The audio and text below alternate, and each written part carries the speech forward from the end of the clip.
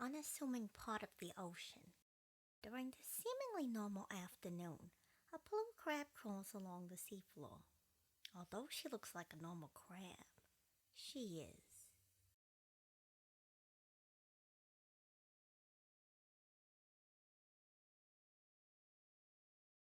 Redacted crab.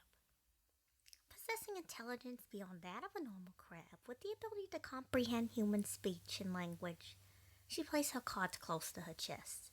The oceans and what hides in the depths are not to be taken lightly.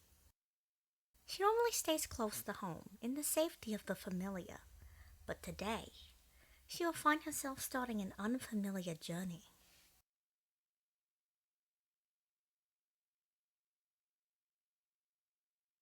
What in the?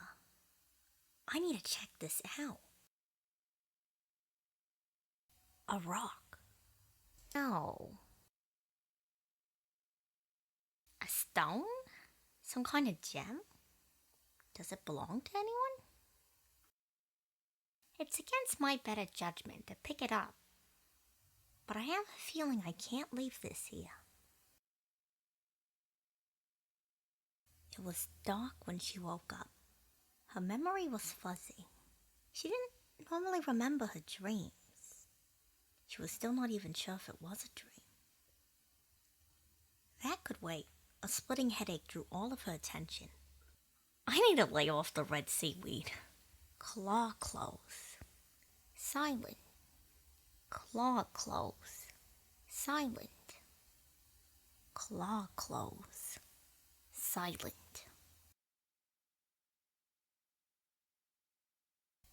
Aw, shoes. Don't tell me my claws are already going dull. I'm still so young.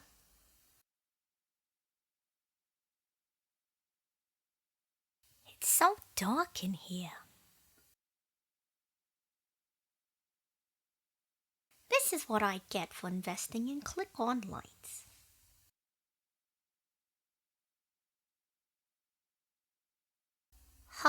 Audible sigh. A mirror? Did someone redecorate my room while I was out? At the water surface. It should be daylight soon. I guess I can figure out the light situation later. They added a window? And who in the seven seas is watching me in my own home? And to her horror,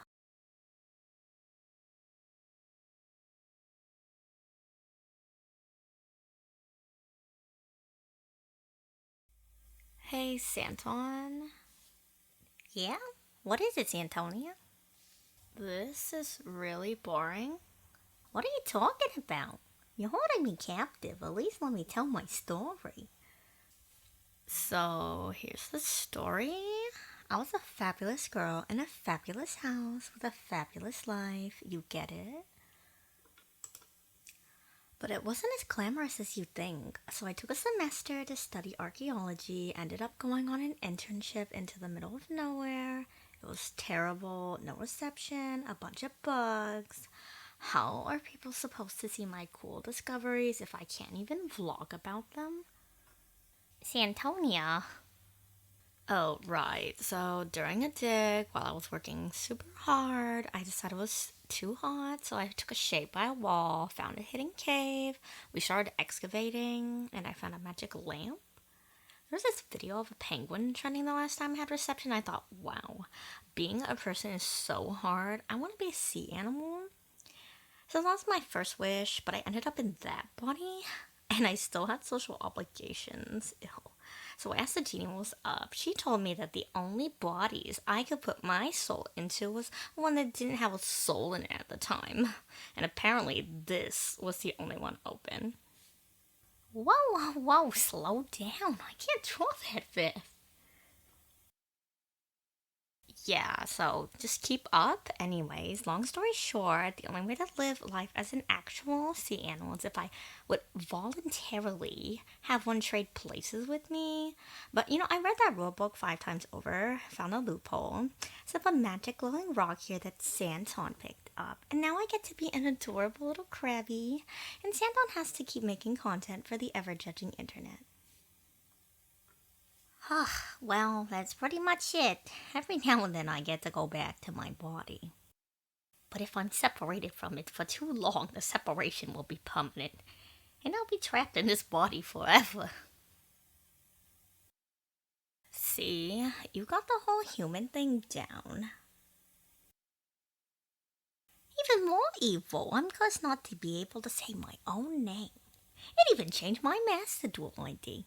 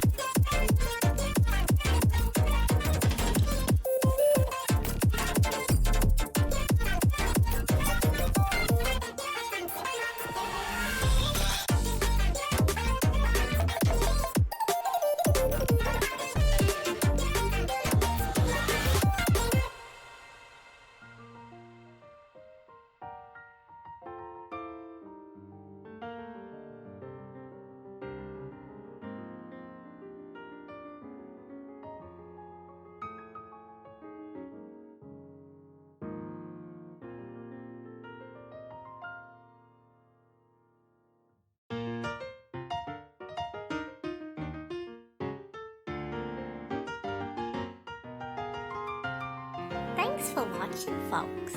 No crabs, lobsters, nor disembodied human souls were harmed in the making of this video. I guess it's about time then, ain't it, Santonia? Yeah, you need to actually start the live part of the live stream. Oh my shoes, why do you sound like that? Yeah, that's normal. It's what happens when I'm separated from my original body for too long. I kinda don't care. You know what? At this point, I'm not even gonna question it.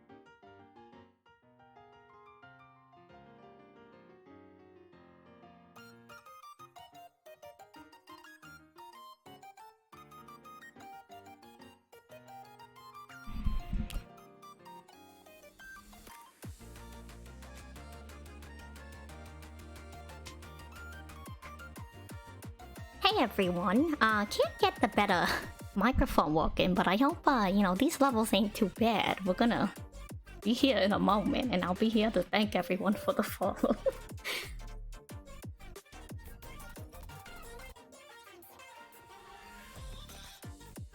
But I thank you for being alongside me in these trying times.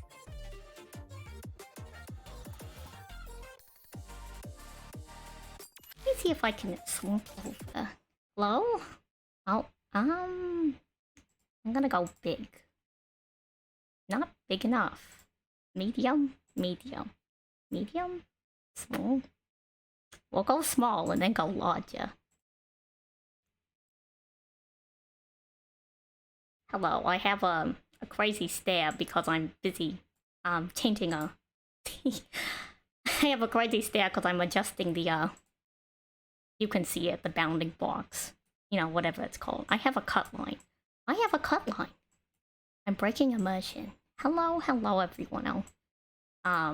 Let's see, first thing to do, let's scroll down. We'll start with, everybody who followed today. Also, thank you, Vosk, for the raid.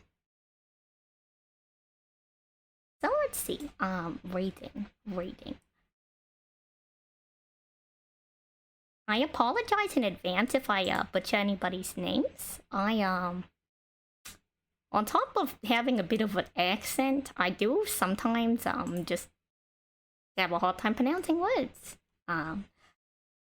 Thank you for the follow, Delvin, Amber Gravity, Robe. Is it Robe? Robe? Is it Robe? Gov T? Robe? I'm sorry. I give up.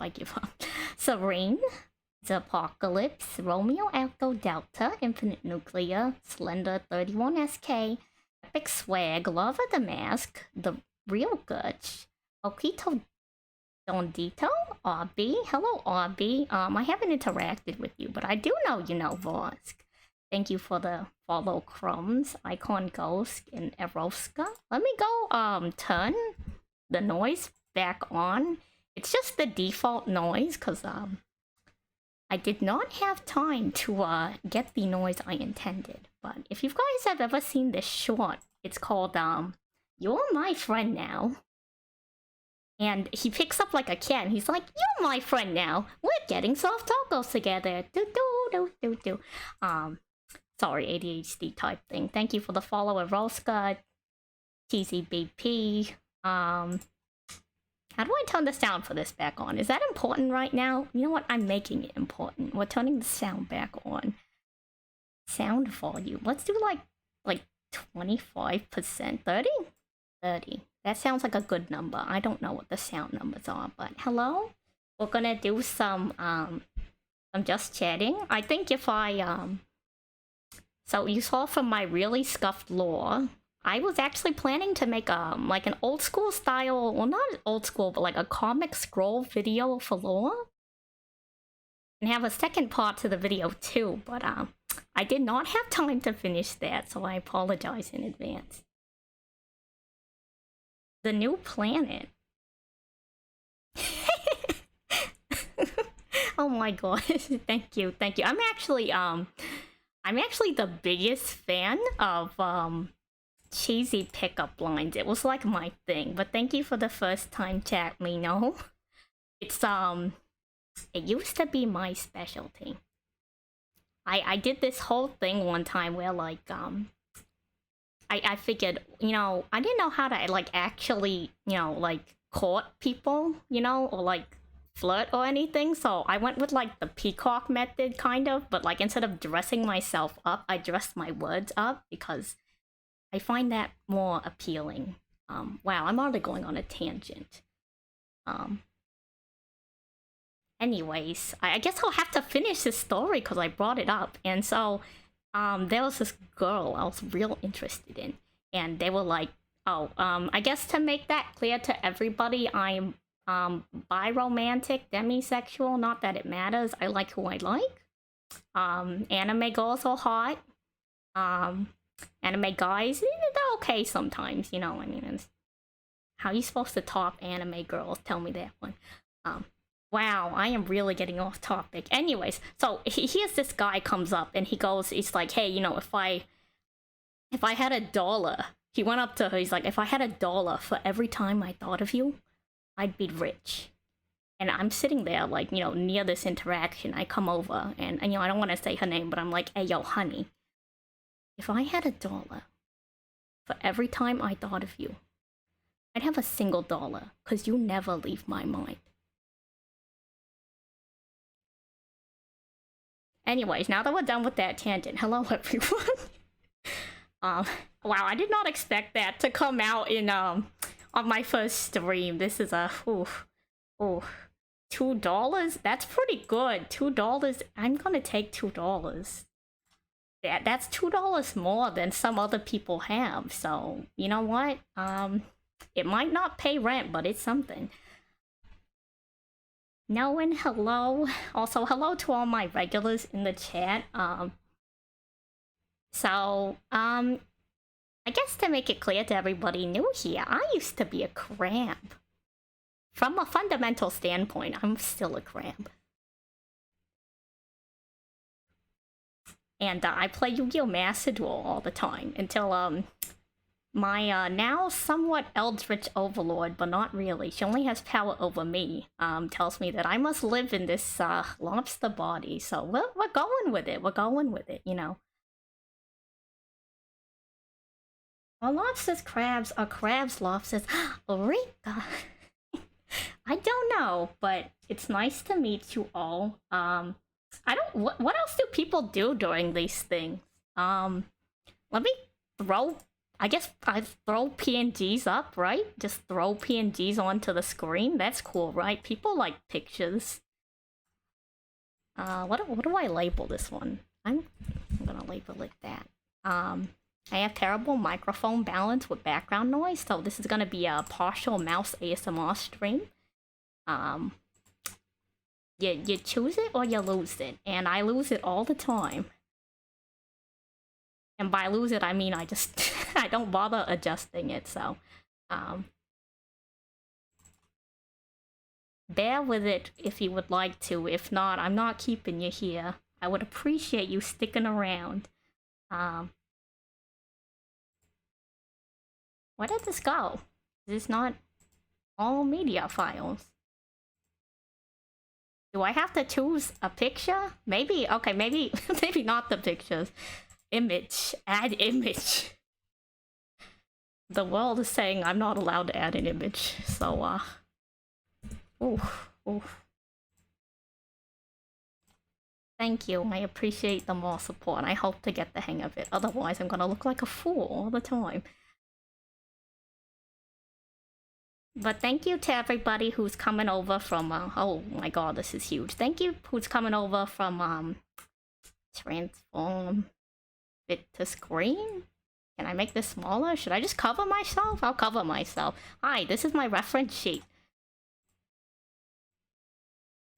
Some of you may recognize the character, especially if you're coming from, Vosk.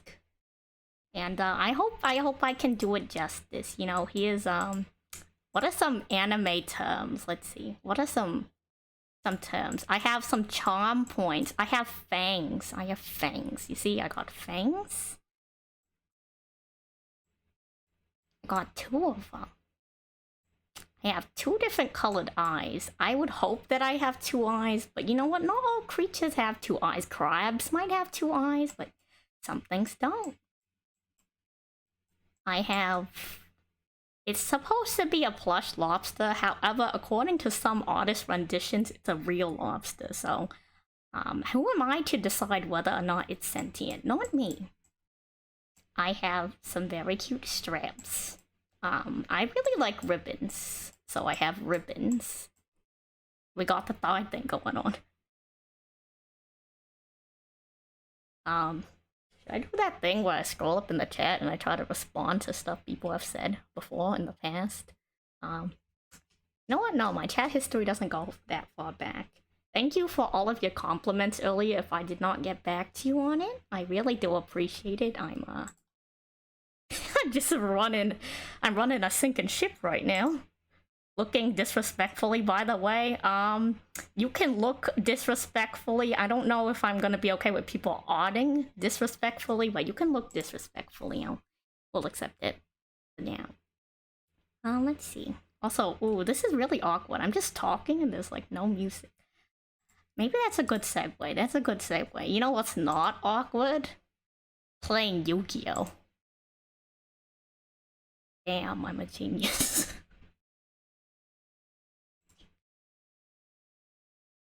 We'll get that up. We'll get that up. The light in my room likes to pretend that my mouth doesn't exist, so we have a hard time tracking on that. Apologies, not apologizing. I need to adjust my desktop audio again. I think this is a good level. This is my usual Yu-Gi-Oh levels. My Yu-Gi-Oh Master Duel levels. I'm new to Yu-Gi-Oh.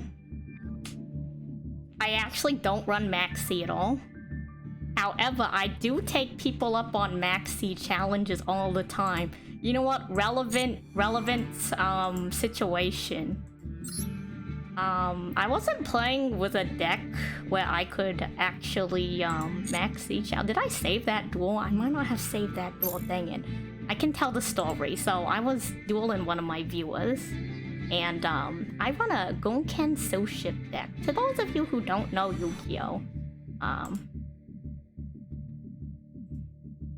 Yu-Gi-Oh! Master Duel, show up on the screen. Yu-Gi-Oh! Master Duel, show up on the screen. There we go. Listen to me. What a good browser! Transform to fit to the screen. Yu-Gi-Oh! Master Duel. So I run Gonken Souships. Gonken Souships is a Yu-Gi-Oh! Deck based around, why am I dueling? It's a Yu-Gi-Oh! Deck based around Soshi. So all the main cards are pieces of like rice.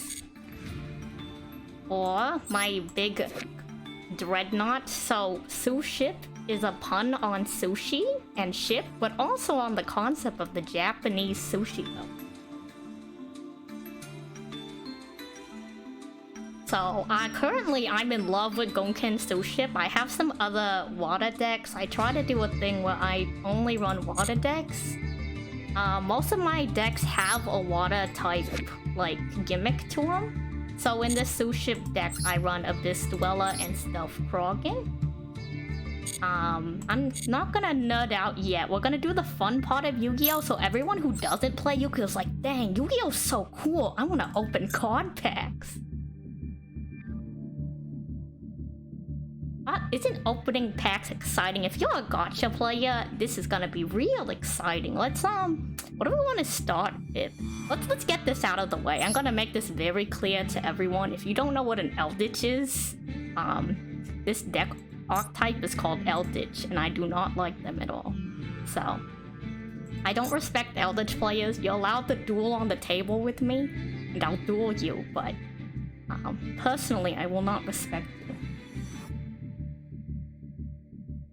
So, we're gonna do some pack openings. My eyes looking out. Here we go. Fingers crossed, everyone. I don't think we'll roll anything good, but I hope so. We got two, okay. 3!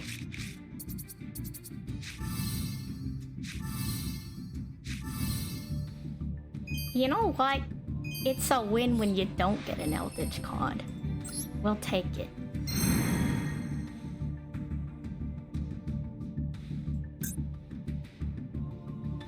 We'll continue to take questions, I guess, as well. Let's go back to the main shop. I don't like the switching around. Let's do the card packs, and then we'll do the exciting ones. We'll ramp up an exciting one.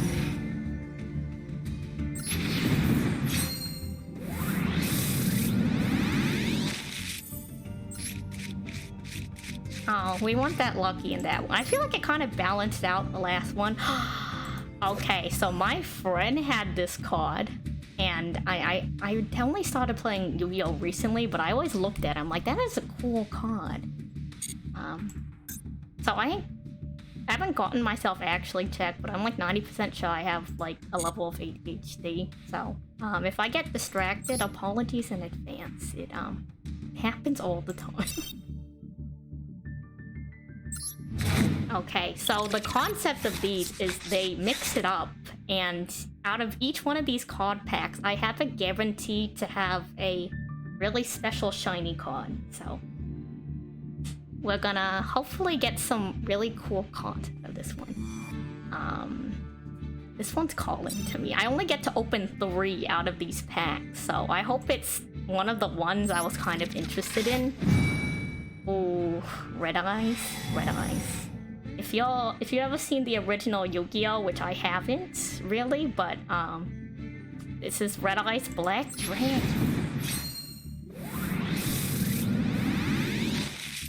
Okay, nothing in the base pool. That's fine. This one, it is a single card. And it's gonna be super crazy shiny cool. It's called a Royal Finish card, and it's the coolest looking thing in the game.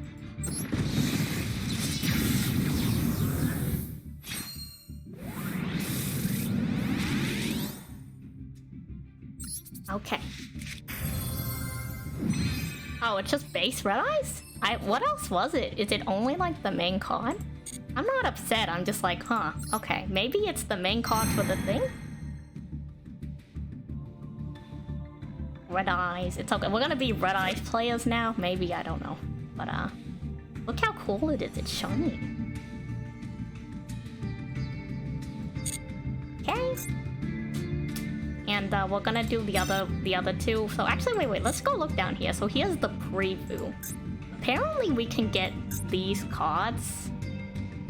Or these are the no, not this one. So these ones, I guess, are the cards that we can get. So we want to try to get one of these. I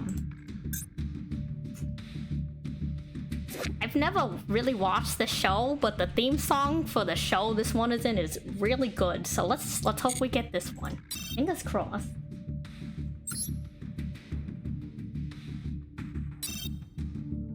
Here we go. It's the Stardust pack. It's the Stardust pack. It's here. It's here. It's here. Stay friends. It's here. Also, if I haven't said this to you all earlier, break from Yu-Gi-Oh! Thank you for following, everyone. Welcome to the Chris Day Friends. That's what I'm going to be hopefully calling my viewers. I'll forget about it, unfortunately, but... Shooting Star. Shooting Rise the Dragon. Okay, here we go. Here we go. Does the element, for example, light or wind actually matter? For some decks, it does matter. Some of my water-type cards, I can only use to summon other water-type or some water-type monsters can only be summoned with water-type monsters. And some other cards have effects that relate directly to their elemental type or their card type. There's like dragon cards, beast cards, warrior cards, that kind of stuff. You got access code Talker? You know, I see everyone use that. I've yet to use access code Talker. I could probably run it with the Marine Cess, to be honest. Nice. Maybe it is scripted. I'm not upset. Maybe it is scripted. But look how nice this looks with the purple royal finish on the synchro is so pretty. Sorry, I'm nerding out about this, but I'm a big Yu-Gi-Oh fan. Big Yu-Gi-Oh fan. Yu-Gi-Oh is my life now. I guess we'll do this one. Stardust Dragon is looking real cool. Elemental Heroes, huh? Let's see.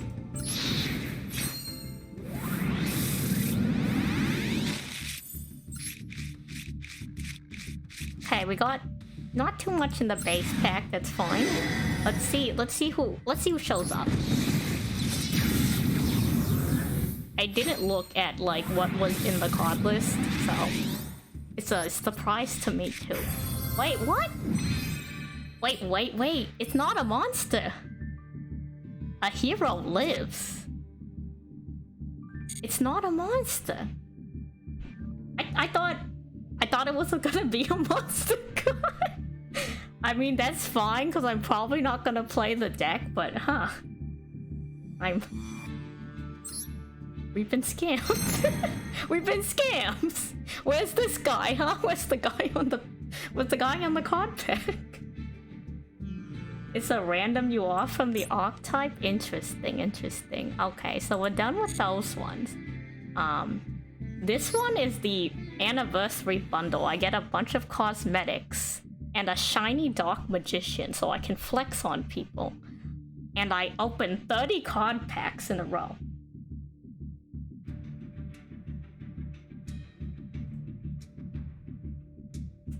So, send me your luck, condolences. We'll see how that goes. Also, thank you for the follows. Edgenot, Mino Carlo, Gentle Corgis No Combo, and Serranos. I thought I turned on the noise, and maybe I'm just not hearing it correctly. So I'm gonna keep a closer eye on it. Thank you. You know, I was expecting the Flame Wingman as well.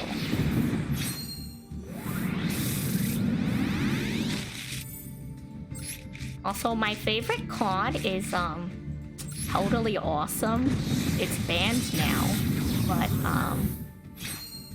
I had made an emo for it on the other channel. And if someone has access to the 7TV, because I can't get that going up for some reason. Wait, what is this? If someone has access to the 7TV, I do have Totally Awesome as an emote. Silent on a Dog. I don't know what that is. They banned the boy. Yeah, I know. It's a tragedy.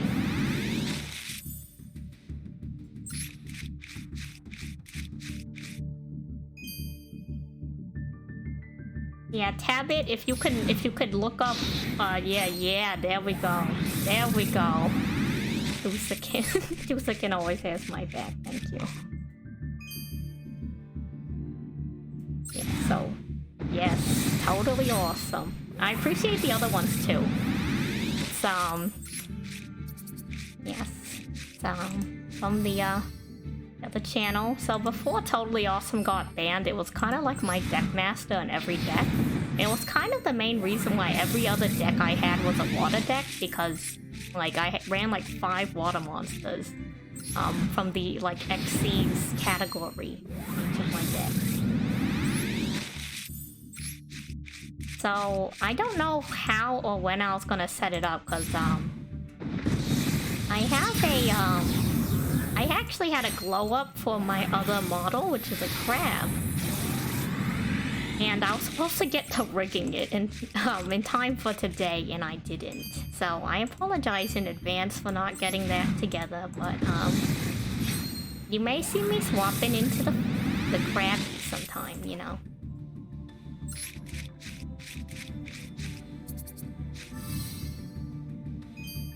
Necro Valley.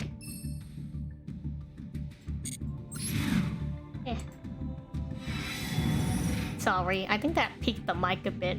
So now we're on the second set of 10 packs out of the 30. Ooh, gamble. I'm not super familiar with all the card archetypes in the game. Sometimes I come across stuff I don't know. Yeah, not actual Necro Valley. I mean, I don't know when I'd use it. I guess I have the vampire cards that showed up.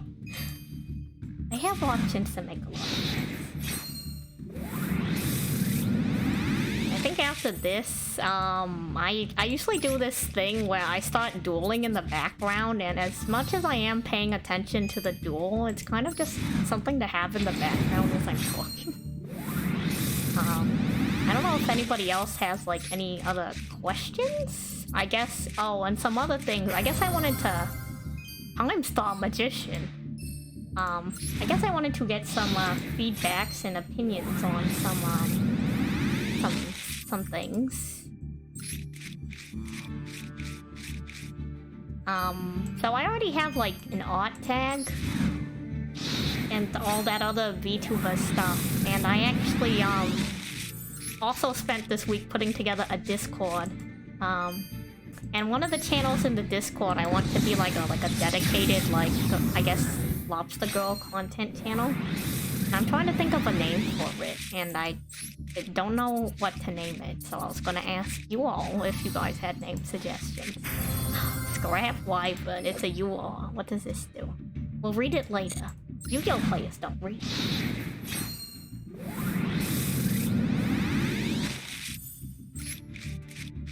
So I think in a little bit I might maybe switch back to the just chatting, and then maybe open up my art programo. Love Studio. That is a good idea, thank you, Mosk. And we can continue, you know, just hanging out, having some questions being asked. So this runs out in like 2 days, and I wanted to save it to do on stream, so that's why we're doing this now, because I need these card packs. I need these anniversary packs, and I wanted the content.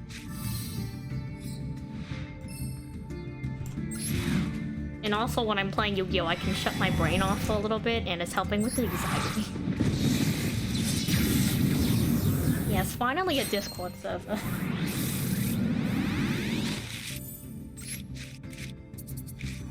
Let me maybe get a link for that. That's a good idea. I should get a link for that.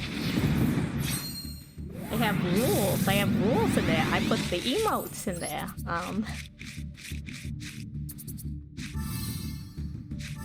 And I guess also I wanted to like talk about, I guess, other things I planned on streaming. Oh, okay, we got an upgrade.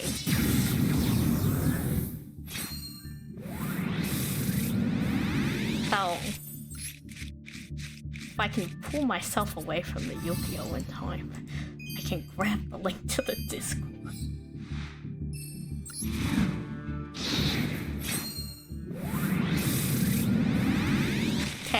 what's happening.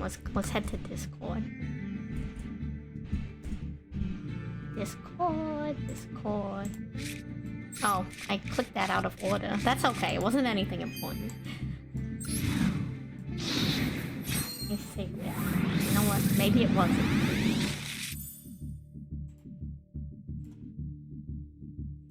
How do I... Let me click this. It'll start opening itself. But yeah, thank you all for coming in and for your kind words. I'm going to try my best, and the scope is probably gonna be around for a while because boy does it take a hot minute to encode stuff on my computer.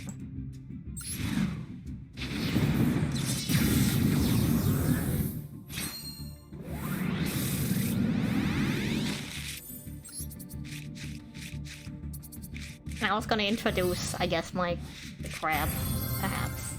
The crab's not rigged, so I don't know what the introduction would be, but you can look at the crab. Look at the crab. Is it endemic? I don't want to be part of the problem. I want to be a solution. I want to rise above. God, the light really hates my mouth tonight. I'm sorry. This is, not an amazing experience, but I hope you're all enjoying it. I'm enjoying it because I'm opening Yu-Gi-Oh! Master Duel Pack.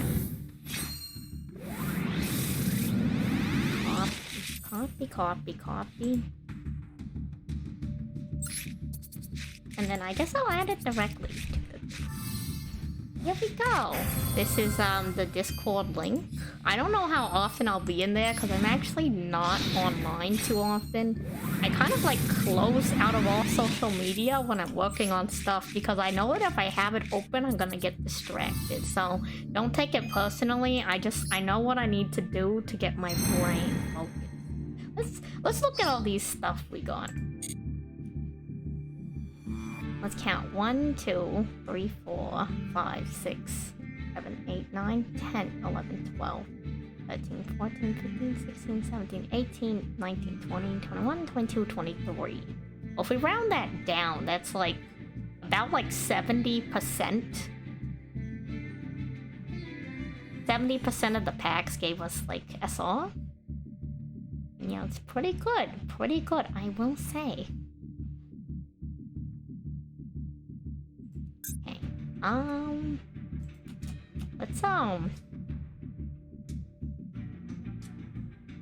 Maybe let's head back over to the other one where the music is. Mech Lord Love. You know what? A lot of people play... I know a lot of people actually that play, like, mech pods, actually. Let's head back to the starting screen.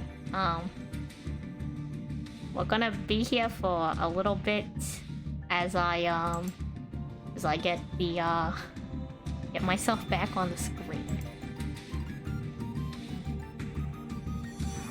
What's it?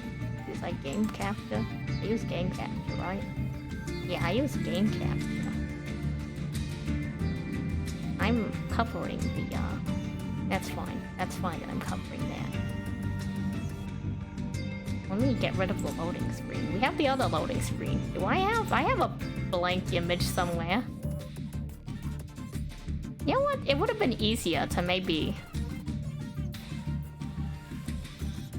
go to a page that didn't have the music and was already set up, and then add the music. But wow, we didn't do it. Also, wow, I forgot to change categories to Yu-Gi-Oh! Master Duel. But thank you for the follow. No much MVT. I thought I turned the sound on for notifications. Is it not coming up? Am I just not hearing it? Well, as I continue to rant about that and go off on that tangent as I figure out how to get that sound going back on, I think, oh, I probably didn't click save. That's probably what happened. Let's follow. Yeah, I didn't click save because I'm a big dumb. Here we go. Save settings. It should now make noise. No one needs to test it for for me. But yeah. So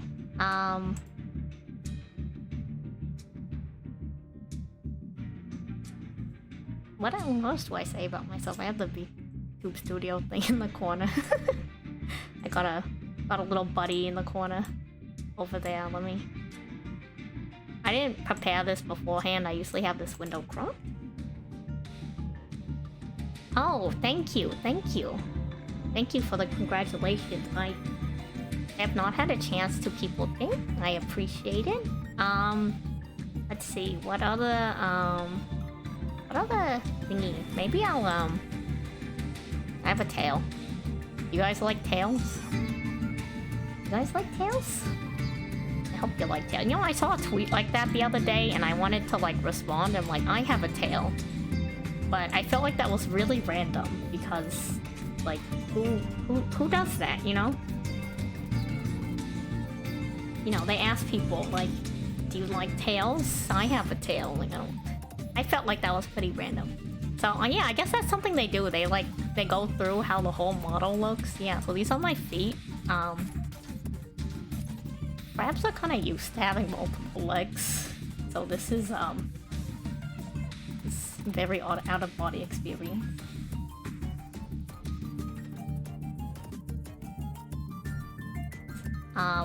We've showed off the charm points before, so we do have a little garter belt here.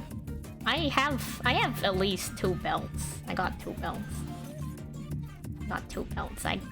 I have hands, you just can't see them. I know it's canon that I have hands because my artist / I guess VTubers call it mothers. My mother has hands. My mother has drawn me with hands. I know I have hands. I paint my nails. I've seen my nails. The more belts I have, the more powerful Yu-Gi-Oh player I am. You know what? Maybe I need more belts. We'll keep that in mind. I'm back on the screen. What do I say now? I'm running out of content. Let's see. Image? Add source? Yeah, let's add an image. Add image, add source. Let me show off my crab buddy. So, I've seen some people, like, meta speaking, we're breaking character. Those who would like to remain in character, please, come back in, like, a few seconds.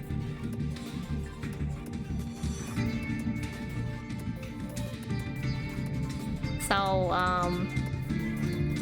a very nice artist named Adore. I'm moving the wrong thing.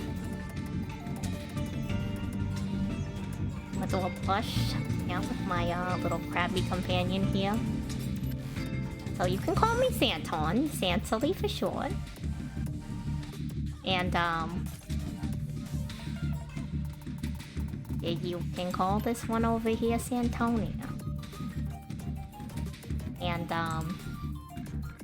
we'll try to do one of those text-to-speech things, maybe. We'll see how I go with that. There's a lot in the tech department I ain't too familiar with.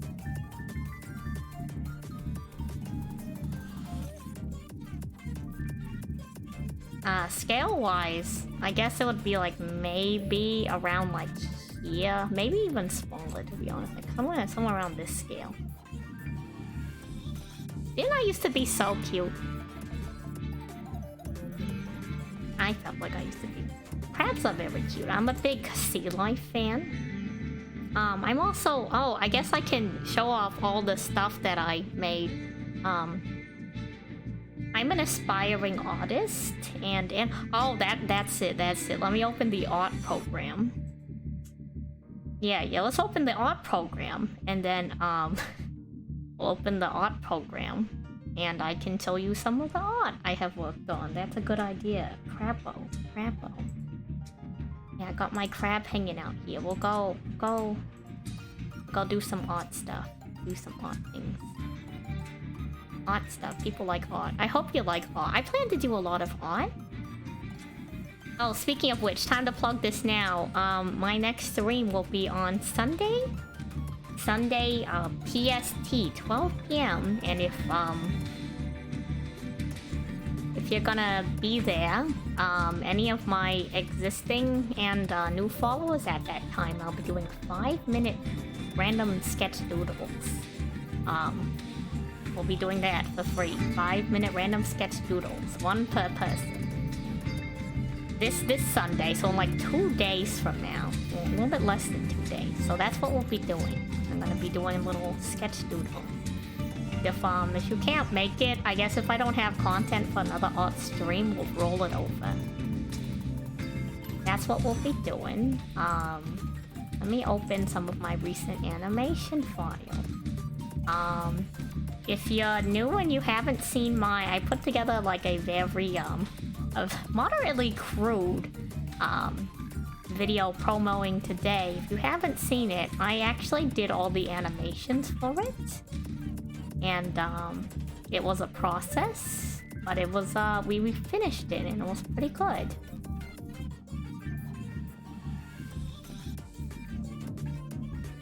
Let me try to bring that up, I guess, so we can show off some stuff.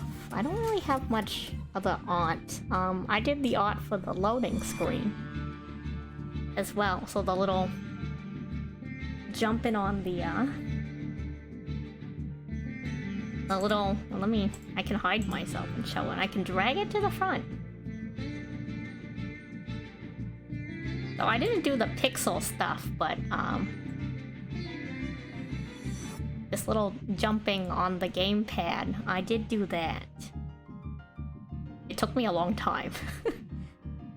I'm a traditional animator, so I do hand-drawn frame by frame. I don't know how to do any other way.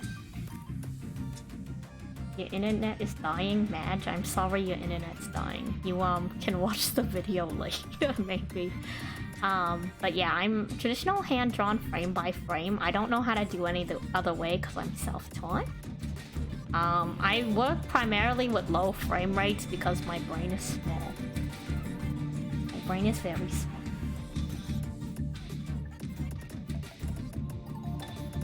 We'll drag that back down. Also, I just realized that the chat isn't coming up because I put all this stuff on top of the chat, so the chat's gonna be back now. Sorry about that. You know what? I'm gonna stop apologizing. Also, I just realized that the Yu-Gi-Oh! Master Duel music's playing over the lobster music. Let me close Yu-Gi-Oh! Master Duel. Let's see, what's some examples of stuff we can show off or stuff we have planned? Let me open this. Let me open this. Bear with me as I open a bunch of files and have those prepared. Or don't. I can't make you do anything you don't want to do, but I appreciate your patience in either. My brain is big. I hope to have a big brain. Yu-Gi-Oh! Makes me feel like I have a big brain. Like these? Blowing bubbles. Blowing bubbles. Open and paint. Open and paint.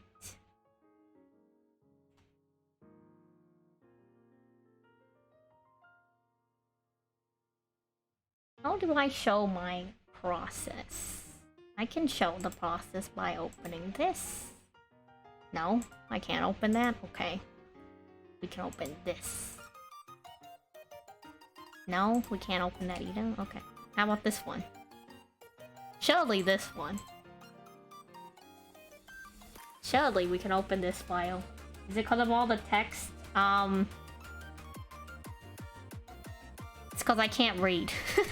Yu-Gi-Oh! Players can't read. If you guys didn't know that, Yu-Gi-Oh! Players can't read.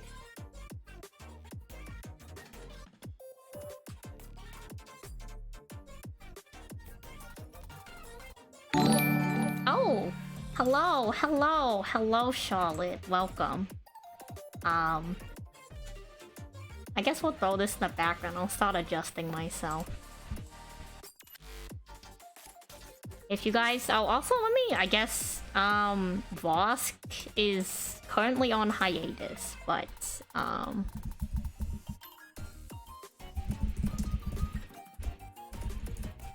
wow, I need the full name. I need the full name. Wow, Twitch is, let me do some... You guys don't know, is that the correct command? Is it... Am I doing this correctly? Is it a slash? Is it a slash? Is it slash? It's slash. I'm dumb. It's slash. Everybody ignore the previous shout out message, because I don't have any bots set up, so. Right, we're back on task. I'm adjusting my size so that we can look over my art. Ooh, that went funky. Are you gonna adjust nicely, or are we gonna... Am I gonna have to do this one by one? You gonna work with me? I'm talking to, my streaming program right now, by the way. So, if I sound crazy, that's why. Here we go. So, So, actually, wait, let me go back to... Let me adjust this. So, I work in Clip Studio Paint.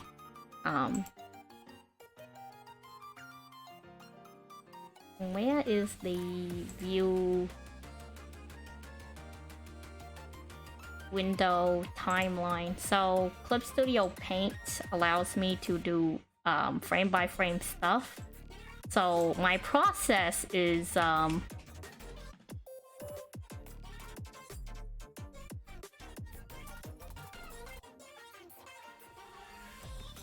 Sorry, I'm closing some layers. This looks a little bit crazy. Folder 4. Where's folder 4?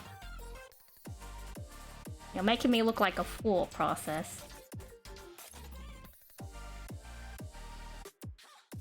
Let's zoom out on this. I see the folders. I don't see them over here. Where are they? Oh, there we go. So how it works is, wait, what?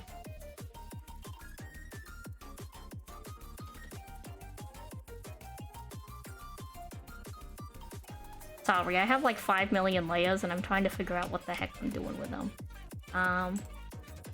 Oh, here we go. Yeah, okay, so... I have... What I do is I start with a few different, like, sketches, so I build it up by layer. Which is the... do I have the original layer here? I don't know if I do. So I cleaned this up from a previous sketch that I had, so what I do is I go by, like, each frame. And I draw it out, and after I have, like, the baseline drawing out, I'll clean it up to the animation you saw earlier. So what I do is I have, like, a layer for the line art. Sometimes I do line art, sometimes I do just the color. It depends on, just how good I'm feeling about it. So this one, this layer is... You can't see it that well because I made it really thin, but you can kind of see the orange behind the blue. And I say hey Peter. Also I need to shout out hey Peter. I need to shout out Charlotte as well too. Hello Charlotte. I totally forgot.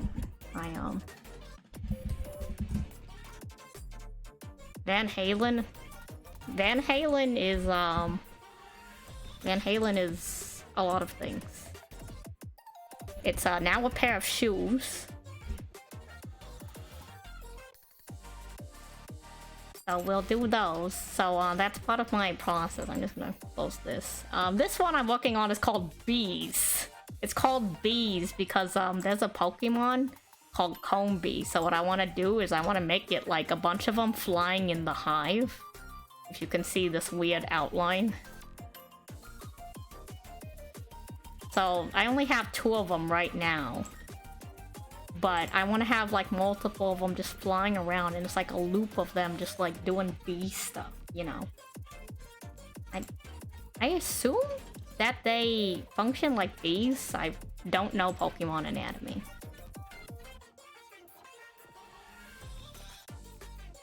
So this is also like single frame. The easiest way to do it is there's this thing called an onion skin. And if you notice how there's those other ones behind it, each frame will show me the frame before and behind it. So I normally start from the base and it shows me the one behind it and I draw on top of it. So that's an easy way to do frame by frame, and it's actually like a traditional method for it.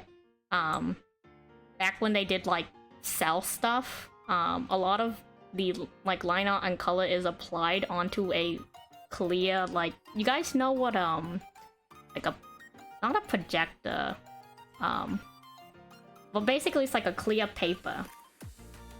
They could be Max C's. I could make Max C's. They're gonna be B's. I haven't rendered them yet. It's called B. I gotta see the John Wick movie. I've never seen, I've never actually watched the John Wick movie. So, I may have seen a part of it, but I haven't sat down to watch the whole thing. Apologies to the John Wick. Yeah, the acrylic sheet stuff. So they would have that one, stick another one on top of it, or they would do it with paper. Or like really thin, like greased paper, so they can see the one behind it, and they can get an idea of what it looks like. So that's the kind of art I want to improve at. I also want to get better at drawing people. I don't know if this is an interesting background, but we'll keep it there. Other things that I do. I don't know, no one's asking me questions. If I got time, I'll try to work that in. I have a long list of things people have told me to watch. Oh, okay. Good segue. Let me go find internet photos. So, do you guys know the Teenage Mutant Ninja Turtles? Actually, you know what? Let's just make this more interesting. Let's now we don't need internet photos. We can do our own stuff. Let me plug this in. So, I guess they're gonna have a new movie recently, but animation is fun. Art is really fun. So, basically, in the like, not the newest one, but I think the second most newest one, it's called Rise of TMNT. And if you've never watched Teenage Mutant Ninja Turtles before, like, they've been around for a long time, and fun fact, actually,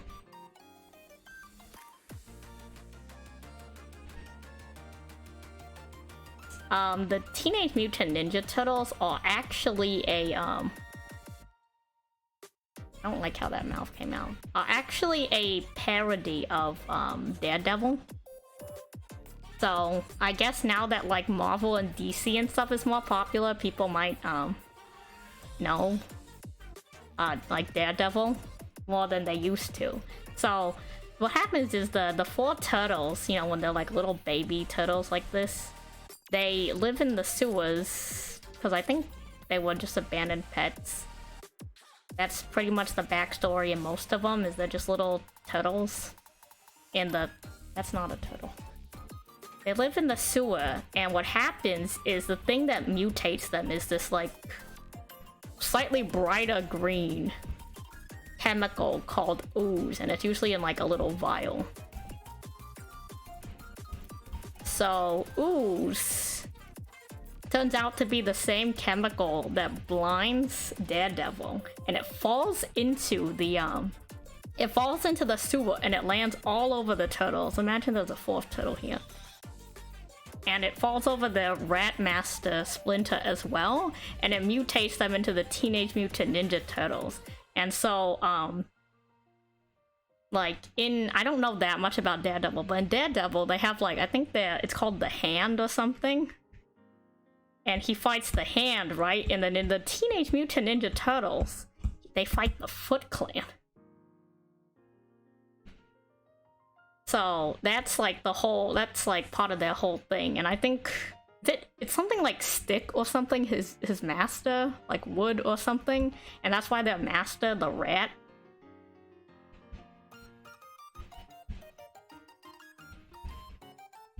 is named Splinter is because it's like a parody on that, which is really interesting considering how much like the IP on its own has grown. Okay, now that I've given you a backstory on the TMNT, so the newest iteration of the Rise of the TMNT is a very highly stylized like version of the Teenage Mutant Ninja Turtles. It's a lot different from the base designs, or at least in my opinion, it's like one of the more like adventurous redesigns of the character. Let me go Google reference images because I really don't want to draw the TMNT right now. Anyway, so at first I was actually really reluctant to watch the series because the art style was like, it had that look of like, you guys know some of the newer cartoon reboots these days, like for like the Powerpuff Girls or like Teen Titans. I will say though, Teen Titans Go is like crazy. Teen Titans Go is pretty crazy. So this is the like newest iteration of the Teenage Mutant Ninja Turtles. There's like a lot of interesting things to their character design that I like. They're all different types of turtles. So the interesting thing here about Leonardo, which by the way, I know all these facts about turtles separate to Teenage Mutant Ninja Turtles. I really like aquatic animals. Let me make a new layer here. So Leonardo here, he has these little red accents on the side of his thing. And those red accents are actually indicative of an actual turtle species called the red ear slider turtle. Let me go look for an image on that while I explain the rest of them. So his markings on his face, he's like actually I think the only one with markings on his face if you look at the other ones. Right from clipboard. So you see this little red thing here? Is what's on his face because he's a red ear slider turtle. Ralph is a big turtle because Ralph is inspired by the pretty sure he's a snapping turtle. He's like a big strong snarly looking guy. Oh my god, this photo from National Geographic is so funny. So this is a snapping turtle, and they live in a lot of different areas. You usually find them like in the swamps. I know there's a lot in the southern US, and they're very dangerous. Their bite can like take off fingers. There's many people who... I'm going to go on a fishing tangent. I also like fishing, by the way. There's a fishing technique called noodling. I guess we'll go back to... Actually, no, we'll just draw straight on here. So noodling. Noodling, right? What you do is you take your hand. This is a hand. And there's in the water, let me draw a whole water scene. Underwater, there are fish. But some of these fish, specifically catfish, hide in either holes that they have that are in the water bank that either they make or already exist there, or like in logs and trees. So what you do is you take your hand and you stick it into these holes, and the catfish bites onto your hand, and then you pull it out of the water. And the problem is, in some of these areas, snapping turtles are also, like, predators who they just sit there in the water and wait till something swims into their mouth, and then they bite down. So, you might lose your hand if you go noodling. Anyways, so that's Ralph and Leonardo's designs. Then Donnie in this series is actually really interesting. He has he's always been like a technology guy. His backpack is actually important to his character. So it's his techie thing. It's like a jetpack. It's like everything, but it's also because he's not just any kind of turtle. He's a soft shell turtle, which means unlike all these other guys here who they have like a big strong shell to protect them, Donnie doesn't have anything to protect him at all, so he makes his own shell out of tech. So this is what a soft shell turtle looks like. Yeah, he does machines. So this shell is not as strong as other turtle shells. It's actually very vulnerable. Like, you see how it's kind of cracked here? This is actually really normal for soft shell turtles to have like a lot of indents on their shells. So, you know, it's rough for a turtle, so he covers it with his jetpack to keep himself safe. And there's actually a lot of times in the show where it falls off, and he comments on it. So that's like a really interesting it's like a really interesting character design to have them all be different turtles. As for Mikey, I don't know if there's like a specific type of turtle he is. I don't know enough about like turtles, and I don't think they've ever mentioned it. Like, he just looks like a regular turtle to me. I've never actually looked into it. I guess I could Google it, but it's not fun if you just like know it by Googling it. It's just really fun to be like, I know these turtle like species. I can't believe they did the character designs off of these turtle species.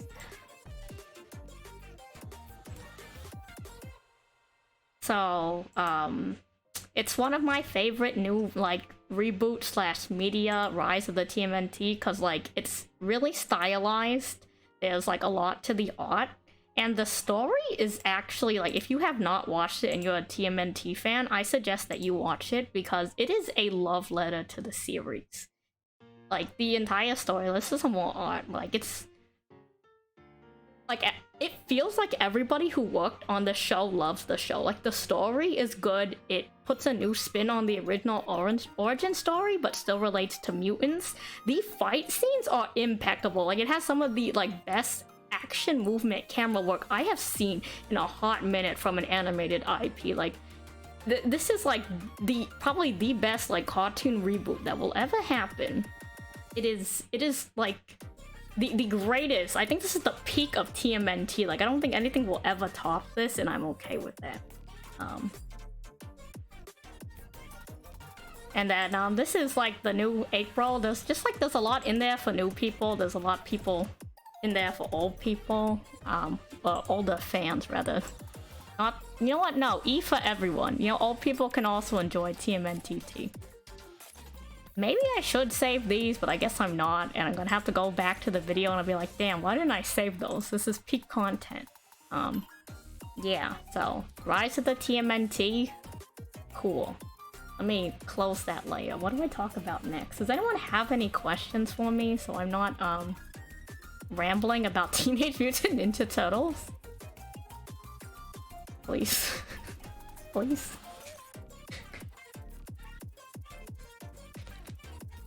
Because I'm gonna keep going off on this for like a hot minute if no one says anything. What kind of games do I play? Wonderful question. I appreciate you, and thank you. Thank you, Flinda.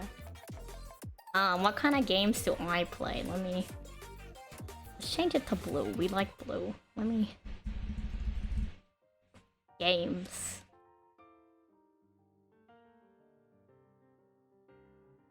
I'm one of those people who like, sorry, slight tangent. So some people, when they write the letter G, they do it like that. I don't connect the G. I write like a C, and then I make this mark so it looks like a G. Well, someone commented on it before, and I actually write it like that because I saw someone write a G like that a long time ago. And I'm like, damn, that looks cool. I want to do that. Yeah, so, what do I play? What's my favorite species of crab? It's, I actually really like the ghost crab, the deep sea ghost crab, the ones by the hypothermal vents. But all crabs are really cool. Big crab fan. The reason why I was a crab is because if you've ever heard the Crab Rave song, the creators of the Crab Rave song are actually working on a game that's supposed to release really soon, April 1st. Crab Champions. That's a G. That's a G. I'm Crab Champions. So I'm like, wouldn't that be crazy if it was a crab playing Crab Champions? It's a shooter game with crabs. And that's all you need to know for the sell. I don't think I need to sell it any better than that. And if I do, you must not like crabs. So, let me redo that layer. Games. I play Yu-Gi-Oh! Master Duel. I'm a huge fan of it now. Yu-Gi-Oh! I play, I do play a few gacha games. I play Genshin Impact. And I guess related to Yu-Gi-Oh! Sorry, my handwriting's terrible. Genius Invocation TCG. I had put off getting it ready, but but Invocation TCG is a card game in Genshin Impact, so I had not done the quest for a long time, but you know what? I finished the quest, so we're gonna have lots of not that much, maybe a little bit of card game content going on with Genshin Genius Invocation TCG. My current Genshin stan, personally, when it comes to Genshin female characters, I'd say it's a toss-up between Mona and Yelan. So let's clipboard. So Yelan came out of nowhere. I was saving for Wanderer / Scaramouche for 2 years since he showed up in a cutscene. And Yelan dropped, and the real reason why I rolled for Yelan, on top of her being really pretty, like she's super pretty, like look how pretty she is, she's beautiful. Center her armpit for the freaks out there. It's because she has the same voice actor as Ari. So I'm like, huh, dang, like how can I not roll for her? She has the same voice actor as Ari. I unfortunately I have played a game in the past, I don't play it too often, called Losing on Life, if you've ever played it. So, I have played this in the past. It's, yeah, it's my dark past. But if you do see me playing it again, I did say if I ever return to the game, that I would become a Rengar main. So, fear the day that I return to the game. Fear the game. Yeah, she does have the same voice actor as Ari from League of Legends. I also do a little bit of, not too much, but I might play some of it with my friend Smite, which is another MOBA. It's the one based around like gods in the Pantheon. And the character I play is called Kepri. And they're like a giant scarab, but they have a lobster skin that maybe if I actively play the game, we'll finally get it. Who knows? What other games do I play? Oh, okay, so my past. I'm an old school TCG player, and one of the first TCGs I actually grew up on. Like, I say grow up, but I feel like I didn't stop playing it till I was like a little bit after 10 years old.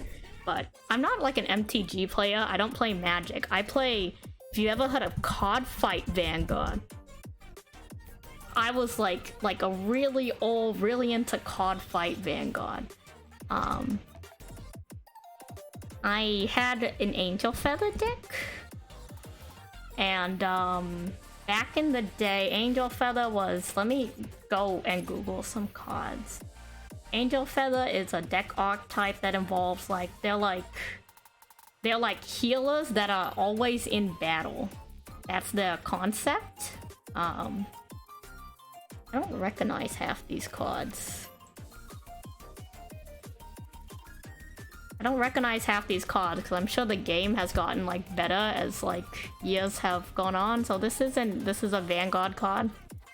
This is a Love Machine Gun No Ciel. And not a lot of the card art in Vanguard. I've never played Hearthstone. I have also not played Legends of Runeterra. Do I still play Smite? I might play Smite. We'll see. I'd have to like get back into it because I think I had a Smite account before they moved it to connect to Steam, so I don't know if I have access to the account or not. When Hearthstone was first coming out and Blizzard announced it, I thought I would be interested in it because I'm like, oh, I love card games. But I was playing the game, like I saw people play the game and I just didn't really take to it that well. I don't know if maybe because it was too new for me and maybe like I should have given it some more tries, but I just wasn't that into it. Here's another Vanguard card. This is a better quality image. So they're like angels on the battlefield. And they heal, like the concept is like they're out there, they're healing both sides. And the artworks were pretty cool. And I liked the artwork a lot. It was nice. If you ever play with viewers in Smite, I will let you know. I'll bookmark you in for it. Card Fight Vanguard. It's I think it rebooted itself, so I don't even know if the cards I have are valid anymore, because I think they're from like around 2013ish, so they're like a decade old. I don't know if like I could even use them with the new version. I haven't kept up with it.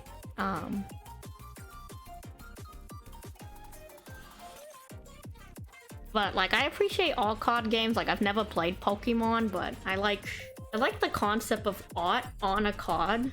Like people can collect. I like playing the game with people to socialize, and I like collecting the physical artwork on the card. It's like it hits two spots in my brain, you know. I'm an avid collector of things I like to collect. So that's Card Fight Vanguard. What else is on this list of game?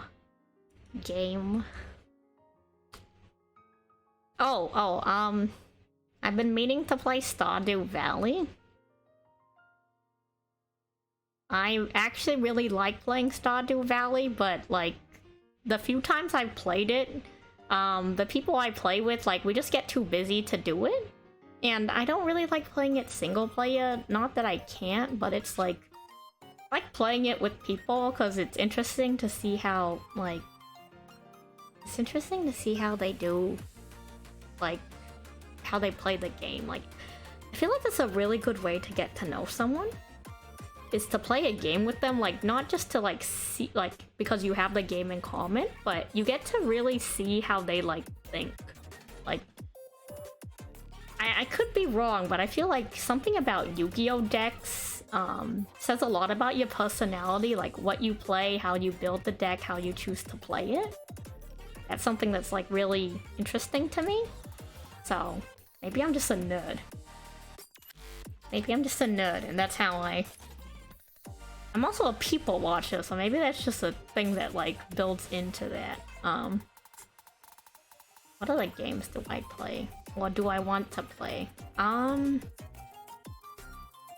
I did say it might be interesting to play Subnautica if I can run it. I keep looking at it, but I know that I don't have the time. Destiny 2 looks like a really interesting game, and I know I have just a step above the bare minimum to run it. I don't know if I'd be able to stream it. I'd have to test it out. But like the game looks really pretty. There's a lot of like lore to it. A lot of like deep world building, so it does interest me a bit. My condolences to any Destiny players in the chat to the loss of Zavala. It's rough out here, some may say. What else do I add to this list? Oh, you know what? Yeah, while I take this chance, hold myself accountable. What are some goals? Goals for myself. Everything I write involves a G. Goals. Get better at animating.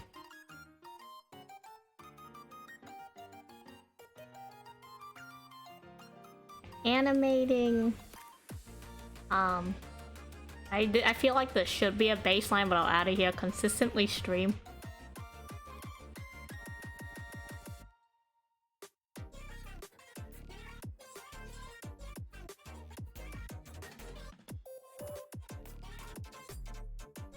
What do you mean I can't judge you if I haven't dueled you? I've dueled you before. I'll duel you again. Let's see. Get better at animating, consistently stream. Oh, I don't know. Do I have goals? Oh yeah. Learn to draw people. I want to learn how to draw people. Because if I want to get better at animating people, I need to learn how to draw people as a baseline. In terms of art style, I'm not sure what I want to go with. Like, anime art style is really cool, but like, if you looked at my animation earlier, like, there's something about like very stylized, cartoony stuff that I kind of like too. I might lean more towards like a style that's kind of like, if you guys ever seen Panty and Stocking? Like something that's a little bit more exaggerated, because I think it would be funner to animate with. Is this a Jersey lobster? No. I guess I'll get that out of the way, by the way, right now. If you're gonna try to geographically place my accent, it's not gonna happen. Like, it's small backstory stuff. So, growing up, I had a lot of insecurities with my voice. And, there was this one time that, like, I had overheard someone when I was young and impressionable say they didn't like my voice. So that led me to, like, mumble a lot and, like, pitch my voice, like, deeper monotone. And then later on in life, like after going through life with that, I met someone who was like, you know, I really liked their voice. Like, they didn't have like, it's not like their voice was beautiful. I just loved the way that they like talked, how they carried themselves. And I told them like, wow, I love your voice. And they're like, oh, thanks. Yeah, I just choose to talk this way. And I'm like, huh, that kind of just like clicked, you know? And I'm like, maybe I should just talk however I want to talk, you know? Whenever I want to do so. And it actually helps a lot. Like, I feel like it puts me in a mindset to do stuff. It helps me feel a lot less, like, stressed in some, like, situations. Because it's like, well, they're not going to be looking at me like, wow, that person's face looks so weird. They're going to be like, why is that voice coming out of that person's mouth? So I make a lot of like weird noises, like actually IRL, and sometimes when I greet people, my voice is very inconsistent because it depends on how I feel that day. Sometimes I actually do talk a little bit different. For the most part, this is how we're sounding for now. We've been doing it for actually a long time now, like for quite some time. So I would like to say that this is my voice. You know? I'd say it's as real as my voice as anyone else's voice, because it's like, well, I choose to talk this way, and it actually came to a point where, like, one time I was hanging out with someone who, like, knew me, but they hadn't hung out with me recently. They're like, why are you talking like that? I'm like, oh my god, I'm stuck in this voice. Like, when my brain is really low, I'm just, like, I kept defaulting to it. Like, I went on a trip one time with some friends, and we went up to a, let me get a new thing. We went up to a mountain to do a hike. Here we are in the mountains. This is like, maybe it was more like the hills. I don't know. We went up this road to the mountains, you know? We had a car. We are in a vehicle, and we go up the mountain, you know? And then we get up there, there's a bunch of like trees and stuff. We had a really nice time on the hike. We get to this little touristy town with like little buildings and little shops. After we're done hiking, of course. Like little...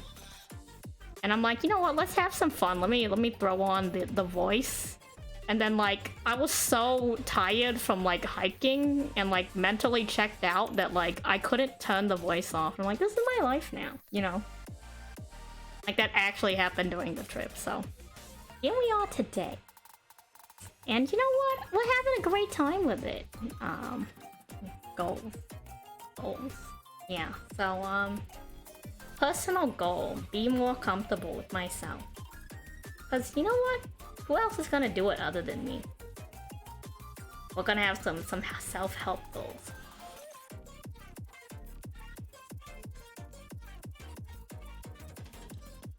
And every day it's you know one step closer, and some days it's a few steps back. But if I don't keep going at it, like, who's gonna do it? Not me. No one else can improve myself, you know. So I appreciate you all being along for the journey with that, with the scuff, the improvement, and like I was really hoping to get it all together. I'm like, okay, we're gonna be very professional for this stream, and we're gonna look really cool for people. I hope I still look cool anyways, you know. And if I didn't look cool, you don't have to pretend that I did look cool. Just don't say anything at all, and we can both just nod and be like, yeah, I was totally cool on stream today. Did you see that lobster going out there? She's really cool. She's really cool. Did you see her? She was out there doing that thing. Wow, that thing was real neat. That was something spectacular. I'll tell you, I sure did watch something on that stream today. Almost as cool as Stardust Dragon. What a compliment. Stardust Dragon is so cool. Stardust Dragon is amazing. I'm so happy about Stardust Dragon. We're gonna build a Stardust deck. It has nothing to do with water monsters. We're gonna build a Stardust deck. It's on my list of things to do. Add it to the goal list. Where's the goal list?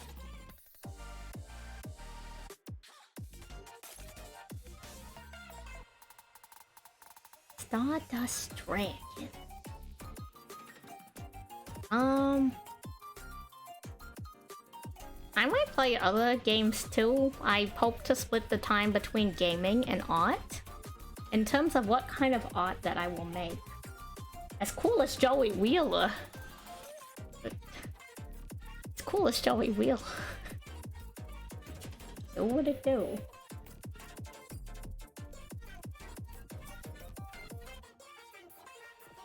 I don't know much about building Stardust decks because I've never played the archetype, so. Let's see. What else? We're learning to draw, getting better at animating, consistently stream. I want to hope to split my time between art and gaming. For art, the things will probably... Oh yeah, like, I guess... What are we gonna draw? Plan to draw. I have like 5 million layers and I didn't name them, but that's fine. Art ideas. Let's draw a paintbrush. Let's be fancy. Art ideas. Graphic design is my passion. Look at this.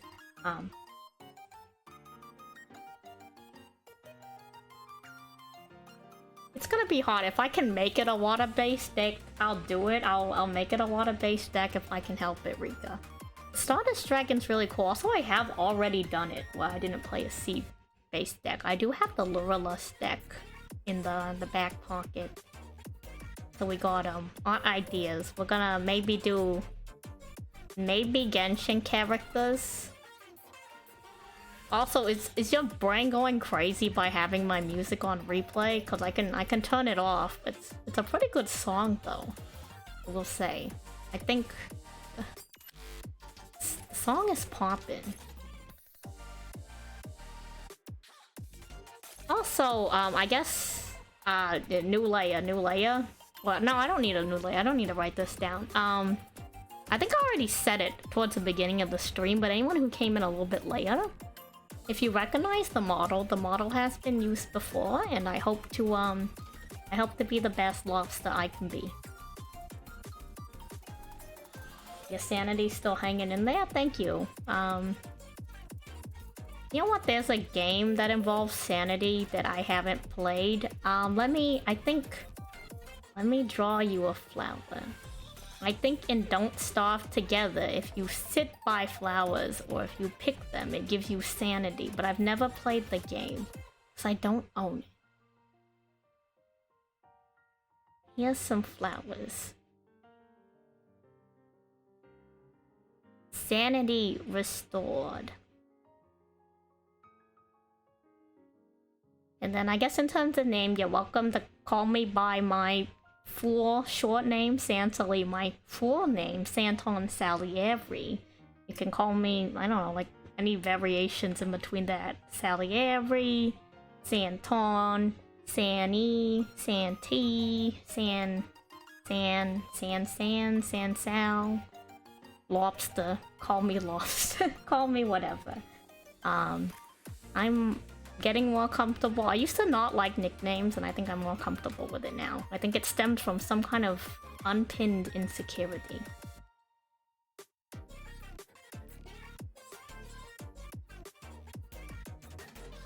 Sanity restored. Yeah. Call you Sans S. Sans S? San? And S dot? And Sans? Call me Sans. Isn't that like a... I've never played Undertale. Isn't that an Undertale thing? I need someone in the background to like play the first part of that on like a keyboard, the like do-do-do-do. You know, every time they mention it. Have that like clipped on a soundboard. Yeah, I guess you can call me that. I'm never played. I just haven't had time to play the game. Gonna have a bad time. Why am I gonna have a bad time? Is there something I should know about Sans from Undertale? Someone give me the deep lore on Sans from Undertale. Oh no, we're not writing that down. Art ideas. Sanity restored. Maybe Genshin. Random animation ideas. Probably like maybe Pokemon stuff. I play Pokemon Go. That's another game I play. Yeah, I play Pokemon Go. I'm kind of a slacker in it though. Like if I played it consistently, I'd be level 40, and I think maybe they raised the cap, but I'm only like level 37 because I only play it on and off. 37 PKM Go.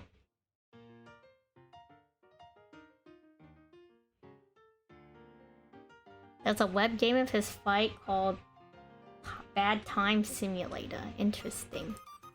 I did not know that. Why is there a second instance of... Oh, thank you. I heard the notification this time. I heard the notification. Thank you for the follow, Momoko Yume. Welcome. The video for the beginning of this will be there for you to look over. If you've missed a portion of it. Right now, we're going over some of the art ideas I'll draw later. You missed my TED Talk about the Teenage Mutant Ninja Turtles, but that's okay. Random ideas for animation stuff. Pokemon. I need a bigger canvas. Oh, I guess that's another thing. So, maybe like practice character design. I don't know anything about it. I'm not very good at it. So maybe practice that. Like I see people do these things where they like ask people to like on the Bird app or like whatever other like social medias, they tell people like, oh, pick an emoji, you know? And they send like two emojis, 2 or 3 emojis, and then they turn it into like a character. That's a person. So I think that might be interesting to maybe do something that... I don't know if I'm gonna take submissions for that, but something similar, maybe. Actually, you know what? Don't erase that. We'll keep everything. Who knows when I might need this? What other stuff? I don't know what other art I plan on doing other than that. That's pretty much, a lot about me as a person. I don't have too much going on in my life other than, like, I have a lot of,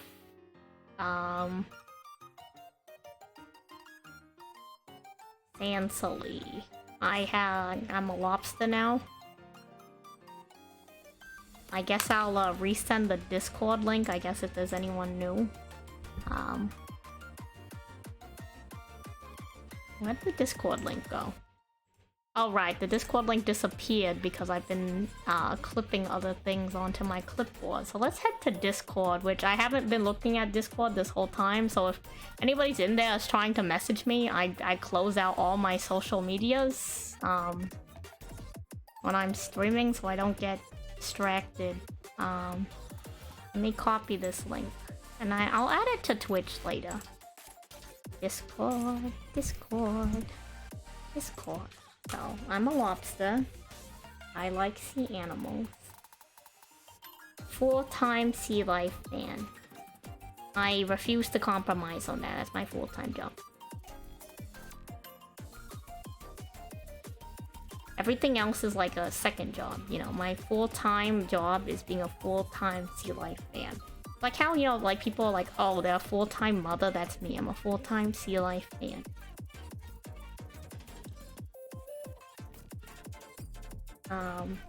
What else? Do I have any other aspirations? I don't know.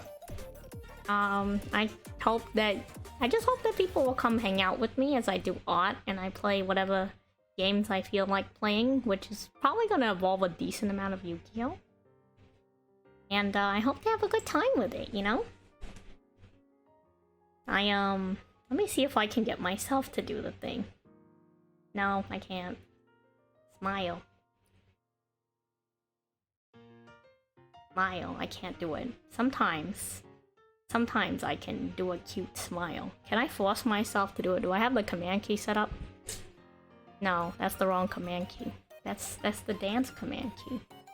Is this the right command key? No, that's the sleep command key.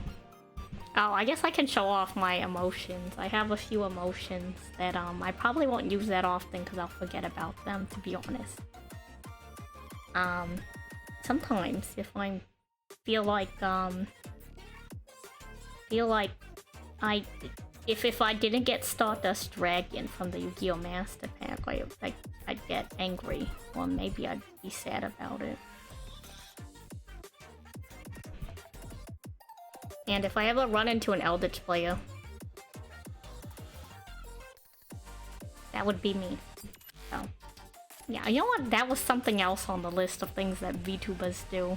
By the way, I don't know if I would fit into the traditional idea of a VTuber. I'm gonna maybe try. I feel like I'm gonna fail, so maybe I just want to be safer. And I'll be considered one, but I won't really highly label myself as one. I'm a lobster. I'm a lobster girl on the internet. I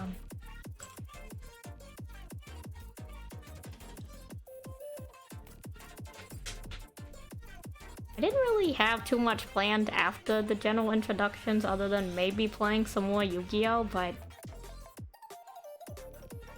I don't know if anyone wants to watch me play Yu-Gi-Oh! I mean, I know people want to watch me play Yu-Gi-Oh! But like, I could do that anytime, you know? I could be playing Yu-Gi-Oh! Anytime. This is a chance to do stuff that's not Yu-Gi-Oh! You know? For the first time in a long time, I'm not doing Yu-Gi-Oh! Online. Let's see. Let's scratch our noggins. Scratch our noggins. Lobster tuba, don't recommend lob tuba.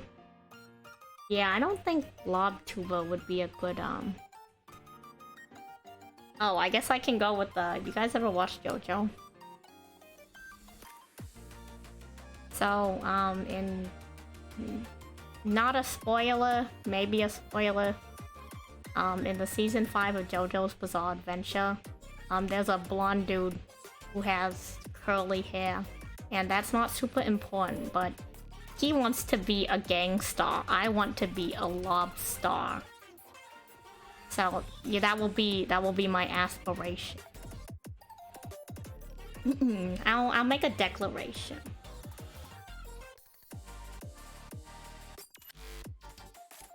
I, Santon Salieri, want to be a lobster.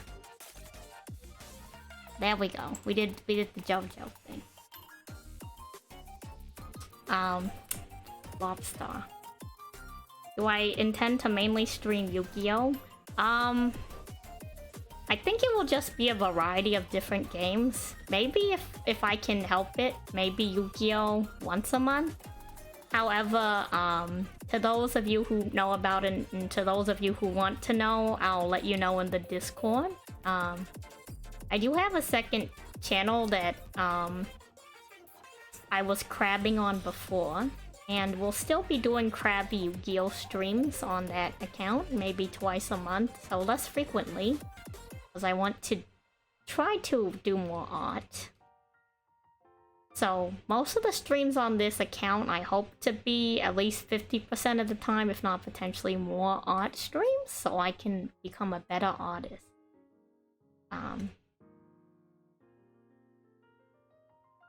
That's the goal, at least. Oh, I guess I can go try to find some of the other art I've done. Where is some of... I don't know where it is. It's on my Twitter. Let's go to Twitter. Let's go to the bird app.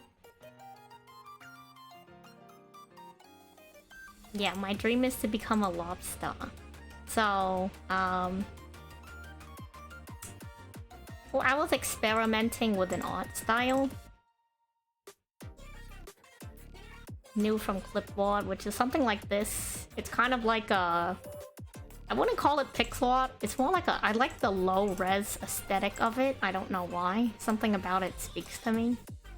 And that one didn't have the most accurate lobster anatomy, so the next one we drew, the lobster had legs. And, yeah, the lobster had legs, and, that's the improvement, you know? We went from no legs to leg. We can sit on that one for a little bit. This is the next one.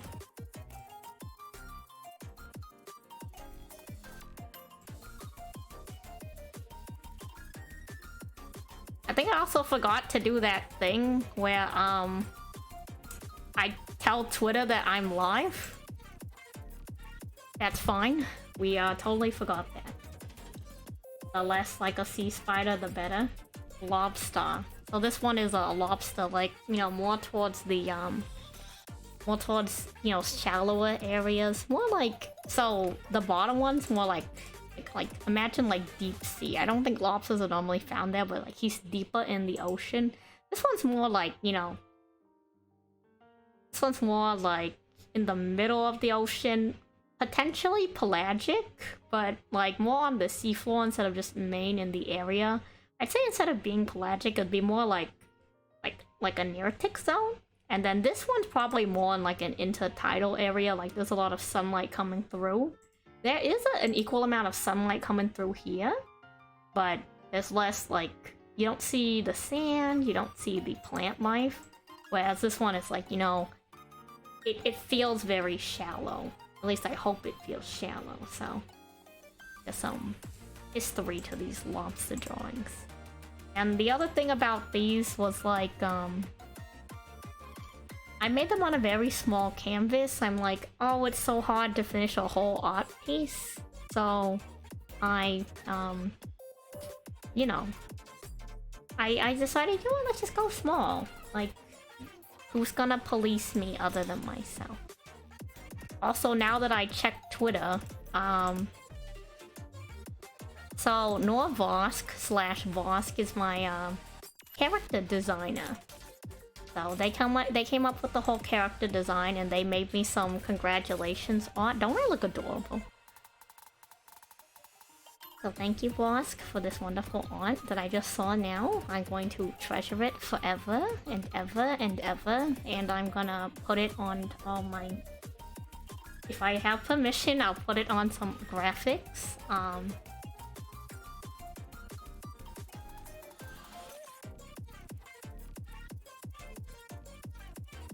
Yeah, so this is some art.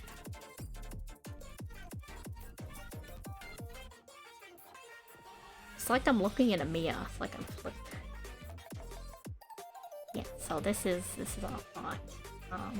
I don't know if the chat's in an optimal place. I haven't thought about moving it. There's a lot I haven't thought about because I'm trying to not have too much anxiety and also just focus on what's going on. I was stressing out leading up to this, to be honest. I was just like, oh my god, I didn't finish the video. which hopefully I'll finish like an official lore scroll video. But I will be publishing my card later, which will have a link to like the PNG version of the comic that you saw earlier if you wanted to go and like I guess read through the lore comic again. This video will be uploaded. Twitch will save it for a few days and I will have it uploaded to my YouTube channel. Oh, other games that I play. I also play Fate Grand Order, the FGO mobile game on English version. I recently started like a month or two ago because my favorite character, Arthur, came back onto the banner, so I needed to start saving for him. So I have Arthur in FGO. He came home after a lot of pool, so I do that. I haven't spent any money on the game. I hope not to need to.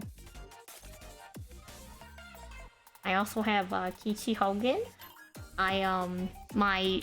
You know what? She might be what they call a welfare character because you get her for free, but she's really pretty. I love her design so much. I think it's also why I like playing certain games like FGO and Genshin. I just really like character designs. Like Diona from Genshin Impact, the little cat girl, the calico cat girl, like her design is so cute. Like I just love the design so much and I thought it was like a really interesting I don't know if this is a spoiler or not, but so she has a father in the game who's also like a cat man.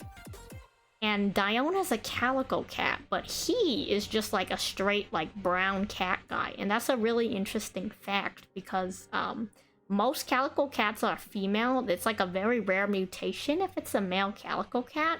So it's actually really accurate for her father to be just like a regular brown cat because the color on cats is controlled by the X chromosome instead of the Y chromosome. So the phenotype of calicos usually can't be expressed on male cats.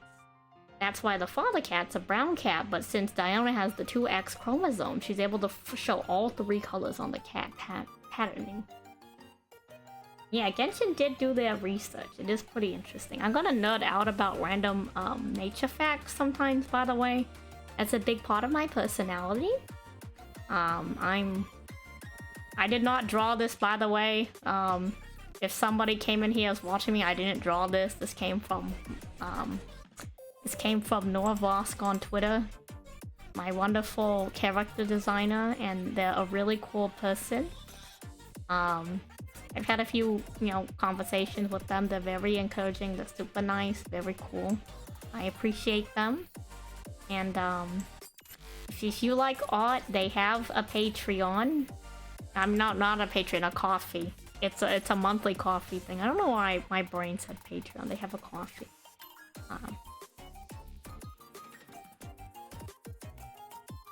So this is some very nice art. I forgot to tell them about my fan art tag, but that's okay. You don't need to tag my fan art tag if you want to do fan art, but it's nice. My fan art tags, yeah, I guess my tags are Sansally Sketch. And that's just the one tag I have right now. I don't think I have any other tags. I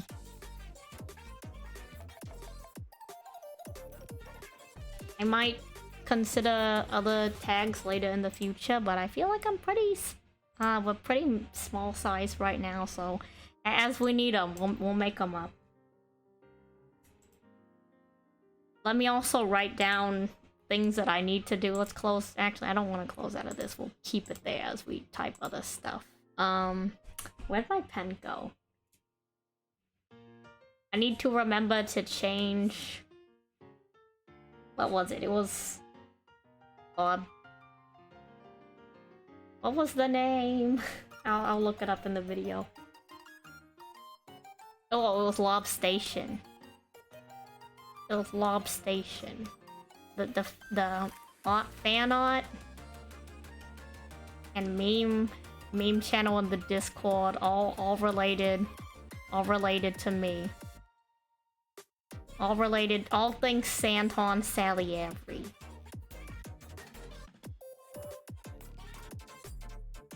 All things Santon Salieri. Gosh.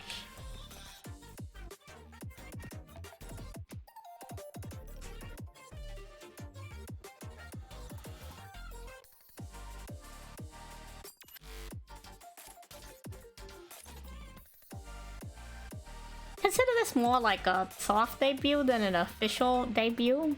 I just see it as more like my first stream, but I still wanted to like give it, you know, a similar feel because I feel like that enhances it for people. And you know, I'm not too much of a people pleaser, but I thought it would be something nice to do.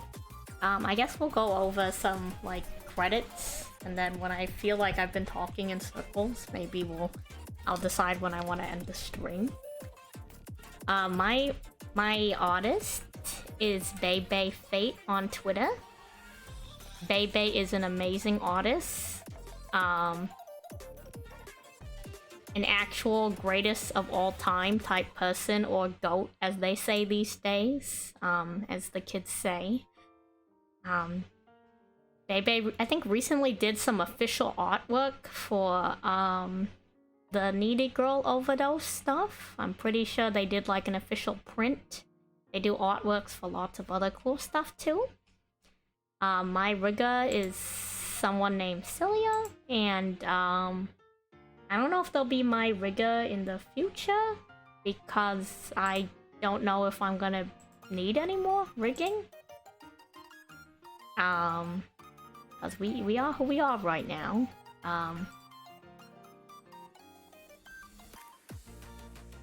But I guess if we ever get around to doing extra stuff, maybe we'll see if we can get scheduled in with Celia. But Celia is a very busy person. I've already told you many times that Voss/Norvosk is my character designer. I would hope that I'm doing my own voicing. There's a lot of really nice audits that every time I post my stream schedule on Twitter, I will credit the artist of the art piece that's included in that, and I'll try to give credits to most of the artwork that people give at any time, because, you know, artists deserve recognition for their work. Like, look at this. Vosk is also very goated. If you haven't checked out Vosk's stuff, please go check out Vosk. Check out Norvosk on Twitter. I can link Norvosk. I can link Vosk. I have the power. There's Vosk. I guess, you know, while I'm at it, I'll also link Bebe. Bebe also did my profile picture for Twitter and for Twitch. I have a few different art pieces from Bebe, because Bebe was very nice to us. So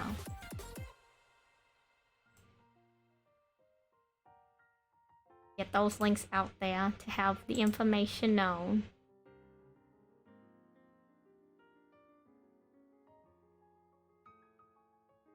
Let's see.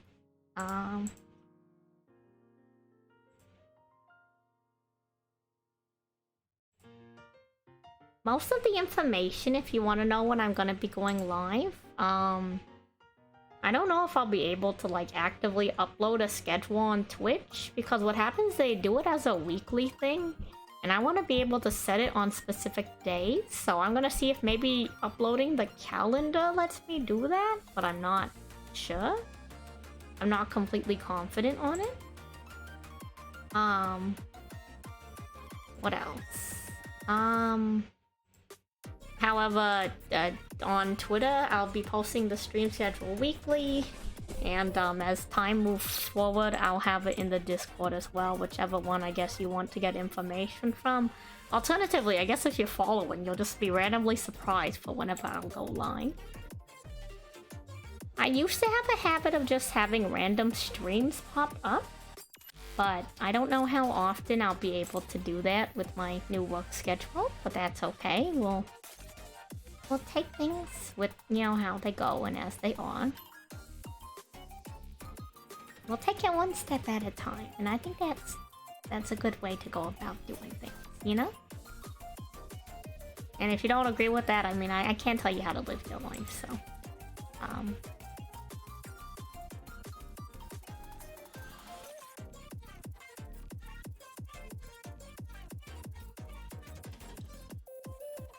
So we've been going at it for a while. I guess we can play a few Yu-Gi-Oh! Duels. For those of you who would be interested in sticking around for that, I do kind of want to show off my Suship deck, so I'm gonna pop back up the Yu-Gi-Oh! I think we're done with the art and Q&A portion. We'll just do some chatting and Yu-Gi-Oh! Because that's what I'm good at. I'm good at doing... I hope I'm good at it. Let's go back to the Yu-Gi-Oh! Tab. Yu-Gi-Oh! Master Duel. I guess, let me also go switch my edit stream info. Category. Backspace.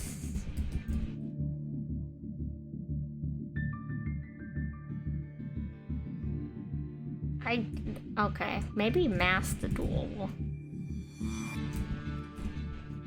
Because when I type in Yu-Gi-Oh! Yu-Gi-Oh! Master Duel is not the first Yu-Gi-Oh! IP that shows up.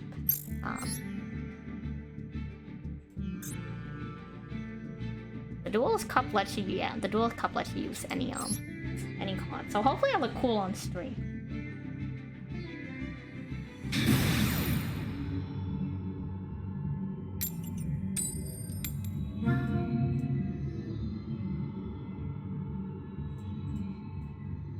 So this guy over here, that's totally awesome. He's banned from the game. You've been trying to get into Master Duel for a while?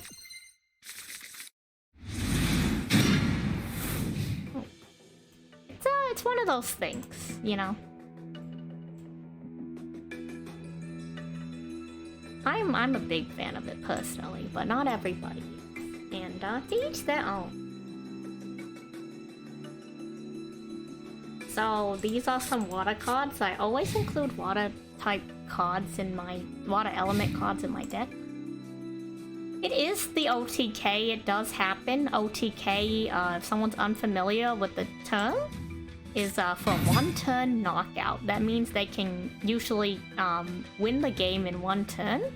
That doesn't necessarily mean it's the turn that they start. It could be they have the setup so that they can just win whatever turn. Oh, hello. Mayun. Hello and welcome. I have... You can check out the video for all the VTubing related stuff. No problem. Don't worry about it. Thank you for hopping in.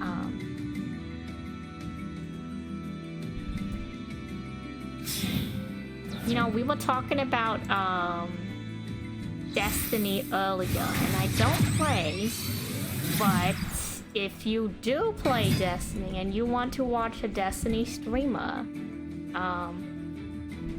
sometimes on occasion, Mayun does play Destiny, so do check out Mayun. I guess I might as well do that, you know, share the love. There's been a lot of people supporting me as I get ready for today, and oh god, the model's wigging out. And let me spread that around. We're playing some Yu-Gi-Oh! I don't know if we'll be able to do anything. They're playing a deck archetype called Salamangrate, which is a really good pun, by the way. That's also why I like Yu-Gi-Oh! A lot. There's a lot of good puns. Just really good puns. Like suship. It's just sushi with a P at the end, but it's sushi and ship all in one word. It's genius. The other thing about Yu-Gi-Oh! Is some decks have a lot of cards that let you play on the other person's turn. I don't run too many of those because I don't think it's very fun. So there's a lot of just watching them summon like 50 million monsters. So if you're new to Yu-Gi-Oh! You're gonna notice that I'll be here talking for like 3 minutes and it's still their turn and they'll summon like 30 different monsters. He might prove me wrong right now and he might just end his turn. But he's probably gonna keep summoning monsters right now. So I guess let's keep track. How many monsters did he summon earlier? There's 1, 2, 3 monsters in the graveyard, 2 monsters on the field, so that's 5 monsters. He's about to summon a monster from his deck. And this card, effect activation number 2, will add a spell or trap card to their hand. No, wait, it returns a monster to their hand from the graveyard. Okay, so now he's got 2 of them, so we're at like what now, like 6? That's 6 monsters. The 6 monsters, and they're not gonna end their turn. I should add a timer, to be honest. I should add a timer. I think that would be a really interesting concept. Like who has, you know, the record for the longest turn? I will say that some of my decks do a similar thing where I'm summoning a bunch of monsters, so I'm not free from you know, my sins, but a tape here.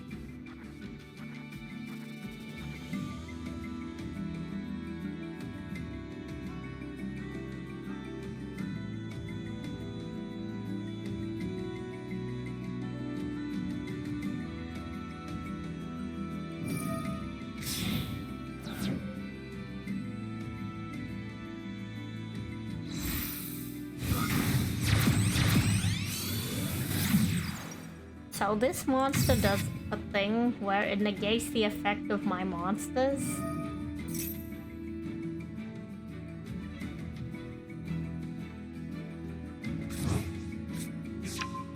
So we'll see how that goes. I don't know if anything's gonna come from that. They're still going, by the way. They're still going. They might be ending their turn, though. They kind of tend to end their turns when you see cards go onto it. So this was not that bad of a turn, to be honest. I've seen worse. I have seen worse, so let's see.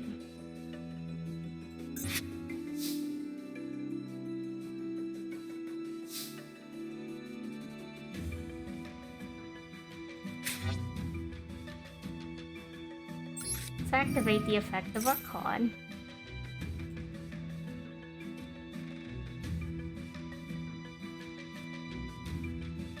It is common. It is common, Mayun. It's a type of I think I explained it right before you showed up. Actually, it's a type of it's a term called OTK, which is 1 turn knockout or 1 turn kill. It's a very common archetype in card games. Let's see.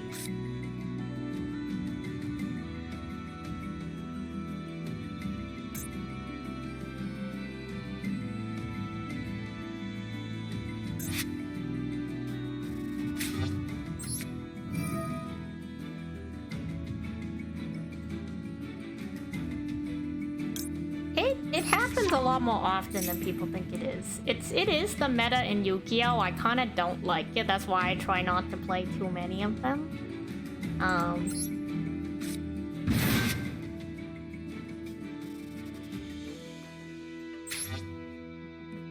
Do I want Shalry on the field? I mean, I guess.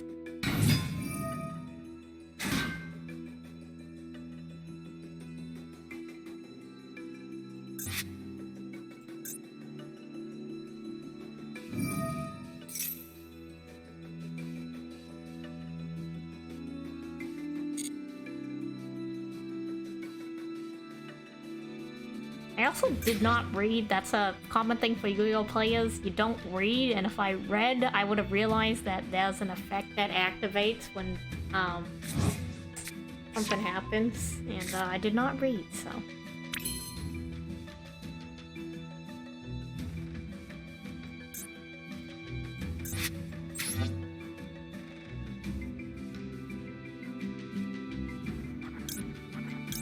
I don't know if any of these have enough defense.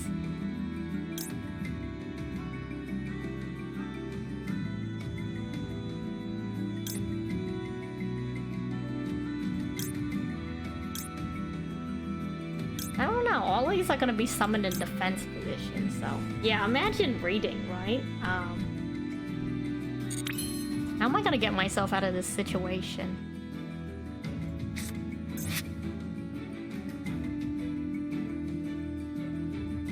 Can't use stealth Krogan either.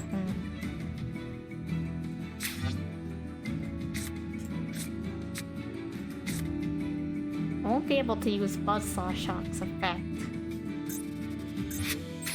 I can't use any monster effects with this thing on the field, basically.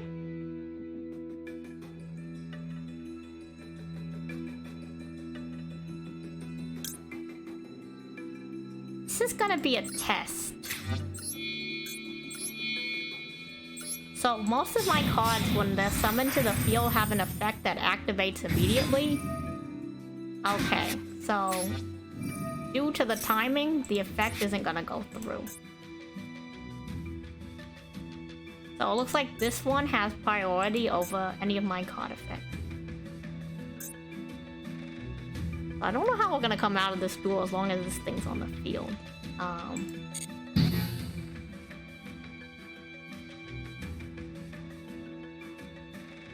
So we can't use any monster effects. So we might have to just end the turn here and hope we survive for the next turn, which we probably won't, all things considered.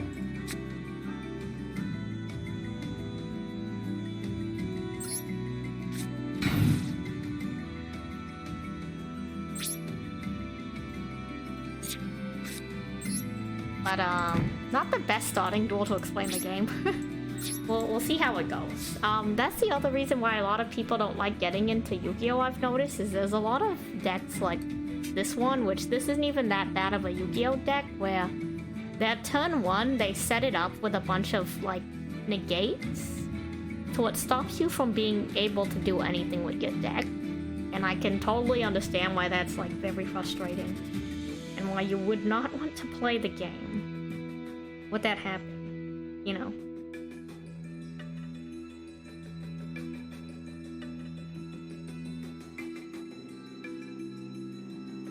So now we're gonna wait for this person to take their turn. Actually no, they haven't even taken their turn yet. It's the end phase, and they're deciding if they want to use their card effects. And now they surrendered. I'm confused. I'm so good at the game, they surrendered. Thank you for stopping by, Mayun. Have a nice evening. I appreciate you. Yeah, you know what? The game's that easy. Play Yu-Gi-Oh! Master Duel. You don't even have to actually win the game. You just gotta intimidate your opponent to make them surrender.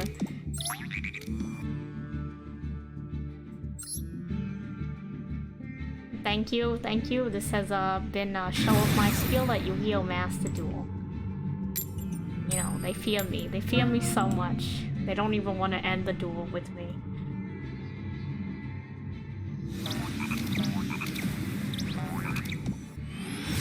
Yeah, if you believe in the heart of the cards enough, you know.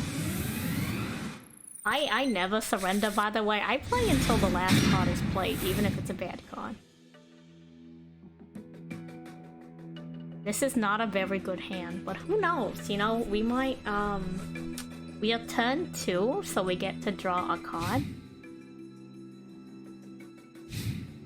An interesting thing, factoid, I've learned about Yu-Gi-Oh! Is, when you start the game, you don't get to draw on your first turn.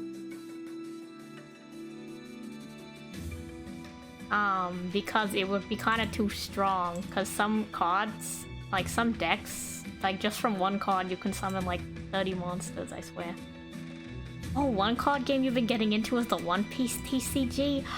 Yo, one of my friends is actually playing the One Piece TCG. I don't know which pirate crew he's playing with, but he has been telling me, he's like, oh, if you want to try it, you should get Tabletop Simulator. We can try playing it on Tabletop Simulator.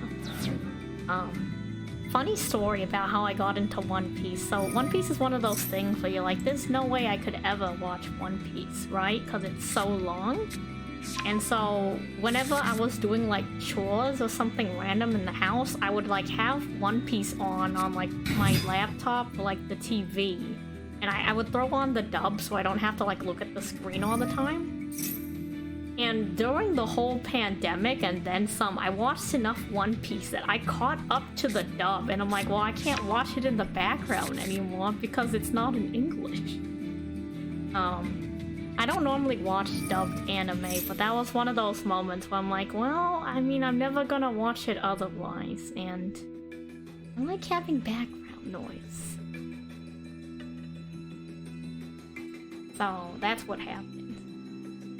And that's why I'm not fully caught up on One Piece. I guess if you're a One Piece fan, the last thing I left off on, we're on Big Mom's Island right now, and the bomb just got dropped that Pudding is evil.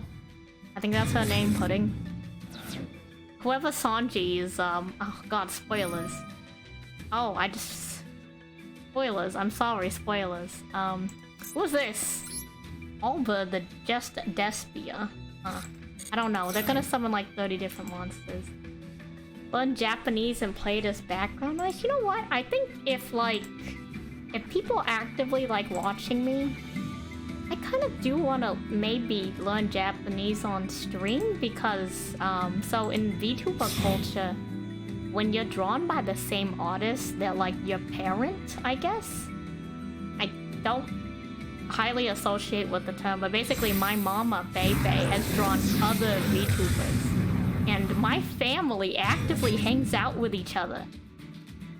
This morning, 6 a.m. my time, I wanted to tune in to watch it, even though I wouldn't understand anything, but I was so tired from staying up late trying to finish all my, like, I drew that entire comic, by the way, for the comic scroll in my lore video. I drew the entire comic, and it took me a long time, but I digress.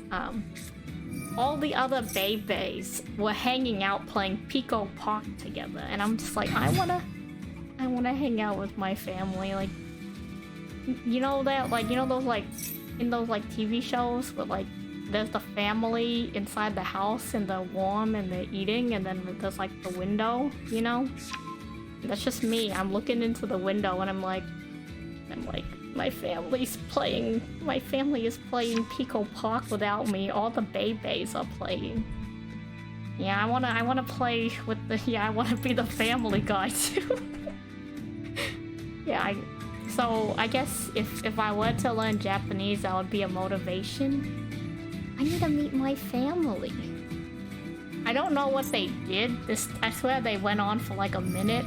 Oh my god, then it's the end turn and they're not done yet. They're still going. Never mind, let me keep going on my rant about my family. What's it called? Yeah, so I wanna meet my family and hang out with them on stream too. They played Gothic Phone together, and I've never played the game, but it's like, I can do the art too. I just don't know what they're saying. I don't understand a single word that comes out of their mouth. Thank you for the moral support. They put 3 cards face down. Freaking skip. Oh, Mira Jade, huh?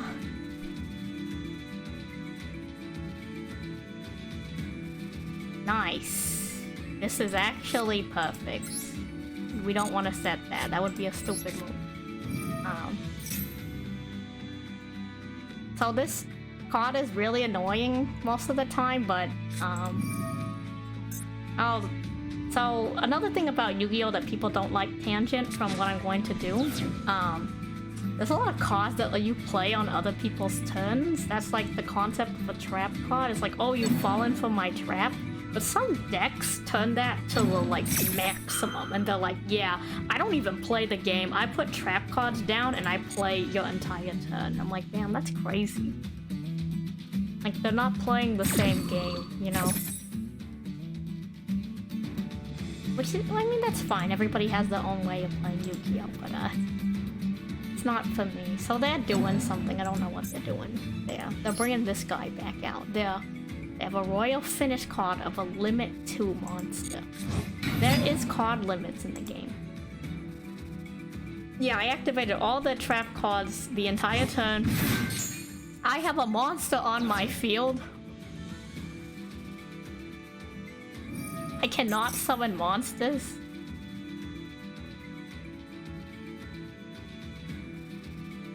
shit. Shoes.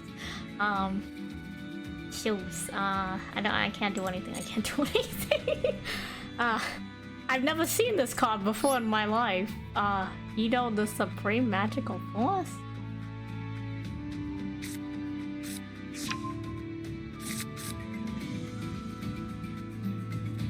What do I do with this? I cannot summon monsters. I can't even turn him into attack position. Huh. Wow, you know what? I've never been hit with this one before. You've seen the kaijus if you've ever seen them, but this is a new one. How are we gonna find ourselves out of this situation? We're gonna end our turn and they're gonna surrender again. Totally. They're gonna surrender because they realize that I'm the better duelist. I'm pretty sure that's what happened last game. I'm just saying. Just putting that out there, you know.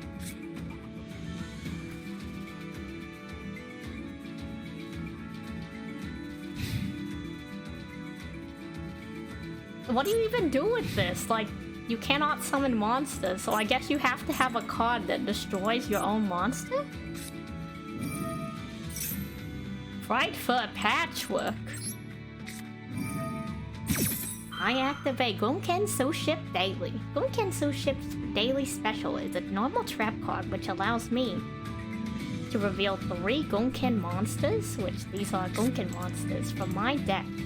And of those 3 cards, my opponent gets to pick one of those 3 cards to add that from those cards to my hand. However, I do have the option. No, I can't tribute summon. I had Uni and it wouldn't let me tribute him. There's no counter to that card. What I can do is I can give them 3 copies of the same card. And they don't have a choice. It's the illusion of choice, as one of my viewers may say. Also, again, a shout out to my regulars from the other channel. I do really appreciate you. They'll have character development mid-duel and realize, they'll realize the error of their ways. They'll realize that they're the evil one and I'm the good guy, so I have to win. I'm the main character. I'm a Yu-Gi-Oh! Protagonist. What does this do?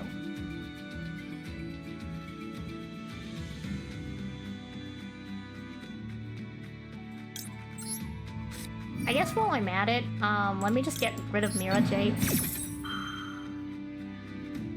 This may come back to bite me, but I mean, I'm just gonna make sure they don't have a good time if I can help it.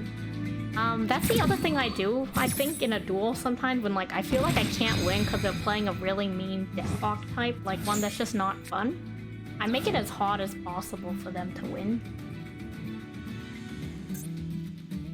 Like, I play it out to the bitter end, and, I do annoying things to make them feel worse about themselves, hopefully. They can feel my internet negging, saying, you played that deck and you're gross for it. You should rethink your actions and, play something better. Like, I don't know. Play, you know that one deck with the machine cards that you keep, like, ranking up in XCs and they attack you with direct damage, you know? With their effect damage?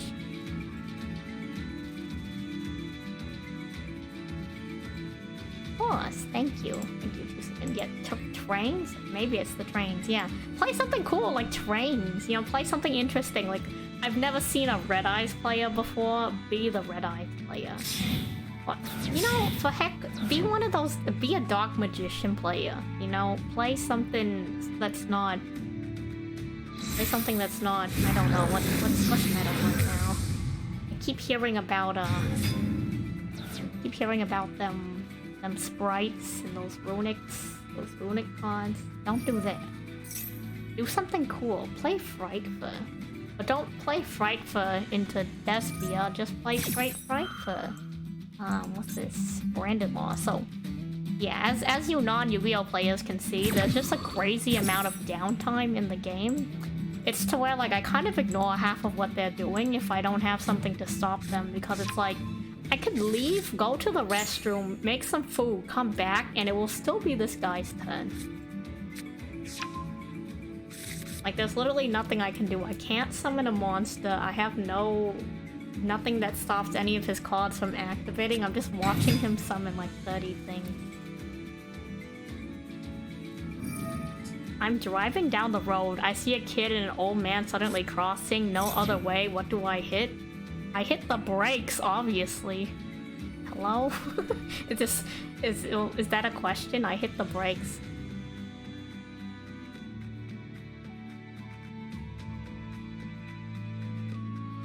Hit the gas? I mean, maybe. If I meet a Raid Raptor or Ignista player, just go to bed, they'll finish the combo by the time you finish the one. Drift?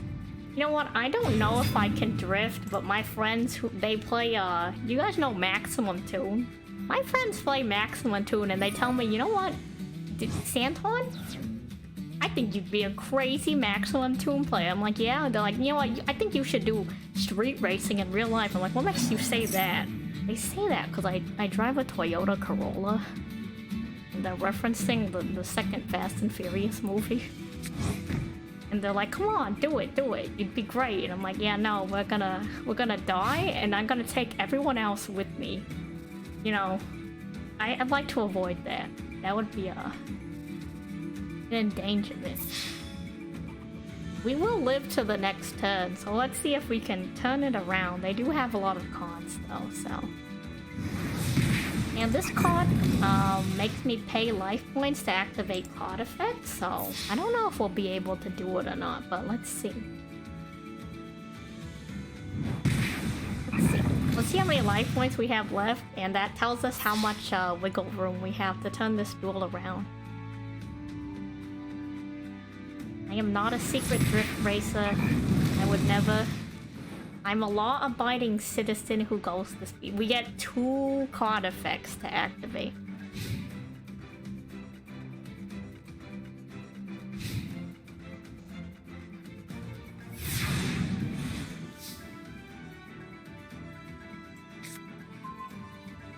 Reasonably speaking,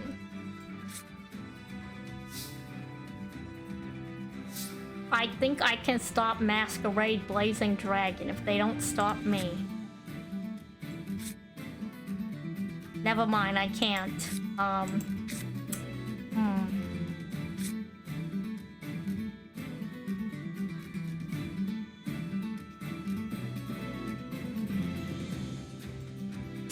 don't think I can. If I had another Shari, I would be able to turn this duel, because I would not be able to activate the base effect of Uni, but then I'd be able to cancel this out.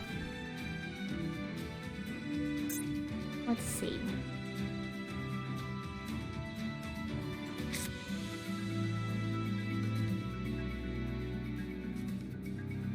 I don't think we can do it. I don't have enough life points.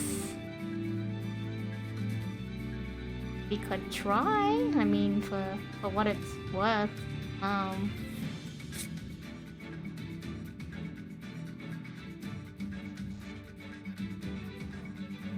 I could just attack it directly, right? Yeah, I guess I can do that. You know what? Let's do that. Let's just get rid of their monster, hopefully.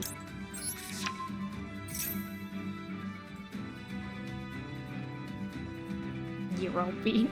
The only law you abide to is inertia. What is this? Oh, I guess we didn't have a choice. It's rough out here. One of these decks. We'll get him next time.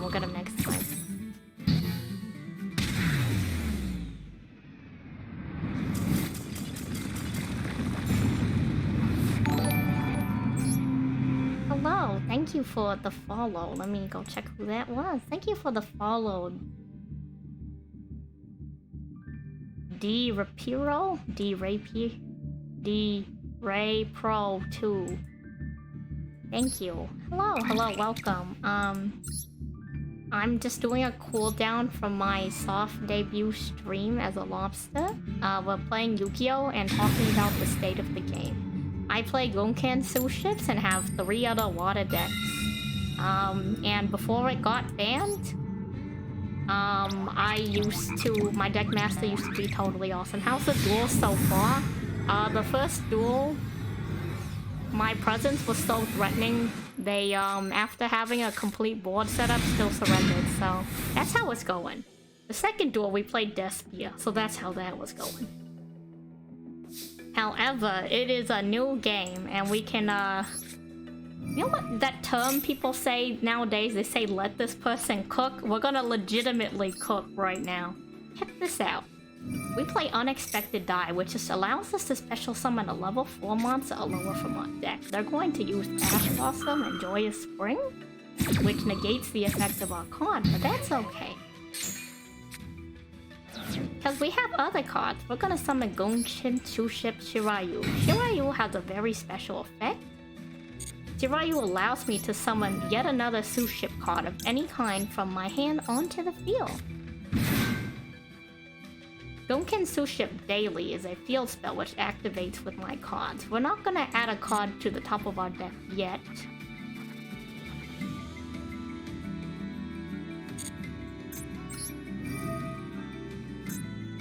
What we're gonna do is we're gonna raise this to level 5 and we're gonna add a card of our choice to our hand.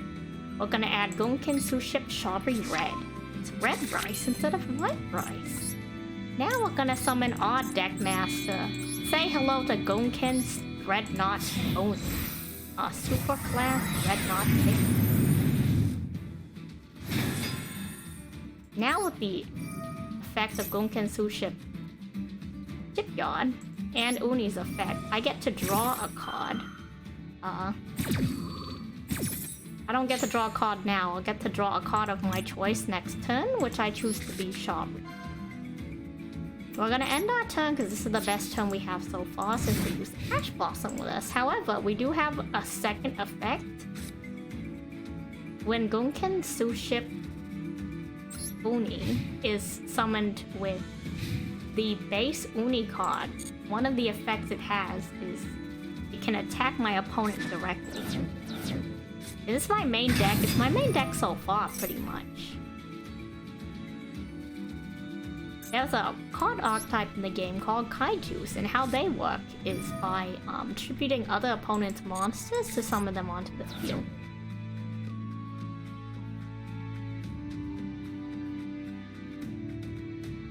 They're going to Twin Twist with me. Does Twin Twist, does MST negate with this card? I guess it does. Huh. Interesting.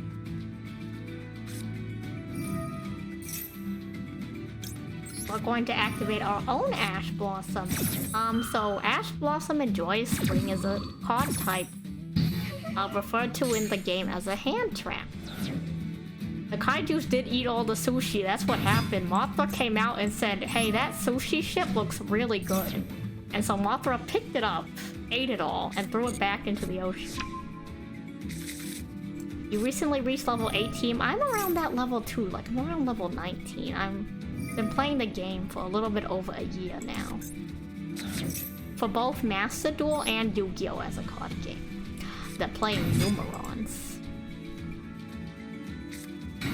So this deck is a deck archetype to our viewers who aren't familiar with Yu-Gi-Oh! Called Math Mechs.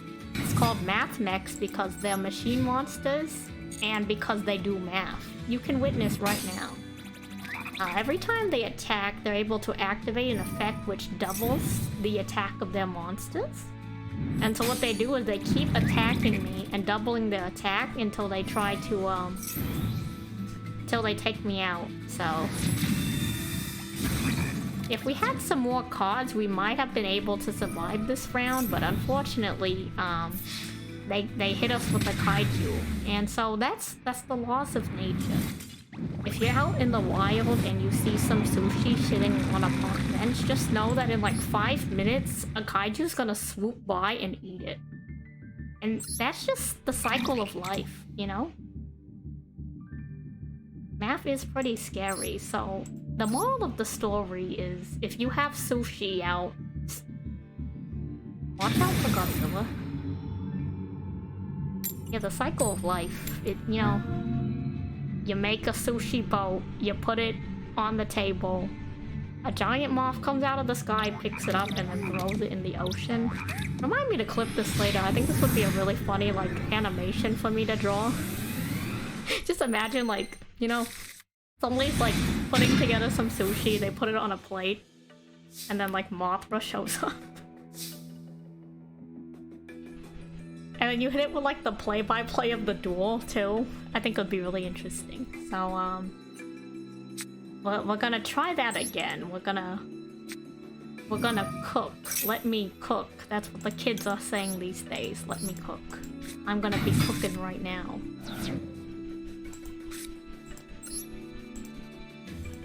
So we're gonna summon some monsters. We're gonna set this monster.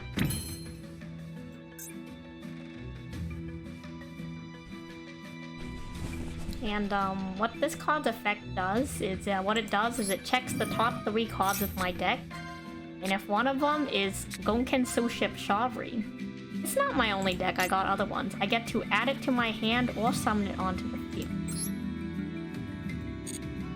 I'm gonna add it to my hand. Now that I have Gonkensu Ship Shavri Red, whose effect allows it to be Gonkensu Ship Shavri by name, I'm gonna activate its effect. I'm gonna reveal from my hand one regular Gonkensu Ship Shavri. Summon this face up in defense position, and now I'm gonna search from my deck for a card of my choice. And the card of my choice is going to be Gonkensu Ship Shirayu. Face up in defense position. Then I'm gonna immediately special summon our Gonkensu Ship class carrier Shirayu. By activating Shirayu's effect, now that I've summoned it with Gonkensu Ship Shavri and Gonkensu Ship Shirayu, it's going to allow me to both draw a card and bring a Gonken spell or trap card from my deck to my hand. We're gonna go ahead and activate Gonkensu Ship Shot. And then we're gonna summon the other Su ship. This is Gonkensu Ship Ikura class, the Dreadnought. We're gonna activate the effects of these cards. Ikura's also gonna let me draw a card. That's actually a pretty good draw. And then I'm gonna pick a card of my choice to put onto the top of the deck. I'm gonna pick this card.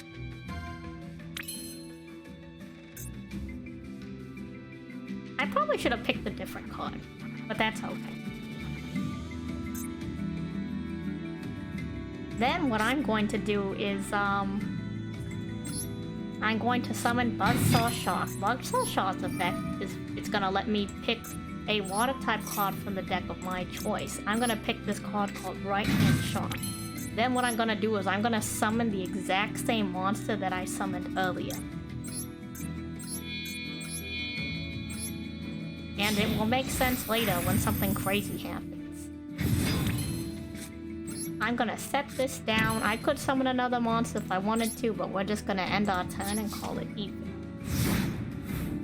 So, some card effects can only be used once per turn, and some card effects stack. One of the card effects that stacks is all my Su ship cards gain attack equal to half or equal to the original defense. So since I have 2 of the same Gonkensu Ship Shirayu, everyone gains their effect.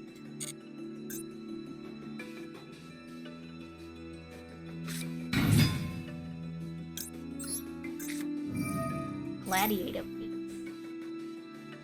Oh, whoops, I did not mean to activate that. I thought it was a different card. That's okay though. It's on the field. It gives them another thing to, I guess, consider. I'm gonna throw them off. I'm gonna mind game them by summoning a card on their turn. But yeah, I do have some other Yu-Gi-Oh! Deck types. I have a Marine Sass deck.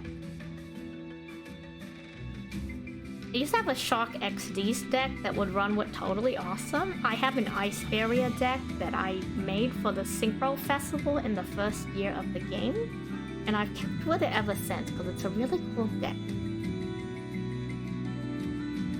I do have a Lureless deck, see?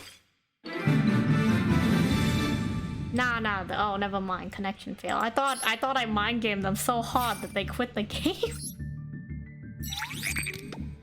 I thought summoning that one monster just, you know, sent them over the edge. Let's edit our deck. Let's switch to copy from my deck. Yes. Let's go with our Marine Cess deck. Then we have to edit this deck because my old Marine Cess deck still has Totally Awesome in it. And I have to get rid of that because we can't have that anymore. So let's put another copy of this one.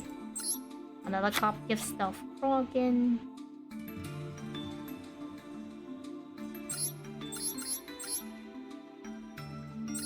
Maybe 2 Sea Slug.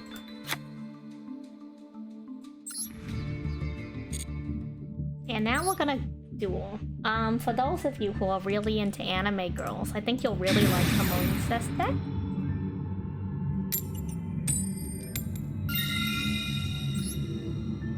It's, there's a lot of mechanics to the deck, but the art is super pretty.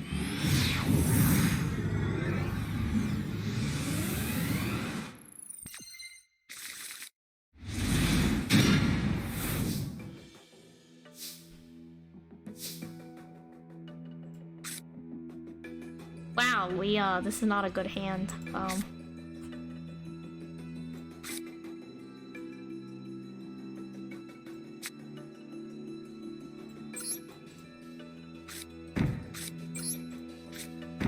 And we're gonna end our turn. Ooh, not a...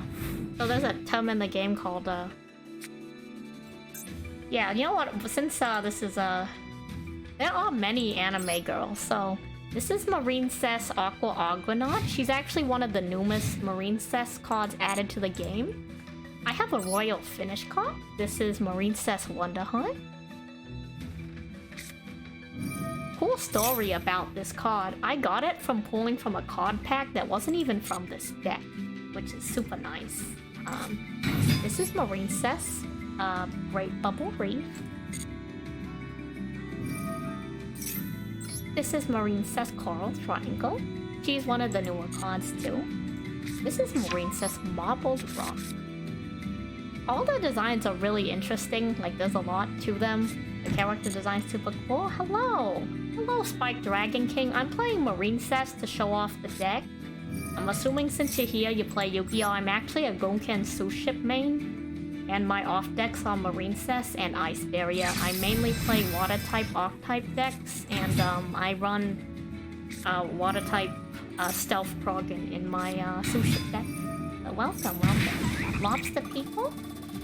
You know what?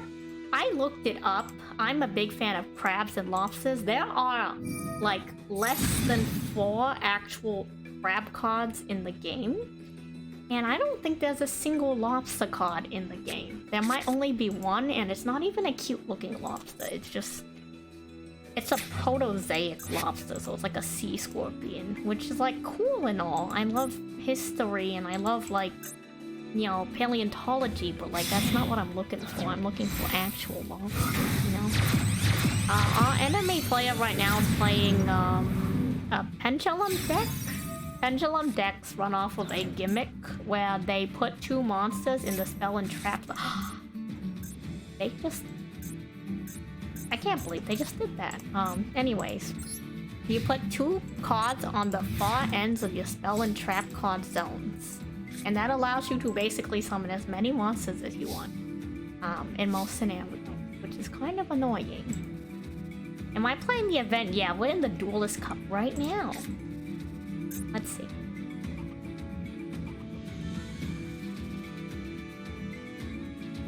I can't even beat Nightmare Unicorn with left-hand shock. This is left-hand shock, not right-hand shock. This is terrible. These conditions are terrible. Set this card face down, and we'll end our turn. What level am I at? I think we're level 7 in the Duelist Cup because I was procrastinating. And then in terms of level for actual duelist level, around level 19, I think. Anyways, back to our extra deck. This isn't really a person as much as it is a concept, but she does have a face. This is Marine Says Crystal High. This is Marine Says Coral Anemone. He's very cute. This is Marine Says Sea Angel. So a sea angel is actually a real animal. All of these are like real like things in the marine space, whether they're animals or like, I think marbled rock is more like an object, but they're based off of real things. Yeah, they're really cool. This is Marine Says Blue Slug, and she's adorable. Oh, we survived to the next turn. What's this?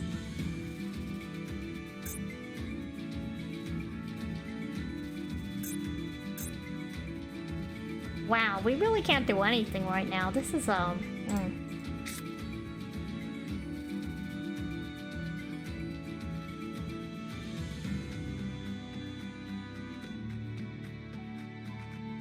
gonna have to do this. Actually, no, that wouldn't do anything at all. Huh. Jeez.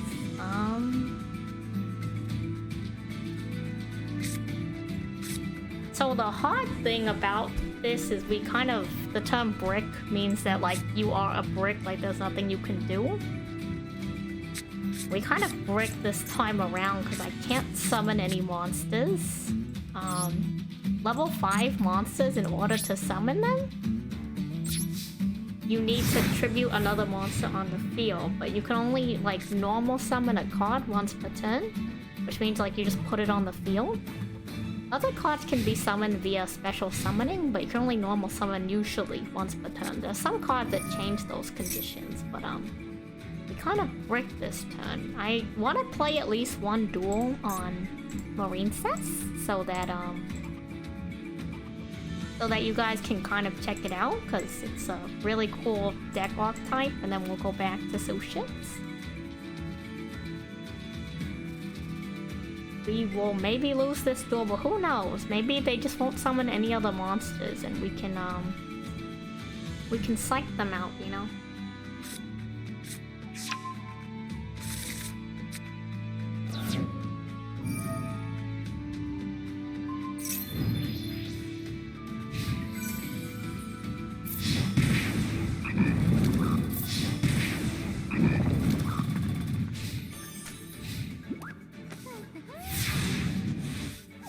Okay, maybe we can finally do something.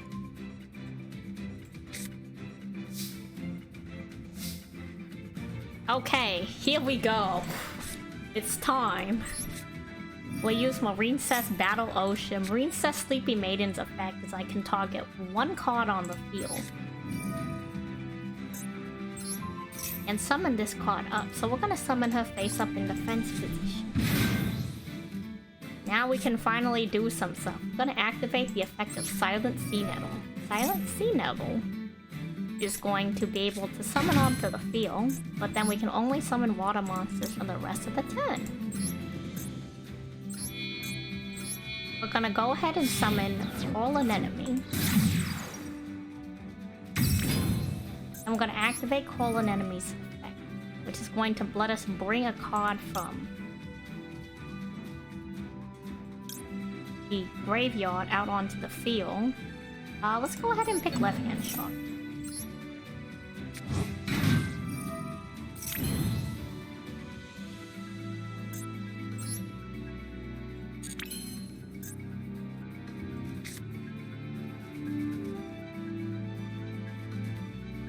Do we want Round Tail? No.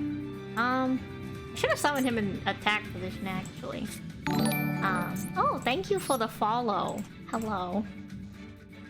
Hello, thingy-mabobbers. Well, this is all we're gonna be able to do for now, so. You gotta keep going with it.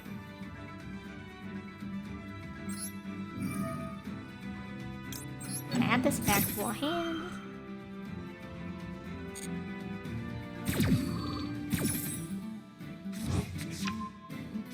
then we're gonna activate the effect of Battle Ocean. What I'm gonna do is I'm gonna attach this card to one of my monsters to boost its attack.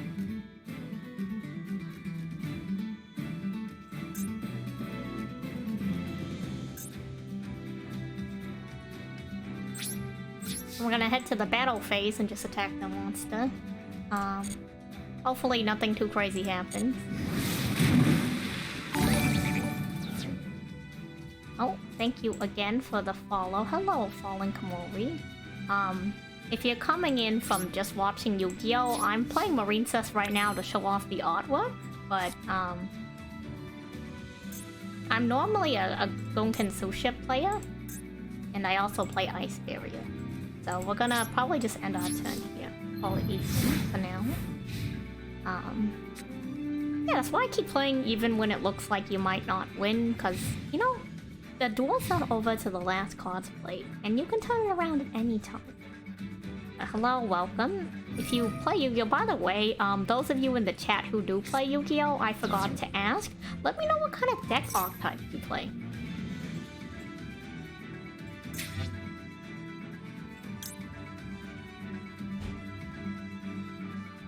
Does it count as a monster? I don't know.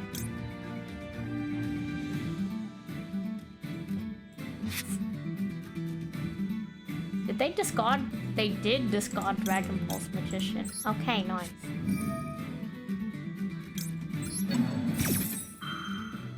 Called by the Grave is a spell card where if you banish a monster in the graveyard, its effects are negated for the next turn. Wait, that still went through? That's crazy. Huh. Well, it is what it is. We're just gonna have to see what they do and hope for the best. I'm pretty familiar with the Marincess deck because I played it for a while, though I haven't played it in a little bit. And I think after this duel we will take a short bathroom break because, wowza, it has been a little while. So this is the Pendulum Summon animation. Pendulum monsters, once you set up a Pendulum scale,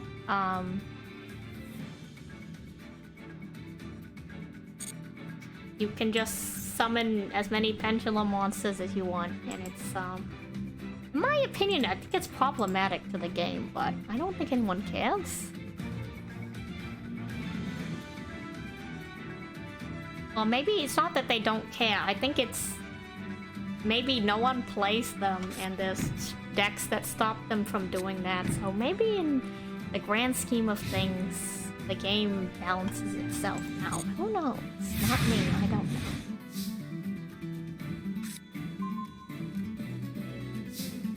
Okay, wonderful. Let's see. What are our options?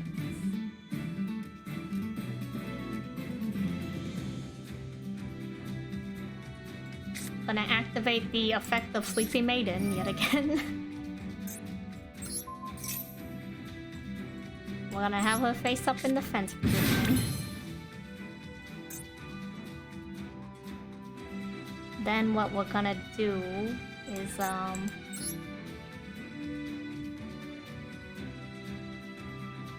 yeah, I guess we'll just go up to Wonder Heart, maybe, or... Let's go with Wonder Heart. What are they gonna do? Stop me? The answer is yes, they might actually stop me, but for the most part, we're gonna try our best. We're gonna show off our shiny card with our cool animation. We're gonna bring these from the graveyard out.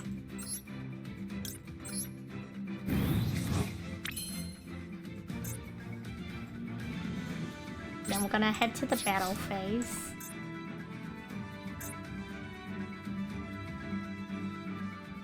We're gonna attack the monster.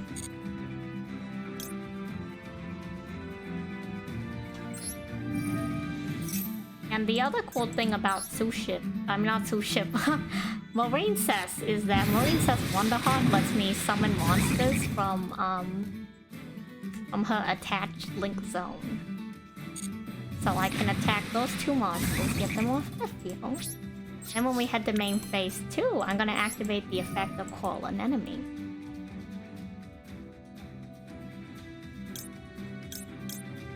we're gonna summon Sleepy Maiden, because why not? Then what we're gonna do is we're going to get out Marine Cess Crystal Heart.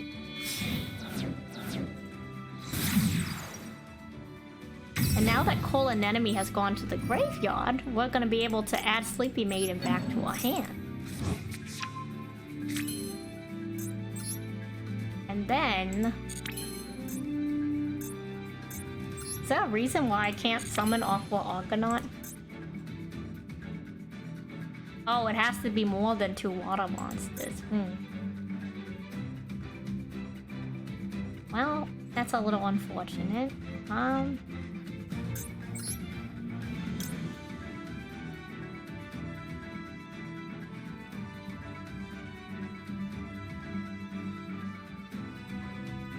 I think actually we might just leave it like here for the turn and we'll end it there.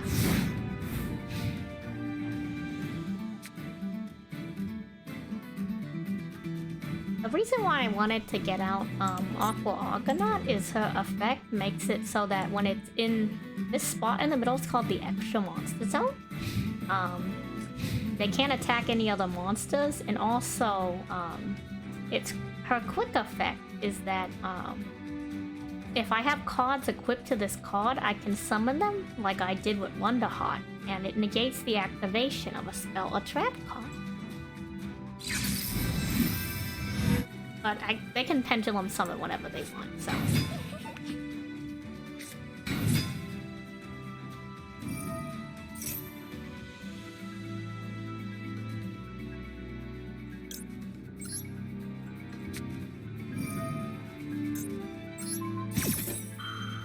Gonna do this. So what this trap card does, Marine Cess Wave, is I can target a monster and negate the effect of that monster till the end of the turn. And if I have a Marine Cess monster that is linked to, so all these cards that are blue are called link monsters. They have an L next to it, which determines how many monsters you need to summon it. Since Marine Cess Crystal Heart is linked to, that is the bare minimum. If I have a link to or higher monster, I can play this trap card directly from my hand, which is super cool.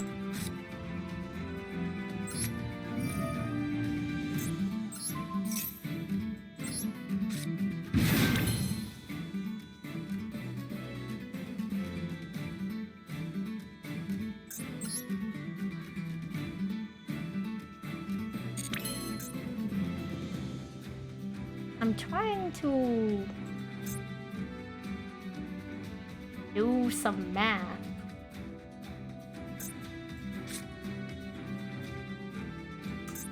I have other cards that I unfortunately can't summon because they need level 4 or lower Marine Cess monsters.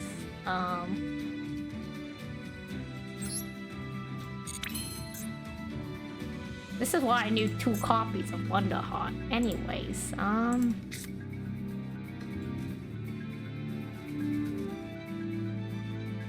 guess we're just gonna have to head to the battle phase and hope for the best. I hope that this is enough.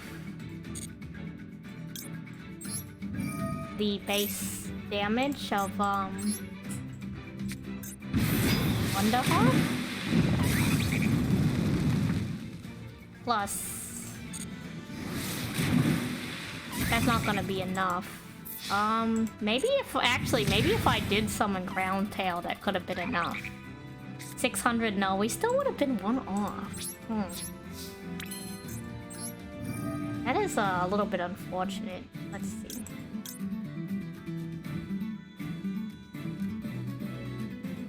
Get way back into our hand.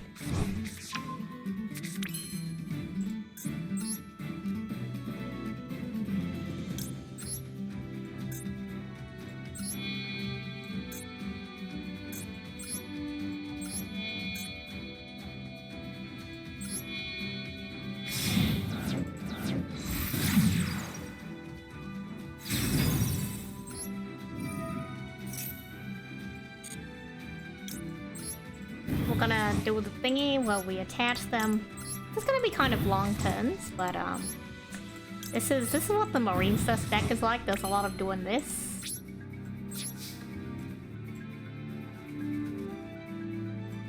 Maybe I should have set this on the field, but it is what it is. We should be able to close out this duel soon. I have known for very long duels. I have really long duels. Because I play until the last card is played, so you're gonna see me playing up to the game out, even if it's like the worst conditions. I'm gonna do it.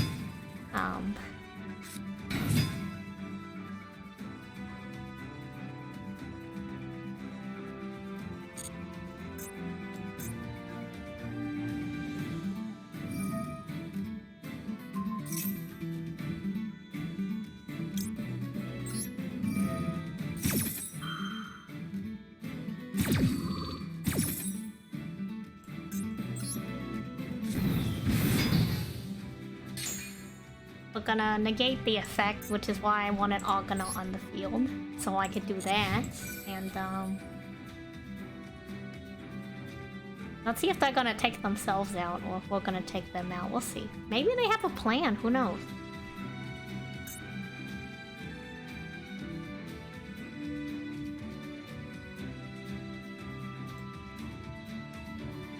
We'll see what they do.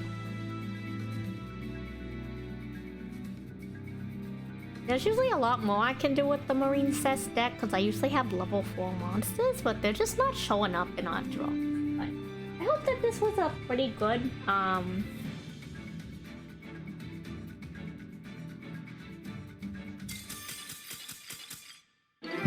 pretty good, like, overview on the, the deck archetype and everything.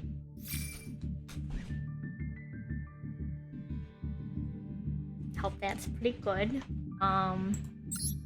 Let's see. Next turn of defense. What we're gonna do is oh, my duel is leveled up. Momentarily, I'm going to throw on the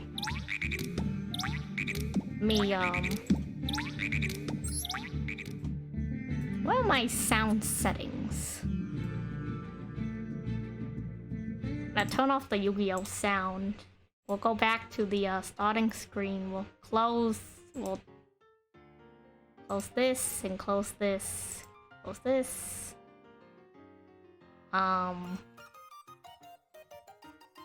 Close the background and we'll be right back.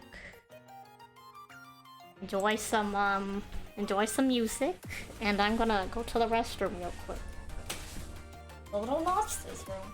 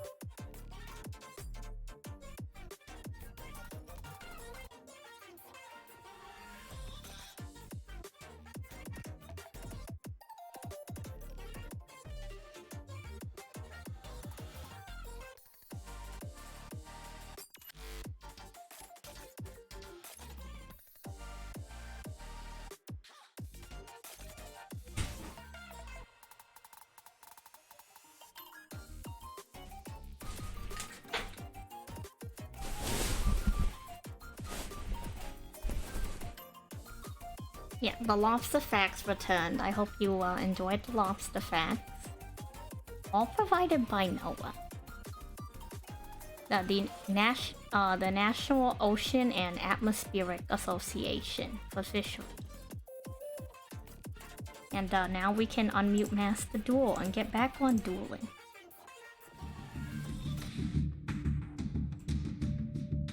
So that was Marine Cess. Let's let me show you guys my Ice Barrier deck. I call it Not an Ice Barrier, because we're playing Ice Barrier, not an Ice Barrier. At least that's the idea.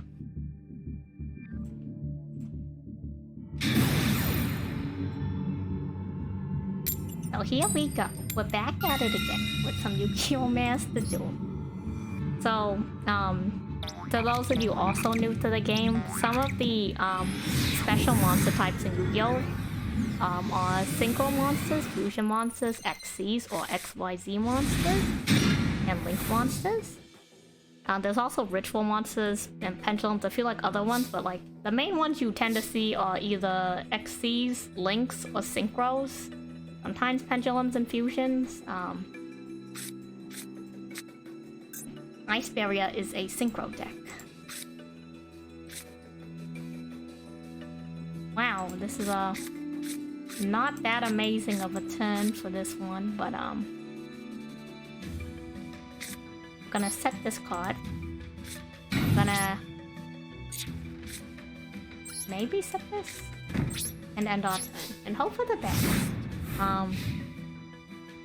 Wow, I wish I had better hands to show off my decks, because like these decks are really cool. Like Marine Cess, Ship, Ice Barrier, they're really cool decks. Like I really like Ice Barrier. It's just, here's the gimmick with Synchro monsters. You have to do math. So all the monsters that add up have to be the exact level of the monster. And it involves regular monsters and a special type of monster called a tuna monster. I draw a card. I don't have a... Is this Defender of the Ice Barrier? Oh, I do have a level 4 lower Ice Barrier monster in the graveyard. Christ.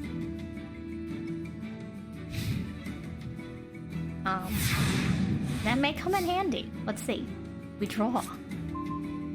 That's crazy. I got both copies of these. You can only have 2 in the game. That's insane.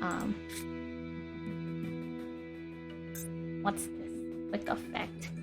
Hello, Pop Top Bandit. Welcome to the chat. I'm Santali. I play mainly Goken Ships. I have a Marine Cess deck and an Ice Barrier deck, so we're showing off my... I titled it Not an Ice Barrier. Let's go ahead and activate Freezing Chains of the Ice Barrier. I wouldn't normally use it on this card. However, the reason why I'm summoning this from my graveyard is, what is this? They hit me with a hand trap. Does this work the way I think it works? Can I negate their negate? I've never interacted with specifically Ghost Spell because I don't see it run too much in decks, but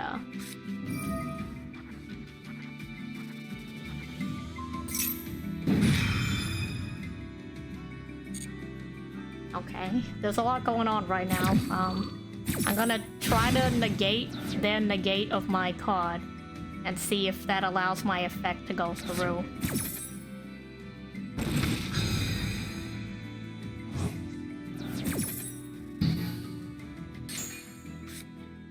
Okay, nice, because I don't know like the timing, but what is this? There's too much going on. That makes sense. I don't run Ice Barrier too often, so unfortunately, fortunately, we cannot not do too much this turn.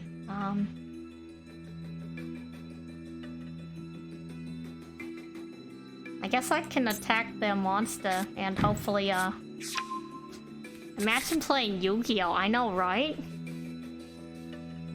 Also, for those, hello. What is that? Fisac?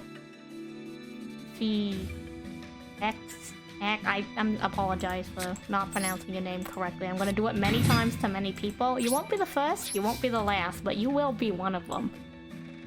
Oh, I can only attack it.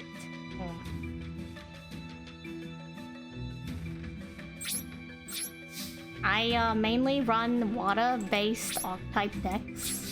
The reason why I wanted to summon this card from my graveyard is this guy's effect is at the end phase of the turn, he returns to my hand. If I have another Ice Barrier card on the field, they return a card to the hand instead. They do have very nice art. I love, like, part of their, like, the art's just really cool. Like, I love the whole concept of, like, a whole tribe of, like, people. Hello, Komori. What deck am I running? Right now, we're running Ice Barrier. My running title for the deck is not Nice Barrier, because we're playing Ice Barrier. We'll probably go back to Suship in a little bit, but I wanted to show off my 3 main decks to everybody if they're unfamiliar with Yu-Gi-Oh! Or maybe just don't play a lot of water-type decks.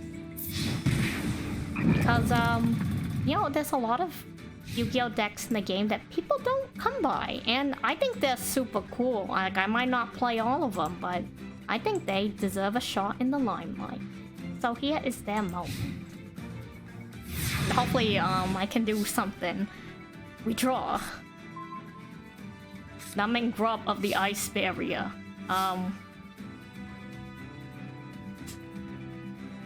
Numbing Grub of the Ice Barrier. Fire Fist is best deck. Interesting.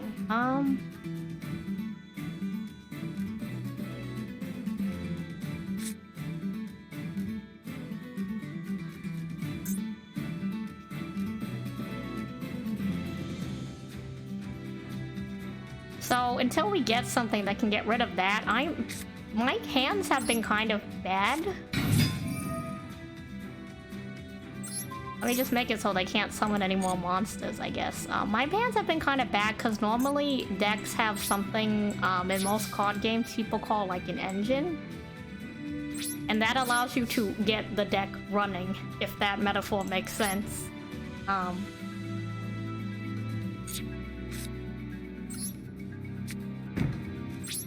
You know what? I should have set this in this row, but that's okay.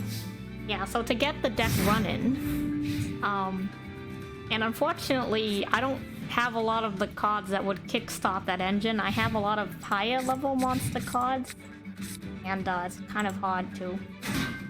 Oh, Ice Barrier kind of has its own engine, to be honest. I play pure Ice Barrier, by the way. This is a pure Ice Barrier deck. The only other card in here that's not Ice Barrier, I think, is I have Effect Realism. And okay, I lied. I do have Miss Starboy and Call an Enemy, but that's like a situational thing. I do have these extra ones, but I don't use any of the... I never summon any of the synchros that aren't Ice Barrier. Yeah, Miss Starboy is clearly an Ice Barrier. No, like... He's part of the family! Look at this guy! You telling me he doesn't show up to family dinner? He has a seat at the table in every world, okay?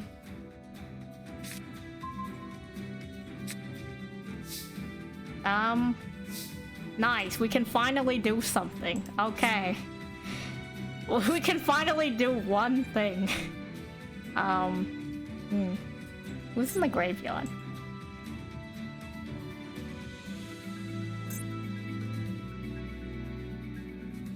He is a local hero. We can do things. So we're gonna summon our guy again. Show me the trap card. You're gonna do something. No? Okay. Then we're gonna activate the effect of Prior of the Ice Barrier. We're gonna summon him face up in defense position. Then we're gonna immediately end our turn. Even though we could summon Miss Starboy. You see this? We could summon Miss Starboy. We're not going to. We're going to end our turn, which will then allow us to return their card to their hand. And hopefully they don't summon it again, but if they summon it again, we might be doomed. We might actually be doomed. We don't got a lot of... It's rough out here in the ice plains. Where do you think ice barrier cards live? You think they live in, like, the tundra, the Arctic?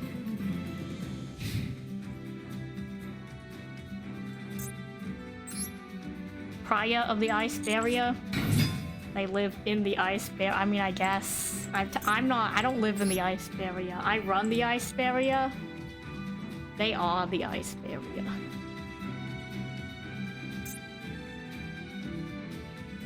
If I haven't checked the dual terminal lore... Oh, can you actually read the lore of cards? I would love to read the lore of ice barrier. Ice barriers are part of a much longer... Okay, what did they just do? What did they just do? We can't stop that. Oh. So, I have a habit of kind of ignoring the stuff that my enemy player does. Not that I don't respect them, but, maybe it's a little bit that I don't respect them. It's because usually players' turns take so long that if I actually focused on what they were doing, I would fall asleep. So I kind of just ignore it and I start chatting. Because that's so much easier to do than actually paying attention. Yeah, Yu-Gi-Oh! Players can't read. I'm a fake Yu-Gi-Oh! Player. I'm a lobster. I think we lose. I think we might lose here. I don't think we survived this one, team. Hopefully next turn, ice barrier. I'm absent-minded. Yeah, I don't think we get out of this. That's okay. Next turn. It's not a loss. It's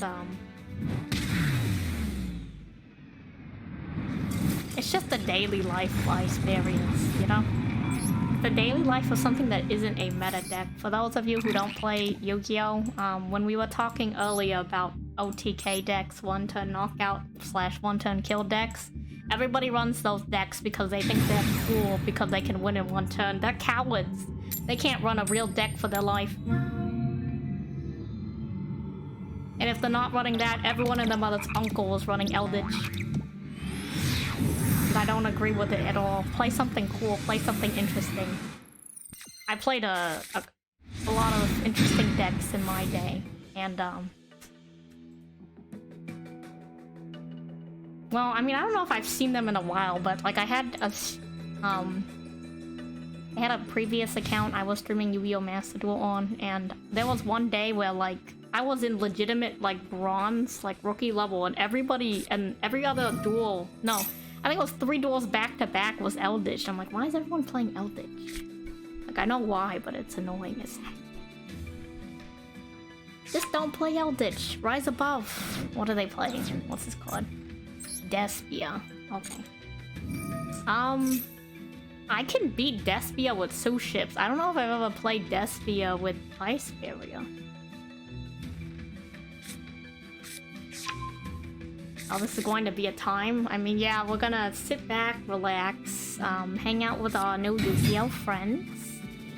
This guy, though, this guy's a loser. The other guy had a royal finish version of this card. You have only a foil finish? You're a shadow of the other Despia player. You should just turn in the towel and play some other deck. You don't have a royal finish card for your main engine monster? You're lame. You better have another royal finish card in your deck or you're a loser. It's probably the only time I'll be like smack talking them if they're not an Eldritch player.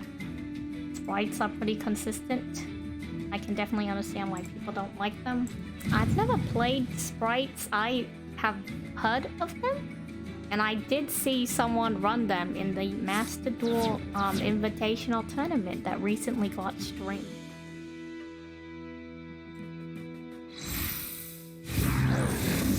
Royal Finish Vanity's Field. What is it? Searing Dragon. Searing Dragon. Imagine how cool that looked. Yeah, you'd be really cool. I mean, Rika, you're already really cool. Your entire Monarch deck is really cool. Your entire... Rika has a, Rika in the chat here has a, not to out Rika, too late, I'm already doing it, has a Monarch deck with quite a few Royal Finish cards. And, they're very fancy looking. Looking snazzy. I actually have a Royal Finish Ice Barrier deck or not deck, card. I have another copy of Medallion of the Ice Barrier and its Royal Finish. You know what? Funny thing, Rika said that Rika's gonna start playing Rika because, you know, the name. Yeah, so currently Rika is playing Rika, I believe. Rika does run Rika.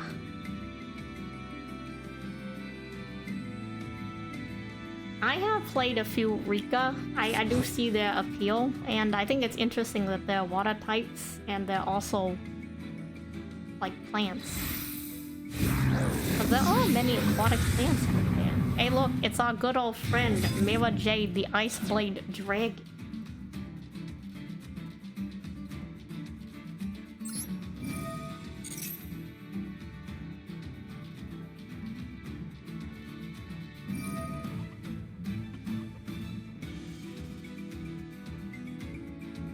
Oh, you know what that reminds me? Okay, so, Monarch decks. So Yu-Gi-Oh! Deck types are called archetypes, and if you didn't know and you weren't here earlier, I recently started playing Yu-Gi-Oh! Like a year ago, and growing up, a lot of my friends played Yu-Gi-Oh! And they kept talking about how Monarch decks were, like, really strong, and I'd never seen the Monarch cards because they never played it. Like, they had other decks, right? And so, up until I played Master Duel, I had this thought in my head that, like, Monarch Butterfly, like, the whole Monarch archetype, I'm like, that's so cool. Like, a Butterfly deck is one of the strongest decks in the game. And then I played Master Duel, I'm like, oh, okay, Monarchs, like Kings and Monarchy, this makes more sense. It made a lot of sense, but I was really disappointed. I was like, Butterflies? Insect deck? Monarch Butterfly deck is like the coolest deck in Yu-Gi-Oh! I mean, they're still pretty cool. I'm a big fan of like armor pieces and such, but it's not it, you know? It's not what I wanted to. I swear we had this exact same hand. Are you kidding me? We had basically this exact same hand. We're gonna use Medallion of the Ice Barrier that hopefully isn't countered by one of the card effects or trap cards. What is this? And we're gonna add a card from our deck to our hand. We are going to add Revealer of the Ice Barrier. What do you mean Monarch was never cool? In my head, I thought they were butterflies. That's what made them cool. I like this card a lot. This card's funny.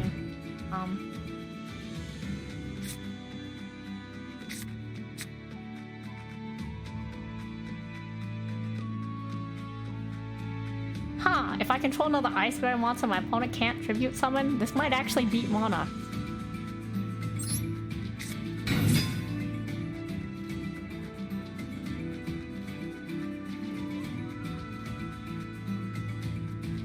How do you go straight to what do you mean Monarch Butterflies? Yeah. They're like, oh yeah, I play Monarchs. Monarch Butterfly, like, what you think I care about the patriarchy? Cannot be special summoned. What do you do? What do you do? No, you're important. Maybe you can be in the graveyard. I kind of like you.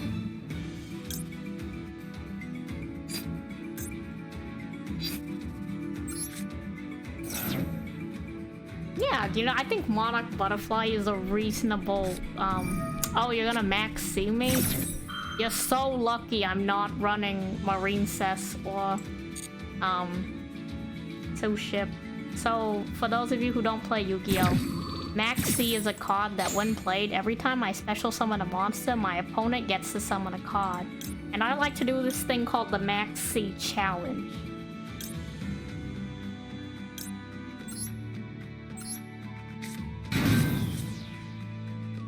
Where, because they played that card, I want to make them draw their entire deck. And unfortunately, I can't do it with this deck, but, in another life, I've done it in other duels before.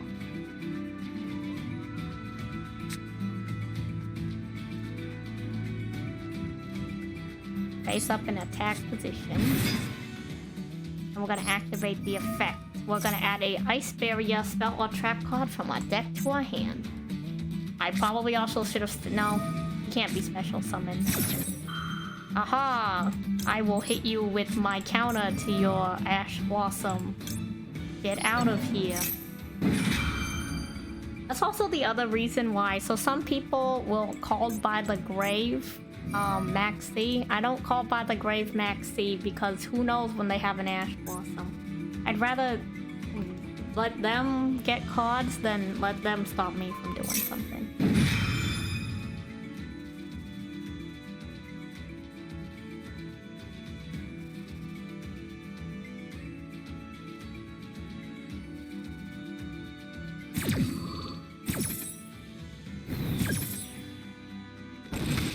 Okay, that's fine.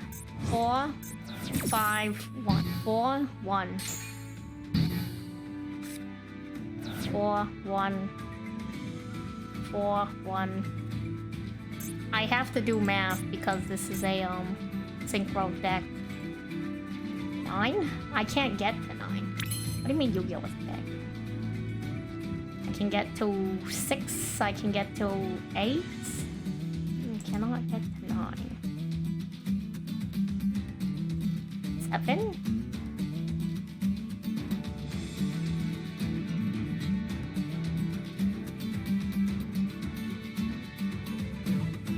Actually, wait, logically speaking, maybe I should just go to 6.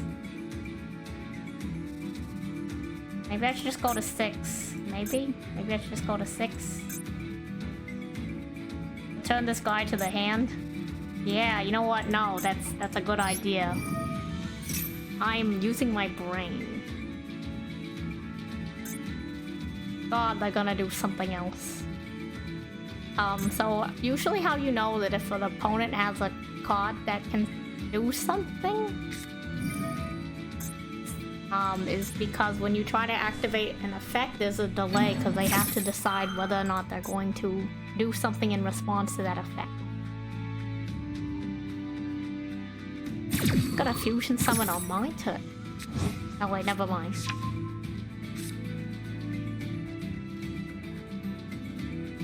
Wait, what?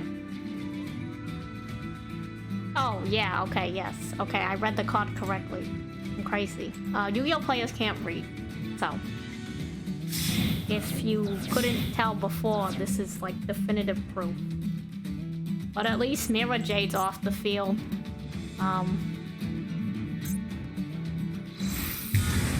What is this? Guardian Chimera?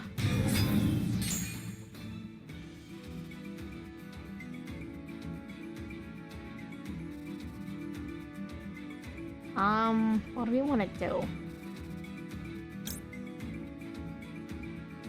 He's gonna destroy my cards. I want to send someone helpful to the graveyard. Who? Send Fusion to the graveyard.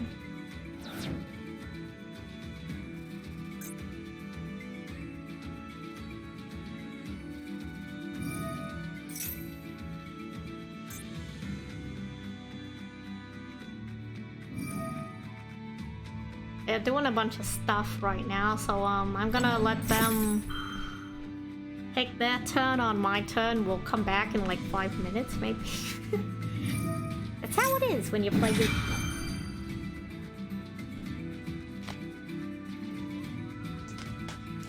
It's okay though. One of these days we're gonna have a real duel against a real player that's not someone that's gonna have a real duel against someone that's you know. Hey, look who's back! It's Mira Jade, the Ice Blade Dragon. Keep in mind, this is all happening on my turn. So if you wanted the Yu-Gi-Oh experience, this is half of it. However, the other half of Yu-Gi-Oh is really fun. Yeah, it's our turn. No, how dare they get rid of my S-Boss. So, this card's really funny, because if they summon a monster, it just goes to defense position if it's not a water monster. It's nothing too crazy, but it's kind of really funny when people try to summon a monster to do stuff, because it's like, oh, it's in defense position.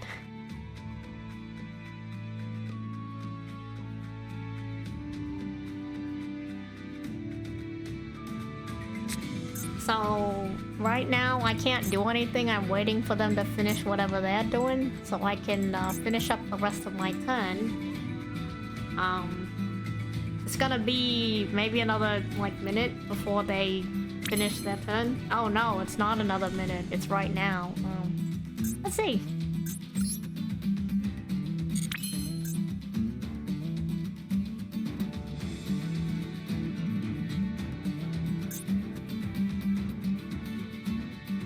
Once per turn, with your back.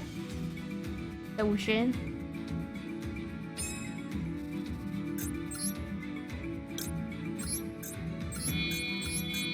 We're gonna hit them with the unexpected.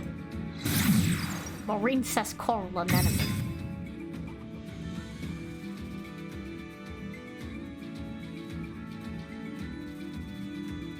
Now they're making a decision because I've confused them by summoning this card.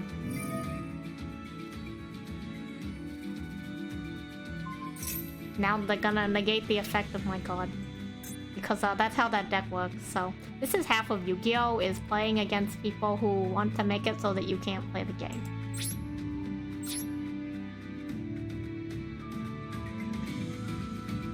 But it is what it is. You kind of have to sift through these kinds of people. Like, look at this. Like, what are you doing? Why are you playing this deck?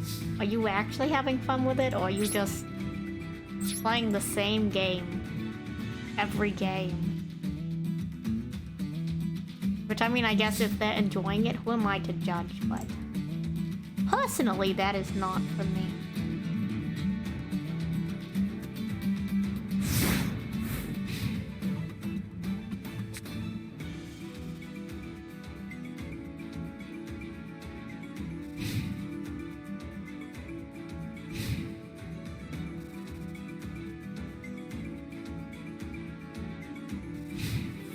Let me do some exciting stuff. Let me do my dance toggle. I have a dance. Anyone can have a dance if they try hard enough. It's okay. Surely next game I can show you the power of Ice Barrier. Because this is what, like the third Despia player we've played? Maybe only the second, I don't know. They're all blending together because the turns take so long that I can't tell if we've only dueled them twice or we've dueled them 3 times. Because dueling one of them feels like you're playing like 5 duel lengths worth of a duel because they take so long.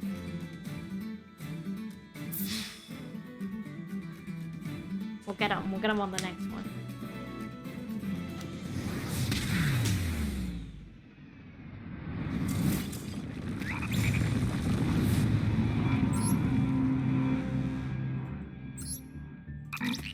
Okay. Surely this time the Ice Barrier will the Ice Barrier will I don't know any Ice Barrier lore.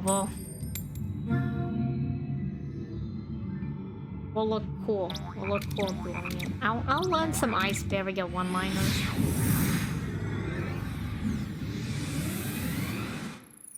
Like with the marine cesses, I can say I will leave them sleeping with the fishes, but like, oh no, we're gonna leave them on. We're gonna ice them. There we go. We're gonna ice them.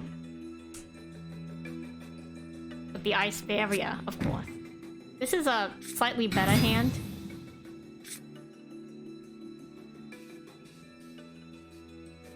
No problem. Hey Darnell, welcome. You're here. I don't blame you for falling asleep. You were up super early for that Honkai.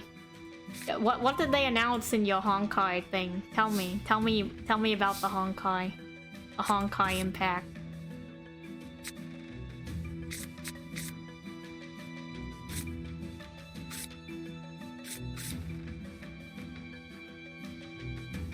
What's this do?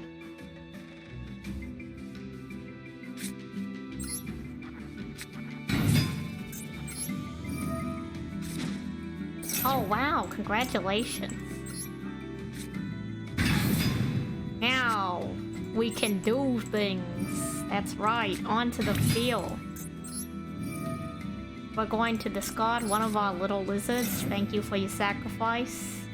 to summon yet another lizard. Or maybe not.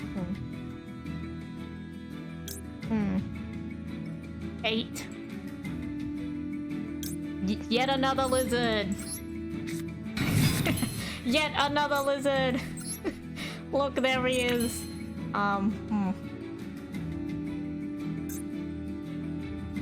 We're gonna activate the effect of the lizard.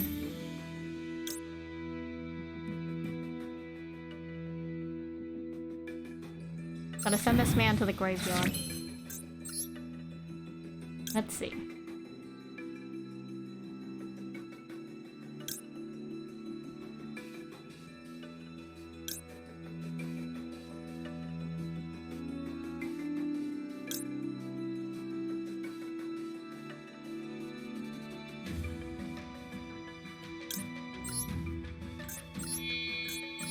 Thank you for your sacrifice. We're heading to the graveyard. We're summoning a synchro monster.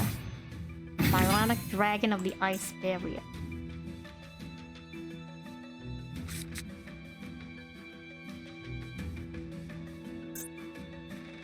What else is... Oh, okay, it's just these two. We're gonna activate its effect. This is, Then we're gonna activate the effect of Reveal of the Ice Barrier.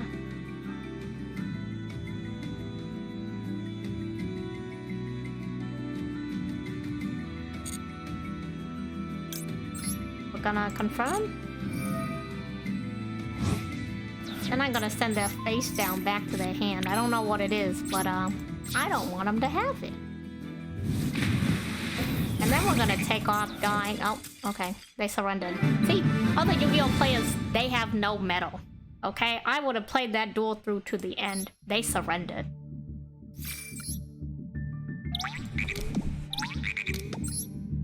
Yeah, I don't think that was a very good example of Ice Barrier gameplay. We're gonna go run another one on the Ice Barrier, then we'll go back to Go.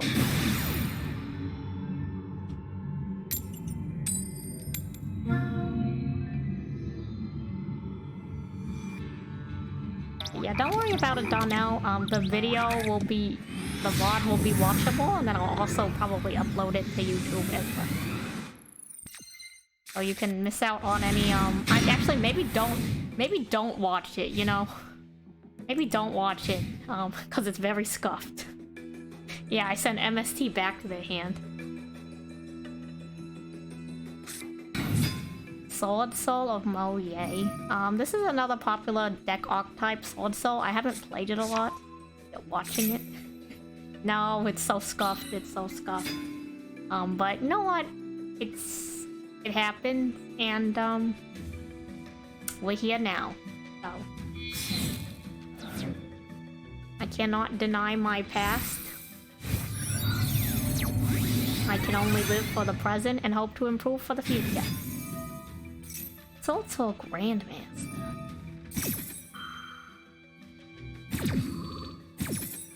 I also need to remind myself to set up a timer. I really want to set up a timer. The future is lame? What do you mean the future is lame? The future is in the heart of the cards. How is that supposed to be lame? Also, look, I have a spell card that's just called Ice Barrier. In the Ice Barrier deck, you know? You're wondering what the Ice Barrier is? Here it is. Here's the Ice Barrier. Barrier of ice. It's still going. What does this guy do? Negate the effect of it. Baron the Fleur. The appendix of the cards. You know, people say the appendix doesn't do anything for your body, but it actually does serve some functions. Whatever body part, I guess, like the hand of the card, the brain of the card, the eye of the card.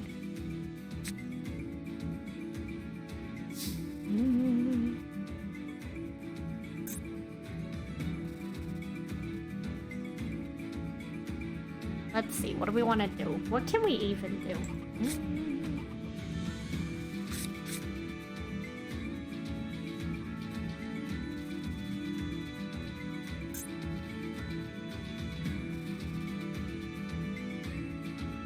This one only affects monsters. And this one is...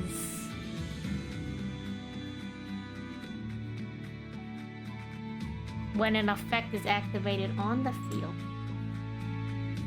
You like the white blood cells of the card? White blood cells are very important.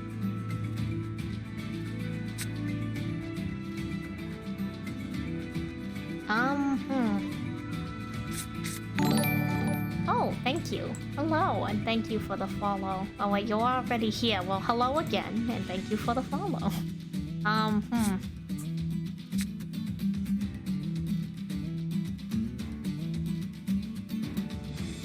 We don't have a lot of options here.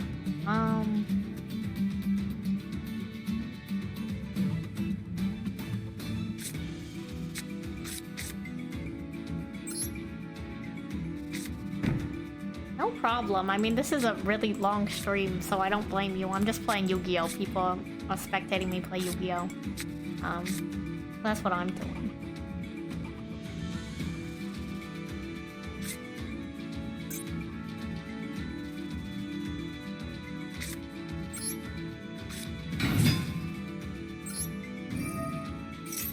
They're gonna activate their effect, and that's fine. We're gonna just have to live with it. We're running into all the decks that, like, make Yu-Gi-Oh! Not that fun to play, but maybe that's just the state of the game. Authentic Yu-Gi-Oh! Experience.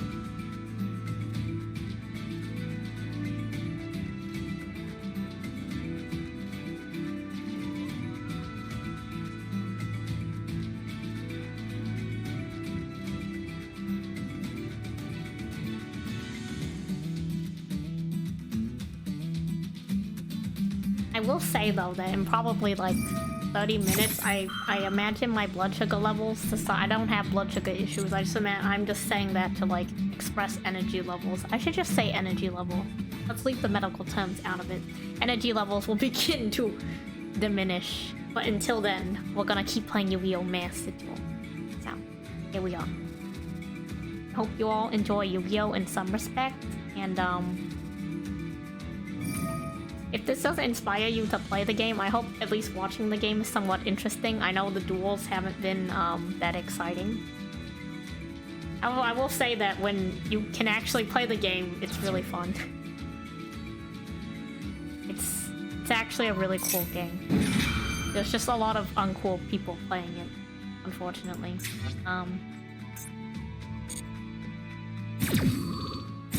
Can you believe that it's still my turn? They're like doing stuff on my turn. They spent like 30 seconds to do that.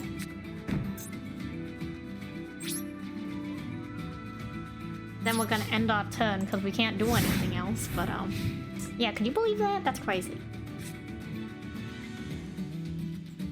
I couldn't believe it. And I'm the one playing the duel. I also apologize for not having the best tracking. The light in my room hates my mouth, so we're gonna go kind of wiggy on it.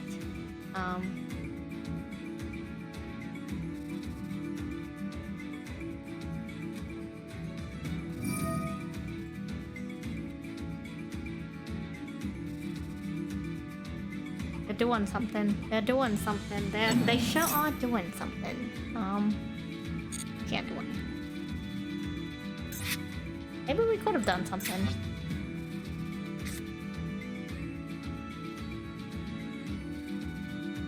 Who knows? Hi, hello, Ventus. Suro? Welcome, welcome. We're playing, Did they just surrender? Okay, welcome. This is the power of Ice Barrier. I'm such a great duelist that my opponents are forfeiting the game, even when they're not winning. So, hopefully we can get some real Ice Barrier gameplay in. Which reminds me, before we do this, I have like 9 million gifts that I need to accept that, I couldn't claim earlier because I was saving all the gems for the anniversary pack. So let me accept all of these gems before I run out of stuff. Oh no, it's gonna do the whole thing. But hello, welcome. I'm assuming since you're here, you probably play Yu-Gi-Oh! Well, let me know what kind of deck archetypes you play. I mainly play water decks. I'm showing off my Ice Barrier deck. I have a Marine Cess deck, and I play Gunkan Sushi. It's the sushi deck, if you've ever seen it. Yeah, they were doing something. Maybe they misplayed, and they rage quit because they sent Baron back? I don't know. Maybe they were expecting me to stop Baron, and I didn't stop Baron, and then they got mad. Who knows? I'm not them.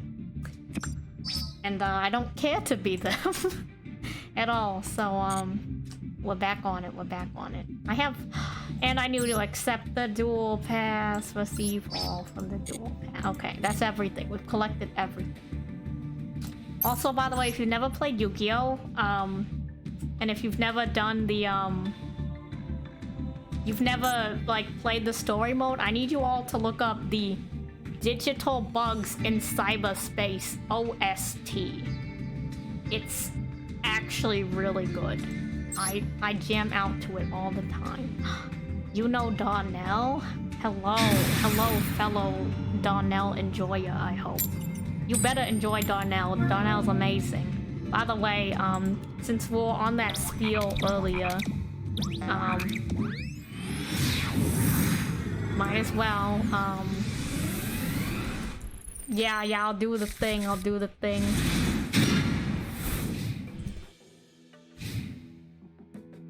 Am I typing that correctly? You guys, don't know Darnell. Darnell's hilarious. He plays a lot of Genshin Impact. I'm pretty sure Darnell plays Yu-Gi-Oh! I've never seen Darnell play Yu-Gi-Oh! Another mysterious random games. He's basically your best bud. Well, good job. You have a good taste in friends. Darnell's hilarious. Funny guy. If you play Genshin Impact and you like Sino, you'll like Darnell.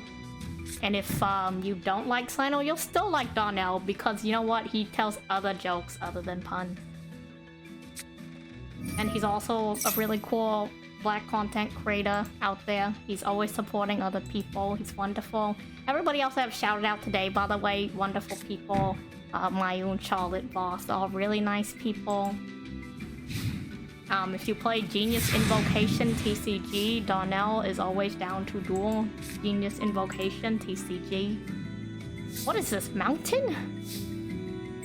Mountain?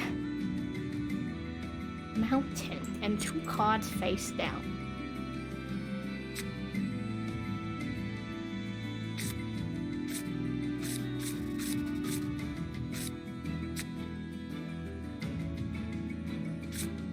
We're gonna summon Sujin. Okay, you're gonna see me actually play the game, hopefully. Let's see what their face-down cards are. If they do something, we're doomed. The mountain. Okay, we're gonna activate the effect of Zujin of the Ice Barrier. He's gonna let us summon a card that's higher than level 5 from our hand. So, we're gonna get our guy onto the field. Say hello to our Ice Barrier General, General Grunyard, the Ice Barrier. Thanks to Grunyard's effect, we're able to summon more than once this turn, so we're gonna summon Revealer of the Ice Barrier onto the field with our second normal summon of the turn. Then what we're gonna do is we're gonna activate Freezing Chains of the Ice Barrier. Freezing Chains of the Ice Barrier allows me to pick a card from the graveyard, an Ice Barrier card that's level 4 or lower, and summon it to the field. Well, that's what we're gonna do with our previously used Zujin. I don't like the face down cards, but they're not stopping me yet, so let's see if we can keep going.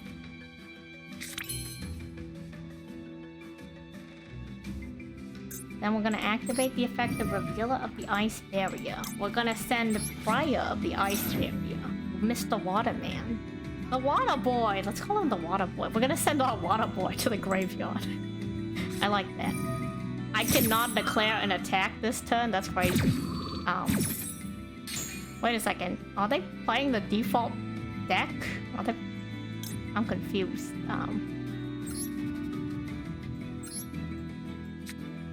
Face up in defense for this thing. We're gonna summon Hexa, the spirit of the Ice Barrier. What is this? 4, 2. That makes 6 when you get to 3. It looks like it. It really does. I'm mildly concerned, but... Let's send this man to the graveyard. I want you guys to meet my main deck monster, Trishula, the dragon of the ice barrier. Say hello. This is what a synchro summon looks like. I added up all the monsters to count to the number 9. Ha ha ha. Now when this is summoned, I'm able to banish a card from the field, a card from the graveyard, and randomly banish a card from their hand. Disgusting. If I do say so myself. Wait a second, 1,000 knives? Is this actually the base deck? That's crazy. We can't declare an attack this turn, so we're just gonna end our turn on 1,000 knives. I think they're playing with the actual base deck. I'm not gonna feel that bad about it, but that's crazy. I'm utterly shocked. Also, Trishula gets a little attack bonus. Yeah, what the actual... That's crazy. What a madman.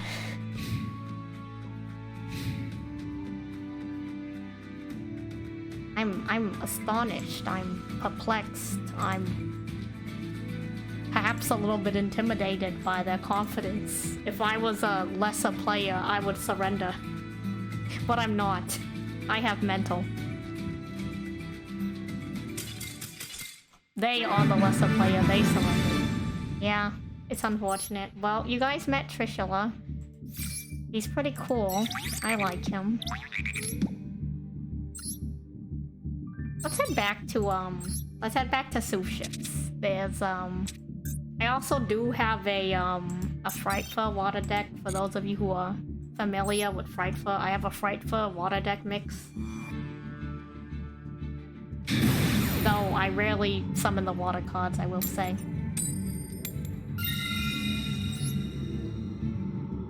If it weren't for the fact that every other, like, deck turn 1 sets up negates, I really think that, like, Sous Ship is more of a turn 2 deck, but, you know, here's what it is.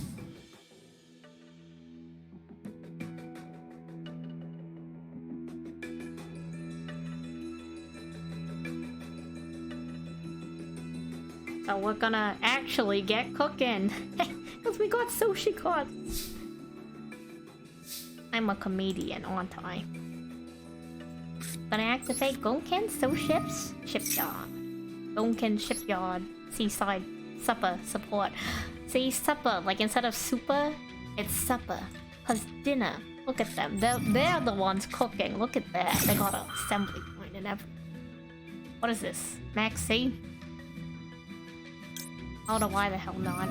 No Max C for you. I could have taken him up on the Max C challenge, but I don't have the right cards to take on the Max C challenge.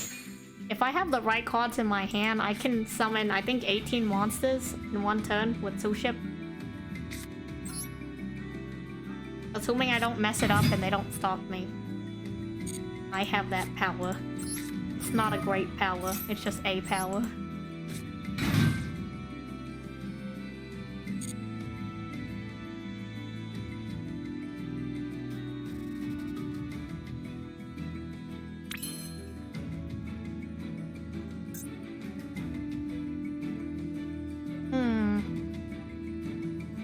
I think we'll just regularly summon a monster and call it even for turn 1. Not too much options, but it's not a bad start.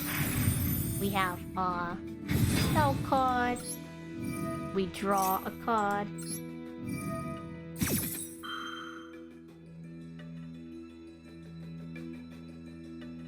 And then we'll get on Gonken Sous Ship Daily. Ah, they have infinite impermanence. We do not get to draw a card, unfortunately. Nor do we get the card from our deck, but we at least put a card of our choice on the top of our deck. So we end our turn. Not too bad, not too shabby, if I do say so myself. Not too shaboo. Oh, I don't know if that's funny or not. This is my life now. Am I just gonna become a food pun Yu-Gi-Oh player? That might be. Maybe that's not too bad. Oh.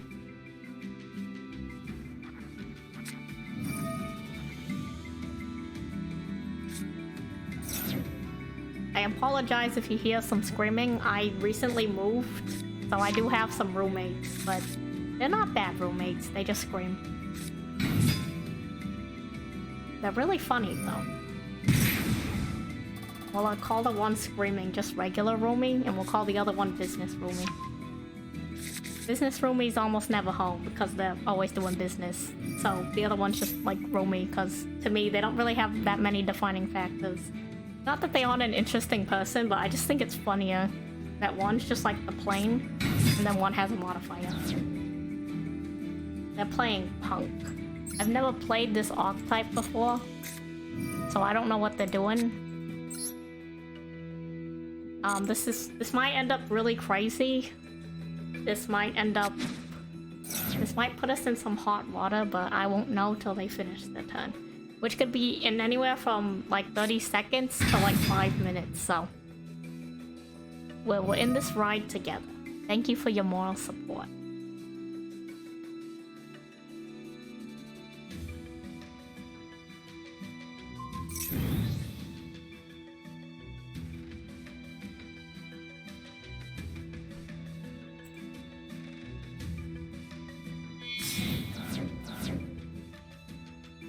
Okay, and they're summoning, Oh, wow, look at the art. Look at the art on this one. Oh my. Amazing Drake.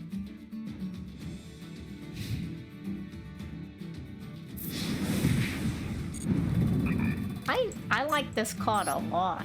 Wow. And look at it with the shiny, like imagine if this had the highest foil, like oh my god.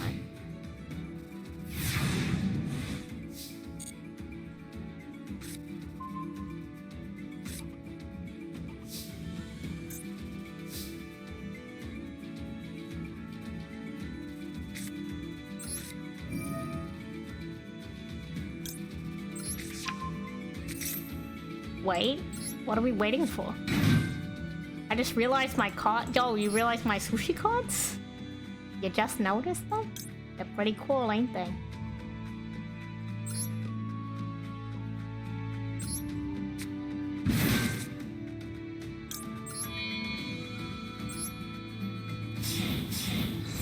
Yeah, it is. So it's like yeah, it's the start of a rice. It's the start of it all. The rice. It's here.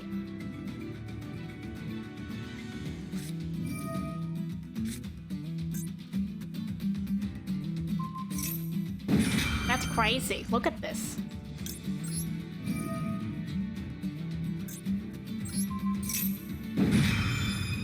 Does this work? I don't think it works like that, but I can try.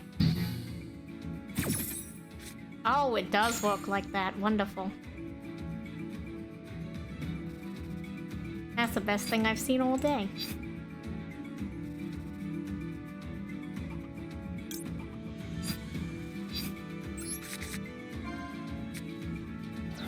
I sure showed them.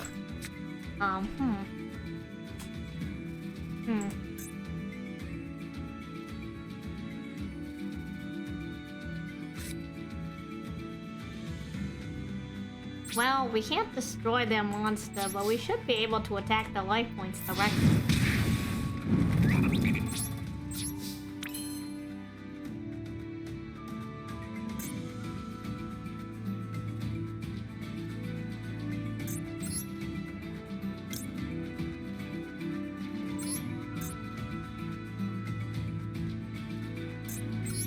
You know what? That is the safe place. Say hello to Zeus. Zeus is a situational monster I run sometime, and he's super cool. He's got nice effects, and he does stuff. He does things. Gonna end our turn on Zeus. And he has a cool animation when you summon him. Look at him. Divine Arsenal AA Zeus. Sky Thunder. What a title. Like, not as impressive as, you know, Gunken Suship Uniclass Super Dreadnought, but pretty close, pretty close. It's in the same, like, you know, like near the same tier, you know. That's just my opinion, though. Say what 10 times fast? What, the Gunken Suship Uniclass Super Dreadnought? Gunken Suship Uniclass Super Dreadnought? What is this? What is this? What are they doing? Gunken Suship... Gunken Suship Uni Superclass Dreadnought. Gunken Suship Uni Superclass Dreadnought. Gunken Suship Uni Superclass Dreadnought. Gunken Suship Uni Superclass... Superclass Dreadnought. You're gonna say bless me?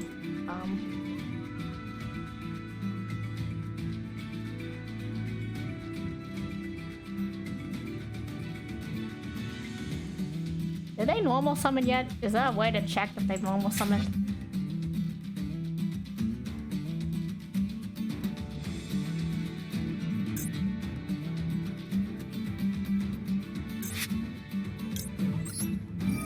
No, I think I'm just gonna do this now.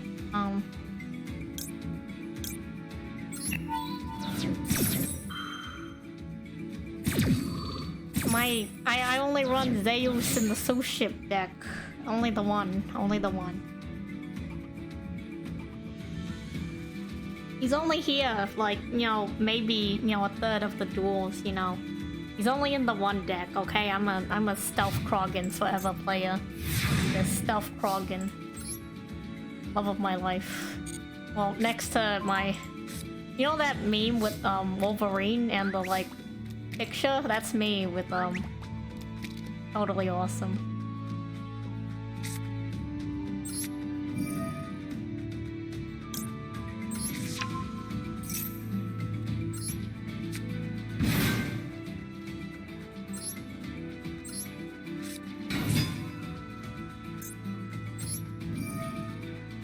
Just to be safe. Just to be safe. I don't need to do this, but you know, you never know what might be in that person's hand. It could be anything. It was nothing. Thank goodness. Yeah, Totally Awesome duel. Someone throw up Totally Awesome. I don't know how to I can do it in the actual, like, desktop if I open up the desktop for Twitch, but I don't know how to do it through, like, the mini window. I have it installed, but the mini window doesn't interact with it. You don't have to do it, though. Like, no one's required to throw up Totally Awesome, but, you know, someone does. Totally Awesome. That's what happened? Yeah, when they let me cook, I make a galaxy-sized mech. That's what happened. Let the lobster cook. What's the worst thing that's gonna happen, huh? Do it. Let me cook. Please. I'm begging you.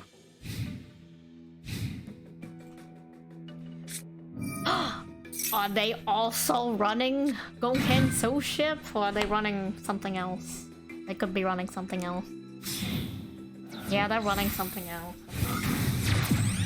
I'm saddened by, they're running the actual deck that card. They're running Sword Soul? Never mind. Even less respect. I was excited and, now it's like a meh.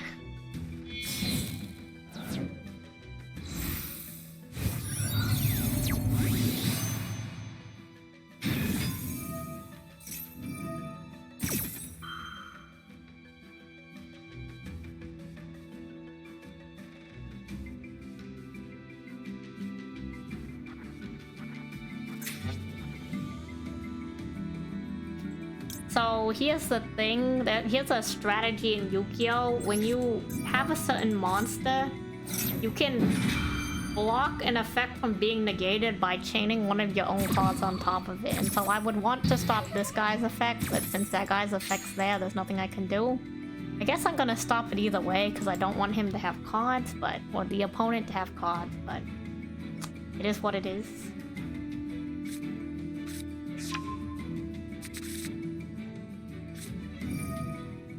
Maybe I should have held it so they couldn't do that, but... Well, there's nothing we can do. The board is theirs now, so... We'll give them, like... maybe a minute if we're lucky. 2 minutes? I think 2 minutes is an appropriate amount of time. Oh no, they're gonna end it now. They have Baron on the field.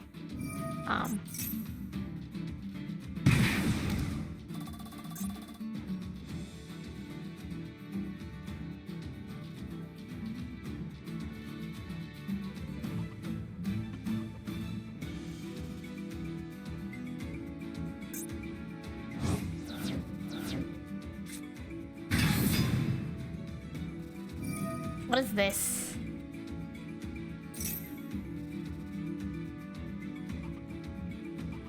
Huh, okay.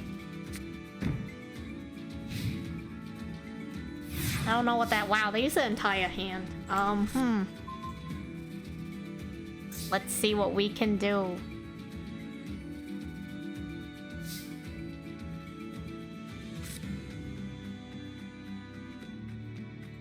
Okay, I have an idea.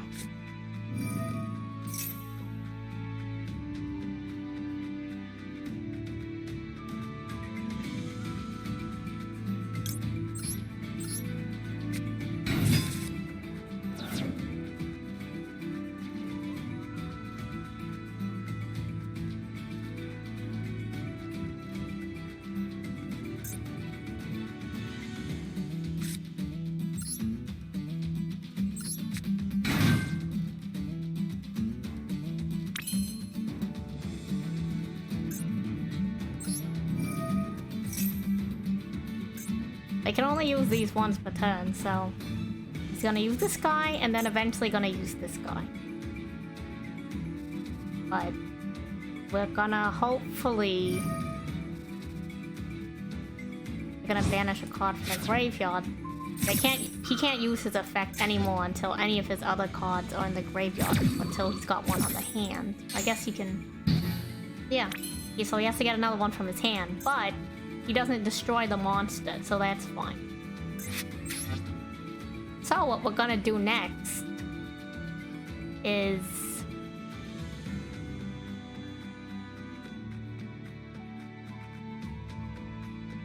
we're gonna really want him to use Baron, so...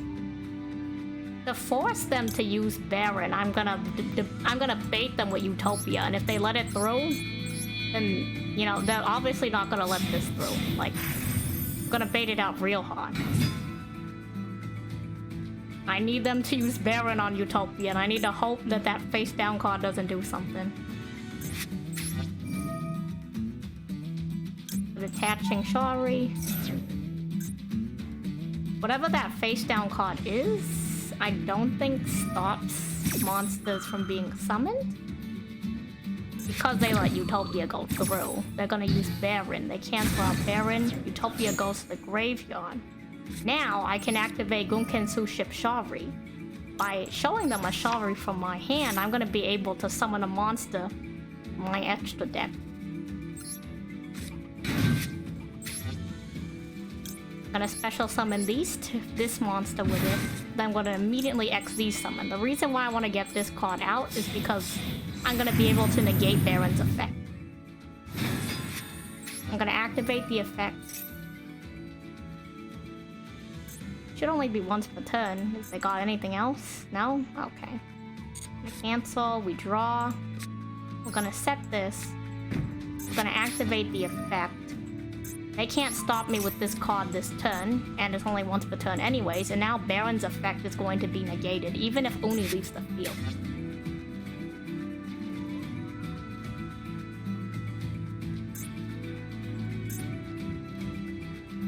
What is this?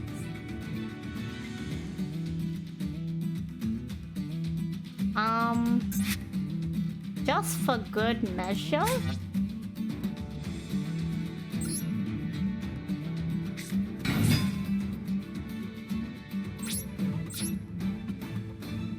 I don't know what that face down card is. I was trying to see if it did something. I'm gonna destroy this card just so they have less stuff to use. Hopefully.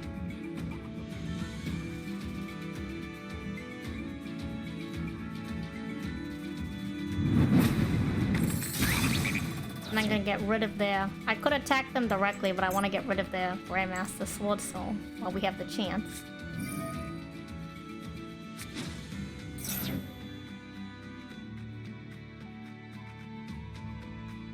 Okay.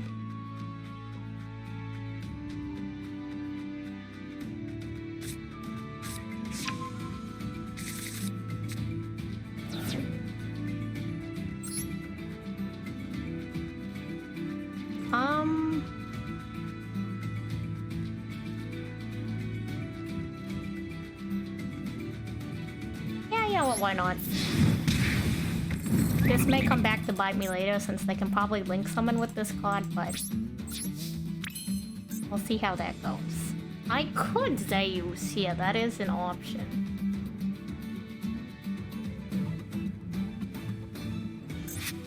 I think we're gonna save Zeus for later. Because they can't use Baron anyways, and I might need to negate another effect with a Gunkin ship Dreadnought. So sometimes Yu-Gi-Oh! Does use a lot of brain power. So I hope you guys are okay with me trying to do brain stuff. They're gonna pick fire. And that's okay. That's okay that they pick fire. I forgot that that card does that effect. I should have... This is why Yu-Gi-Oh! Players can't read. Which one of these do I want? Ryu... Aubrey... I think Shari Red.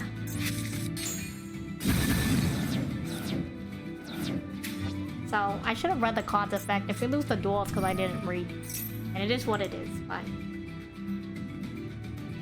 That's kind of the game, is trying to figure out... It's kind of like a puzzle, like, what can I do to stop all of their cards?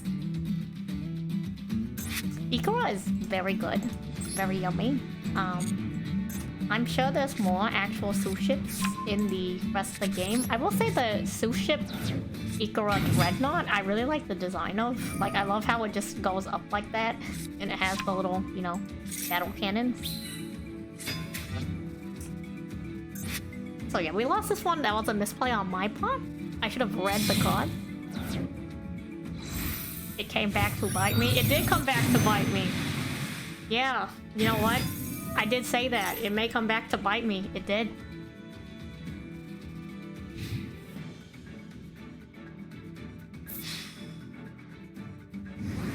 I will allow it to pulse. It got auto-modded because I guess bite you is a sexual term. I did not know that. I'm learning things. I guess I can understand how that... I understand the, like, the line of reasoning on that one. So I'll give that to the Twitch auto mod. I can see where they were going with that one, and I appreciate them looking out for me, you know? I don't have any mods. I don't have any mods yet. I don't know when I'll get mods. Hopefully everyone behaves themselves, and we can have a grand old time and I won't need any mods. Fingers crossed, and I put my faith into you all. And I hope that faith is not misused, because that would be, you know, very upsetting. Be a sad turn of events.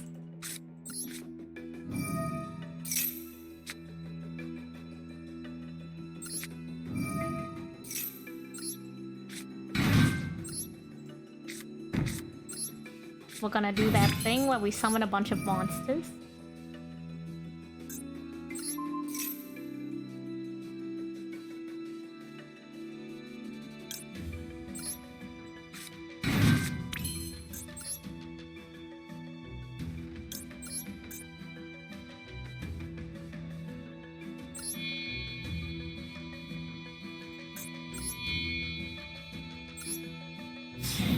Not too many monsters, just like maybe the two.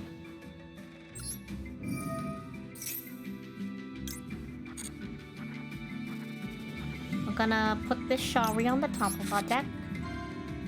And,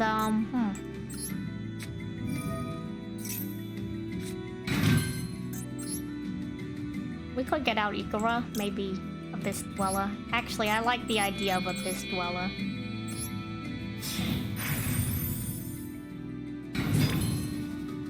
Abyss Dweller is really cool because he makes it so that they can't activate effects from the graveyard, so... We'll see how this goes. Because, if we do not survive past this turn, we have no things. We have no things to come back to. Another interesting thing, they added stuff like that, where, like, some spell cards have effects. I say that, like, I only mention it now after using, like, Called by the Grave, like, 3 times and having the hand come out of the field, but... I think it's because it feels like a minor effect. Whereas, like, the Feather Duster turns, like, the whole field some ways. Let's use this. We have no cards in our hand. And hopefully this stops them, and if not, we lose the duel, so... We'll try. We'll try our best. Always give it your all in a duel if you can help it.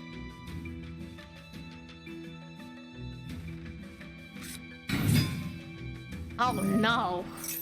It's the Sprite deck. Whatever they do. I don't know what they do, but they're here.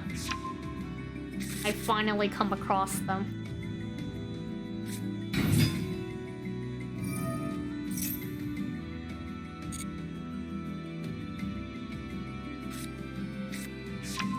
Why do I feel like they run this card just so that they can run Sprite? If that makes sense. Like, they run this card so people stop this card first, and then they use all the Sprite monsters. I feel like that's the strategy. And it's the coward's way out.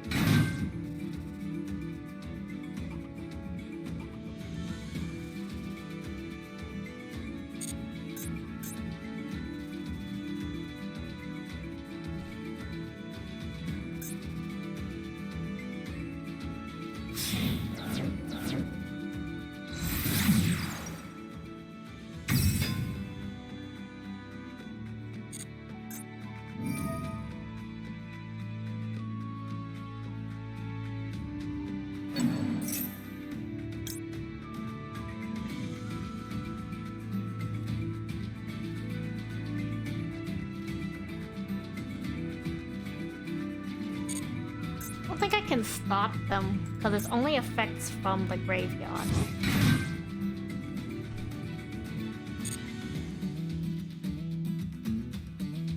Just trying to figure out this deck. I've never played it before, so they're doing stuff. They are the ones cooking right now.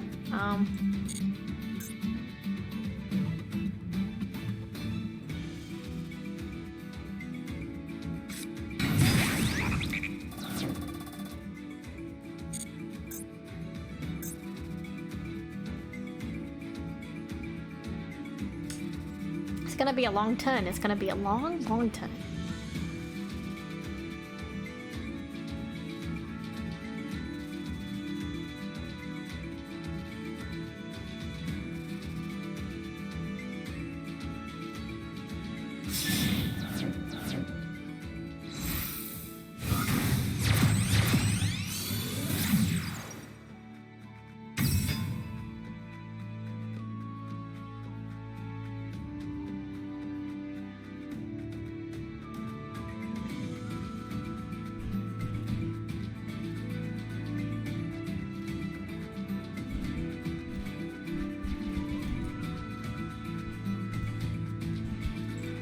Alright, I have the effect in. I was slightly tapped out because, this is gonna be a long turn.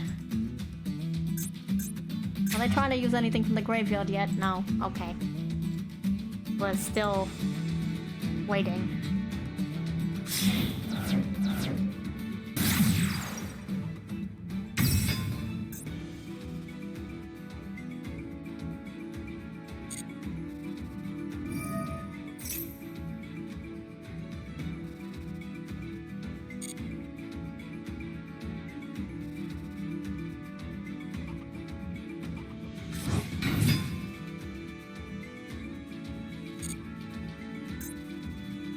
Yeah, totally awesome. Hello. Also, I have a totally awesome emote available in the 7TV if you have the 7TV.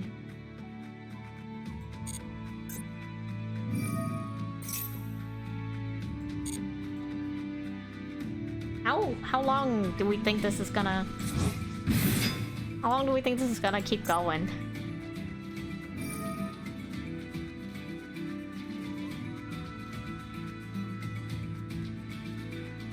They're gonna destroy one of my...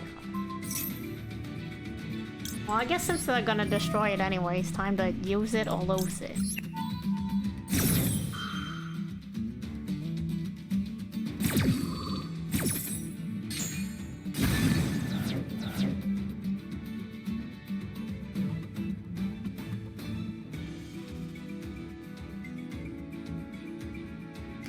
They're gonna, I don't know, we're gonna wait to see what happens. You gonna destroy another god? No, it's the end phase.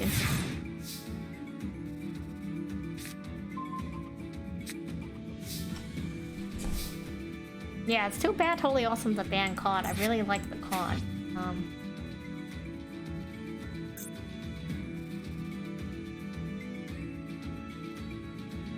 Oh, yep, there it is. There it is. Wait. Yeah, they recently banned it. Only recently, like 1 or 2 patches ago. No, it was limited to 1 and then they banned it. So like at the advent of like Master Duel, because I think Master Duel isn't like as tracked as the current Yu-Gi-Oh! So it's now banned. They're gonna summon a monster. I wonder who it is. I have no idea who it is.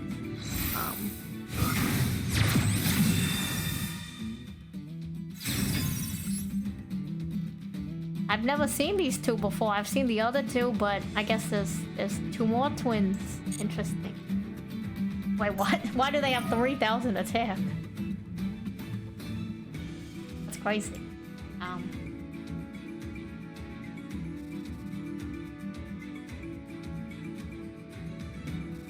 It's gonna be a long turn.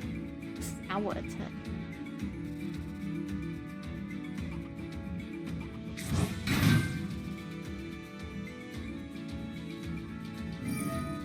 Oh, also thank you for the follow, Guardian the Third. I think I had like forgot to notice it because my brain was so focused on seeing new evil twin monsters that I've never seen before. Let's continue the main phase. Let's start reading these cards.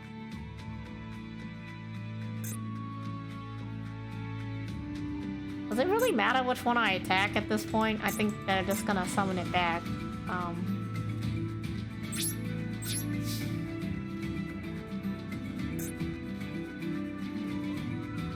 Maybe attack this one. Who knows? Which one of you got an effect? Is it you? No, it's you. That's unfortunate.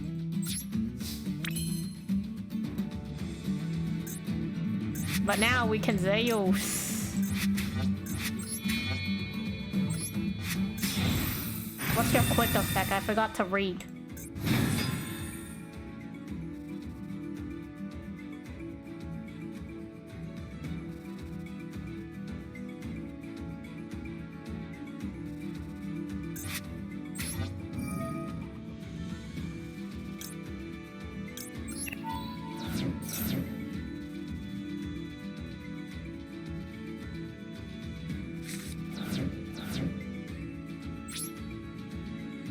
We're gonna end our turn and hope for the best because wow, that was annoying.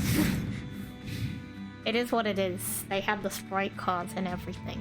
I will say, like, I guess it's nice that even though they had the sprite cards, they did have, like, another,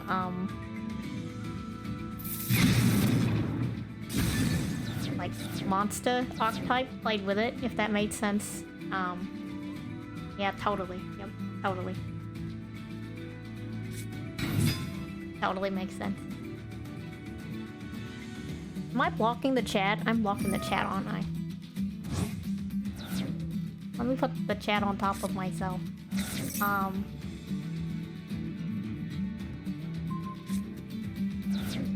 I've been blocking the chat this whole time and no one said anything. Live twin home.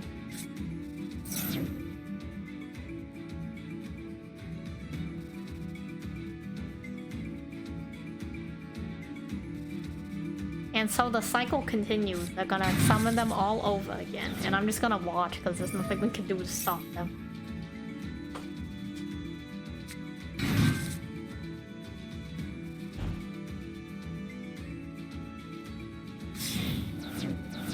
So I guess, if we're lucky, if we're really lucky,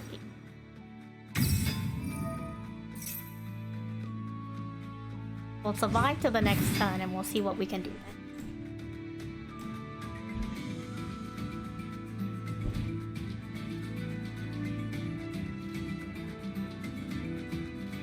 then. I'll figure out the whole mouth thing with the light later, unfortunately. Oh. Okay. Oh, normal monster.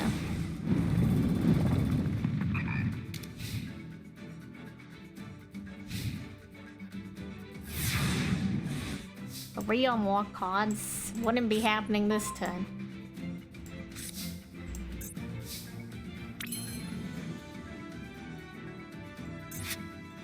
Oh, it's time. It's time. You don't even know what it's time for. Oh, it is time. This is gonna be beautiful. I want you guys to meet one of my favorite monsters, Stealth Krogan. Now he doesn't have an effect. An effect when you summon him. Like, you know, one of the card artifacts, but he lets me do this. And it's beautiful. Hopefully they can't turn back from this, because I also have nothing. This is actually a really exciting duel, though. We're like back to back to back.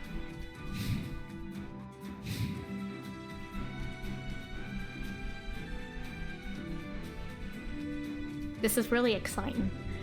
I'm having a lot of fun with this duel. Oh, they put one card face down? We draw.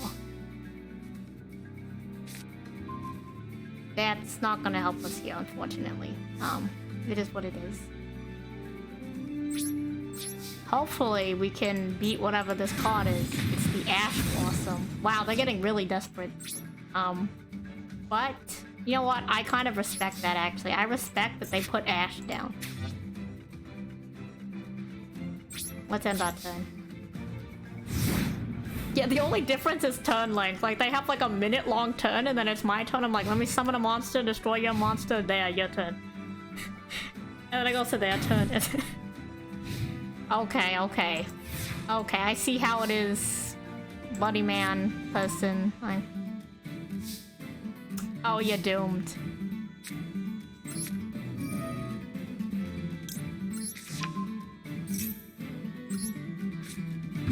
Now we are continuing to cook.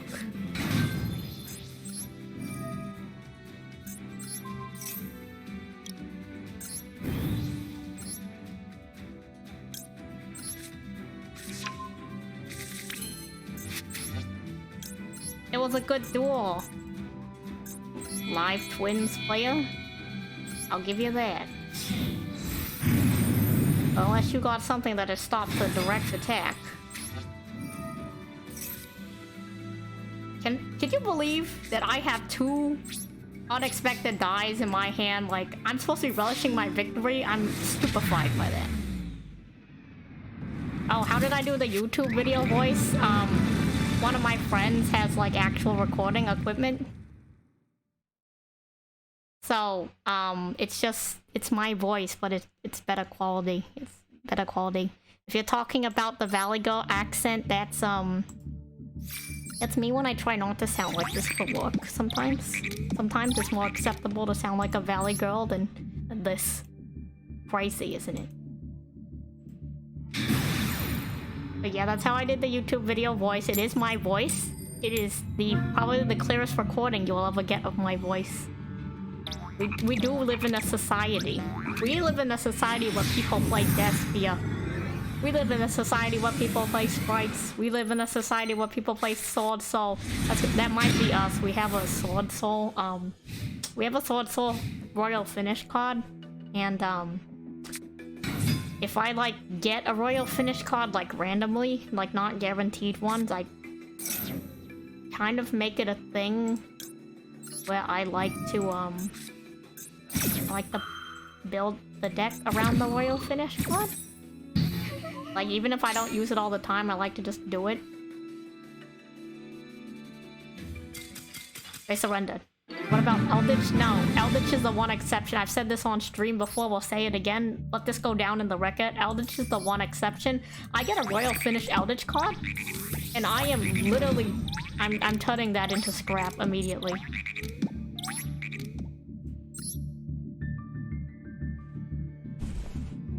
The only exception would be if it's like one of the cards that isn't the main monster that you might be able to use in like another deck.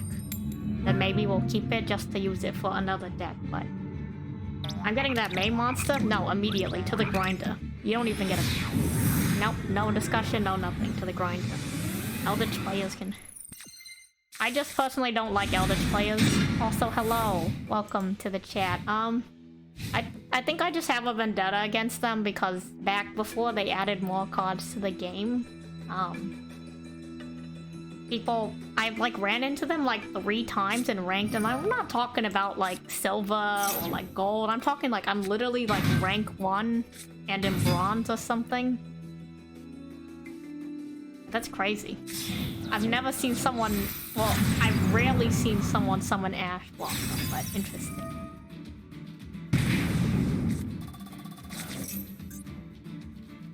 Fusion Destiny? Oh no, something's happening. Oh, DPE, of course. DPE is short for Destiny Hero, Destroyer, Phoenix, Enforcer. Just the Destroyer, Phoenix, Enforcer part. But I like saying that for 2 again. I got both the unexpected die in my hand. What do they expect from me? It's unexpected. Oh, I messed up. There's no coming back from this. I messed up. Hopefully they destroy my card. Destroy my card. Do it. DPE me right now. Otherwise, I'm gonna look like a fool. Hurry. DPE me. Get rid of my card. DPE. Now. No? Okay.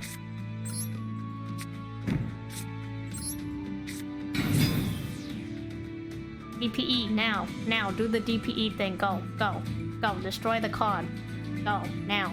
DPE. Use the card effect. I'm poking him with a stick. And he's not doing the thing I want him to do. Yeah, that's fine. Just don't do the thing.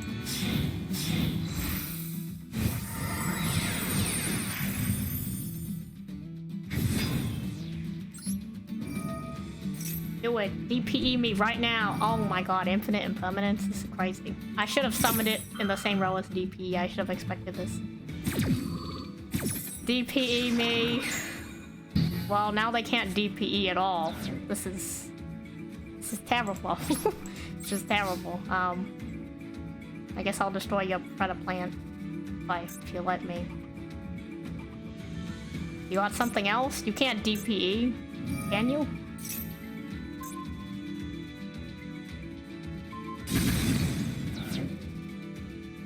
That's crazy. They can still DPE. Wow. Screw you! DPE! Go to heck, DPE.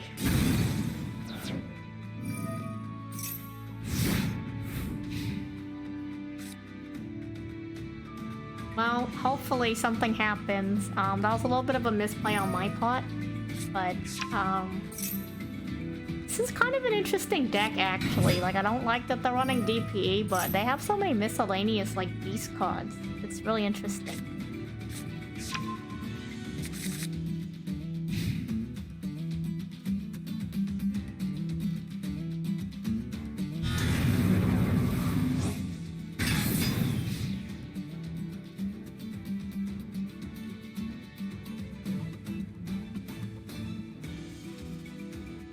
I'm sure there's people out there who do like Eldest cards. I just personally don't like the deck that much. That's just a me thing, though. Like, you're all welcome to play it. And, I mean, I'll duel you anyways if you are running Eldritch. It's just, either... I guess I can't totally awesome you anymore because they removed it to the game, but... If I have something that can stop you in your tracks, I definitely will.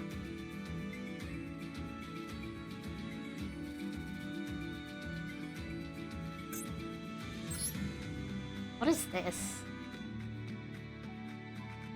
Ancient Warriors Oath.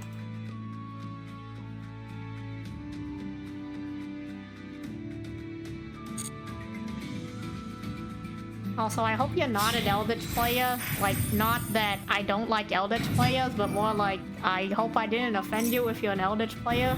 But maybe in the grand scheme of things, it is what it is, you know? Maybe, who knows? This is such an interesting deck. It's like a hodgepodge of so many archetypes. Like, look, they got this thing, they got the... Maybe they only have heroes for DPE, so maybe I'm being impressed for nothing. But it looks like they have a lot of different, like, card types, you know? Like, they had that one guy that's attached to one of these things. This guy. They had this guy. I'm probably giving them too much credit. They probably just run DPE to have DPE. But, you know. We'll see. We'll see where it goes. Utopic future.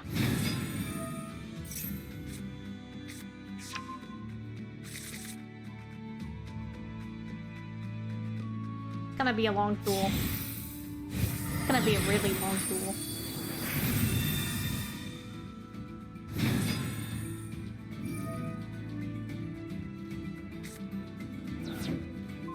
Maybe not. Maybe they'll just take it out now. Maybe it's gonna be a lot shorter than I expect.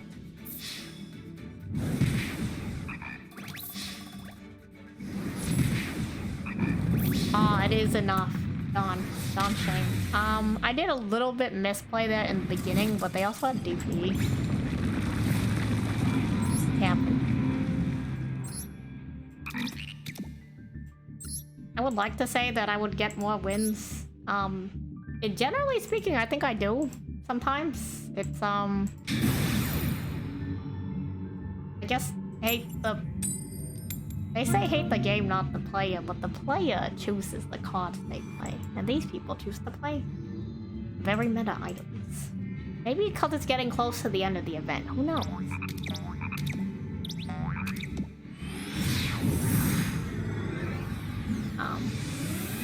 I need to remember to post stuff to Twitter later to thank people, and also in the Discord to thank everyone, because I really appreciate you all. And also because, yeah, pretty much just to thank you all. Like, I guess it's only a social obligation if I feel obligated to fulfill it. But if I'm the one who just chooses to fill it, I feel like it's less of an obligation and my decision. Like, yeah, there's far worse archetypes out there than Eldritch, but it's like, what am I gonna do? Just hate 5 different... What is this?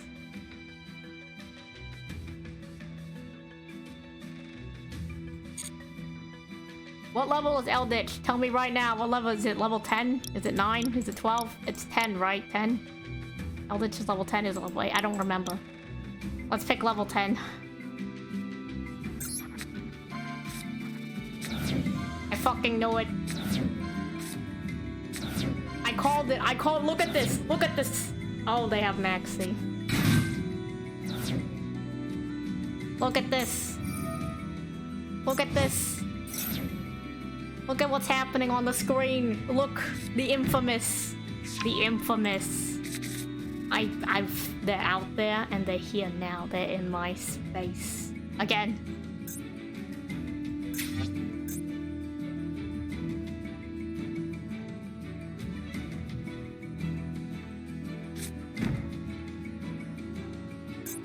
I got the four cards. This is, ugh. Got 5. They're gonna have 5 cards. 5 cards. 5 whole cards from the deck. Look at that. Look at that. Even if they didn't send this one to the graveyard, they got another one. This is what I'm talking about. This is what I'm talking about. I'll never forgive Eldritch Blade. It's just me being dramatic. I see this all the time. They're gonna activate their little effects, and then they're gonna summon the monster. Then watch them hit me with like the skill drain or something. It's really annoying when they hit me with skill drain, because it's like I only have the feather duster. The one.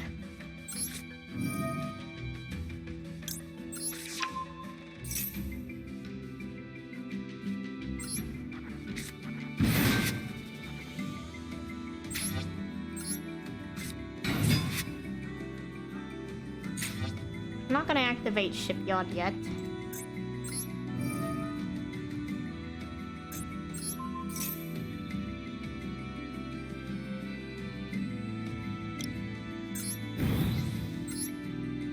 Gonna add this to my hand. I'm gonna be calm, reasonable people. We're gonna activate the effect. We're just gonna let us summon it face up in defense position. Now we're gonna activate the effect. It's gonna give us... Let's get Ikora. Now let's summon our big guy.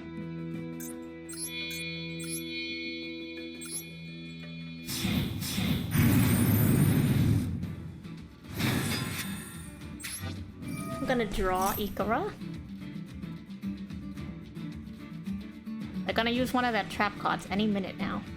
There it is. What is this one?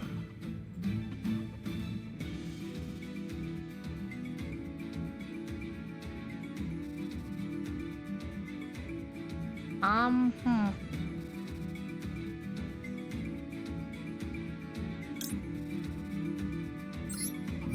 gonna test this out. Does this work like that? I don't think it does, but let's see. I'm pretty sure it doesn't work like that, but... Oh, it does. Nice. Nice. It's a win for the sous ships. The one. The one win.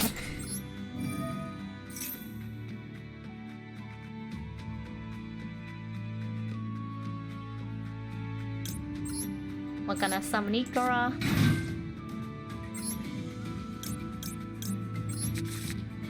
We're gonna put these on top of our deck.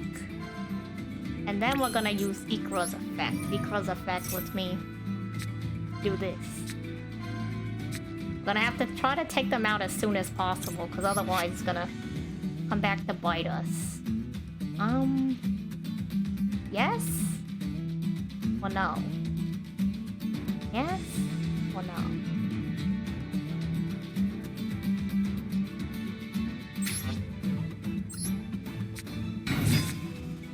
You know what? Why the hell not? Let's do it. Let's summon that card.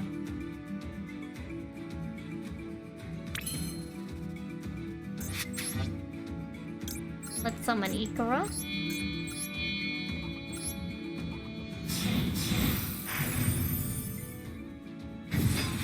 Activate the effect of Ikora, which is gonna let me draw a card, and then it's also gonna allow Ikora to attack twice.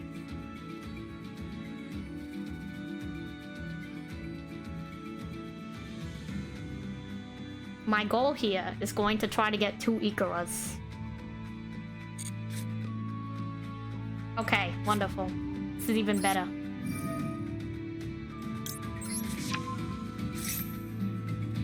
We can get 2 Unis, and we can get probably 2 Ikoras. Reason being is I need to take them out this turn or they're gonna hit me with their eldritch shenanigans.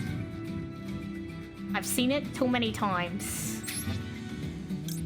Sit idly as it happens.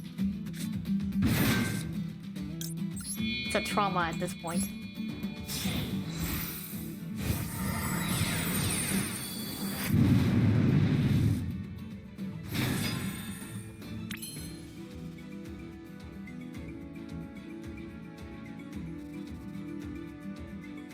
I thought I activated the effect. Huh.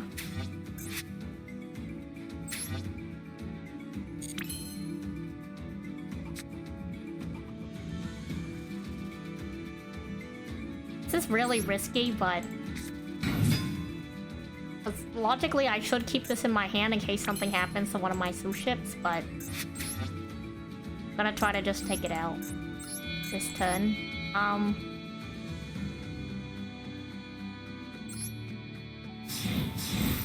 Maybe I should have summoned Shiryu, to be honest.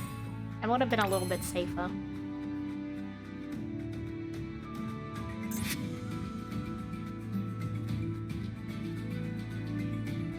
Oh, they changed it. It's only once per turn. Okay, they changed it, so shoe ships can't do as much as they used to, but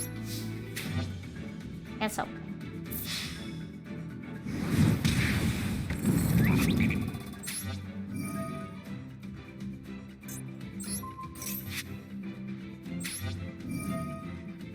They can still do a decent amount.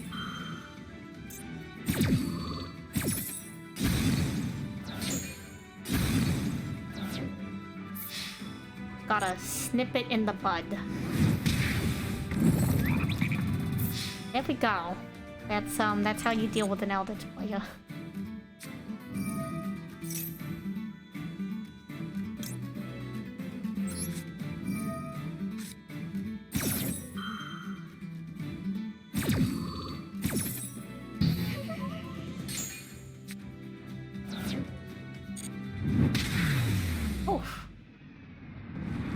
That was my grudge match.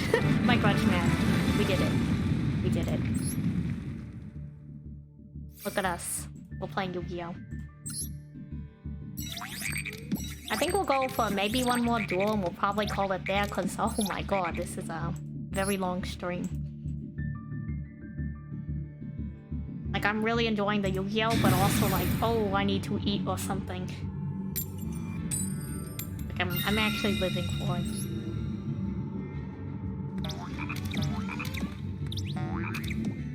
That was a very successful Gonken Suship game, and it was very satisfying.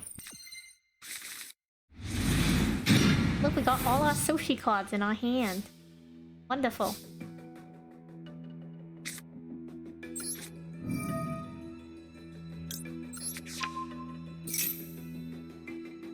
See what they got.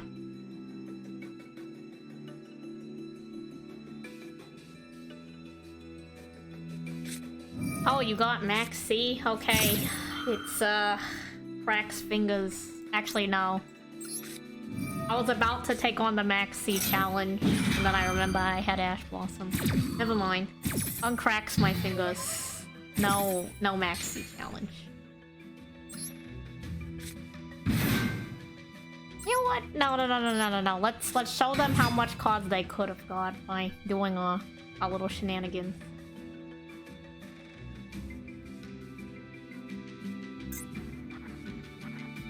What I'm gonna do this. You tell me they got something else in their hand? That's crazy. What do you got? Infinite Impermanence?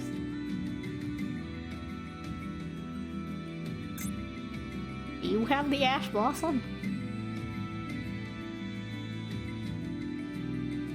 I've never played Rongo Mediad, so I don't have an opinion on Rongo Mediad.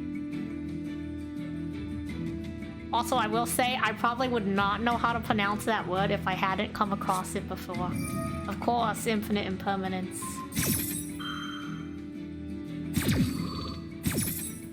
That's fine. Let's see, what do we want to do? How about this? Face up in the fence position.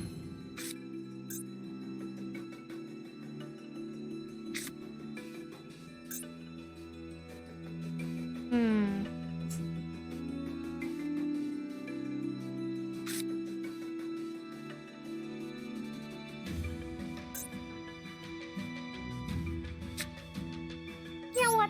Why the hell not? I wanted to do it in reverse order, but this is fine too.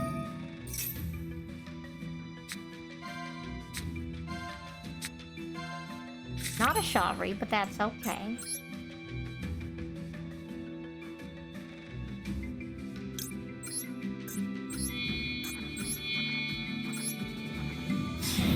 Get an Ikara. Let's draw. You tell me they got another card? You gotta be kidding me. What do you have in your hand? Do you have two? Oh, you have Ash, okay. That's fine. Can you believe this? They got 3 of these. They got 3 of these in the first turn. That's crazy. We're gonna end our turn because I guess they stopped us with Ash, but some people have all the cards. We have Sushi, which is pretty good. I like Sushi.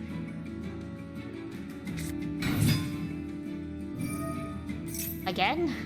It's crazy. There's no way this is the same person. I feel like they had a different thingy thing, but It's another sprite with Live Twin. Is this meta? Does anyone know? Is this a meta Yu-Gi-Oh deck?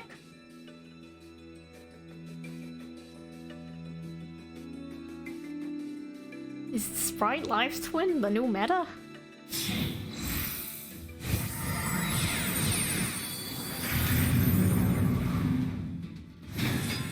It's sprites with Live Twin. People run sprites and Live Twin. Yeah, this is the second person. Like, this is it meta? This, like, I'm just so confused. Why would they do it again? Right, frogs, PTSD. It's not even frogs. It's Live Twins. They're literally running Live Twins and whatever Nightmare Corruptor is. I don't know. I have no idea.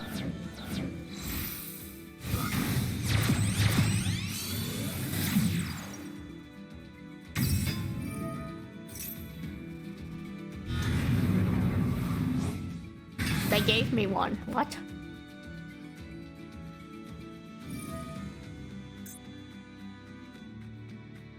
You cannot special summon monsters except linked monsters. Boy, I wish I had link monsters.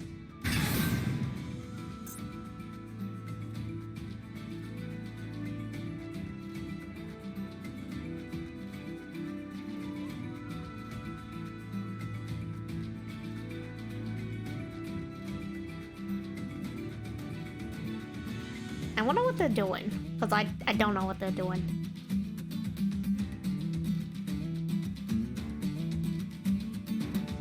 And I know I said this would be the last duel, but that really depends on how, this really depends on how much, like, how satisfied I am with the duel. Sometimes I do go 1 or 2 duels over. I will try to end it soon, though, because this is becoming a very long stream. Not that that's a bad thing. I'm having a good time, but also, like, food. I guess with that in mind, maybe to make myself more likely to end it, maybe we can... I don't know if I don't think I have anyone to raid. I don't know people.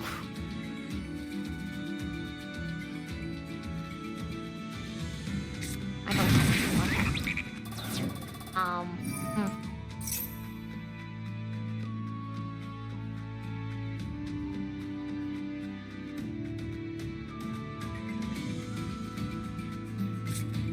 We'll get to that when we get there. In the meantime, let's wait for this like 5-year turn to go through.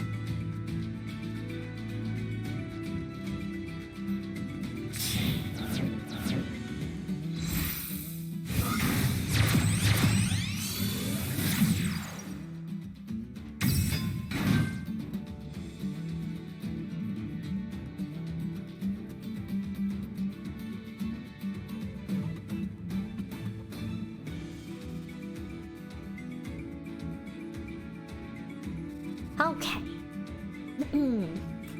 Their turn is still going, but I really wanted to like start enunciating Yu-Gi-Oh cards. Gonken Soship, Equal Class Dreadnought. There's something, another Life Twins, more Life Twins.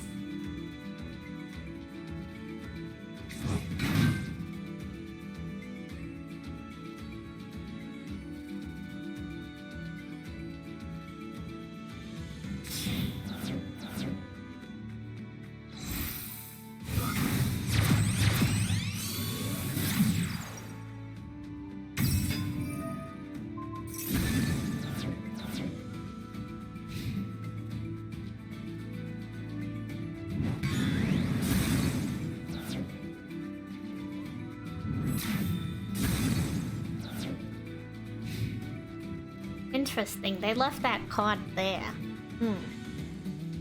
I wonder why.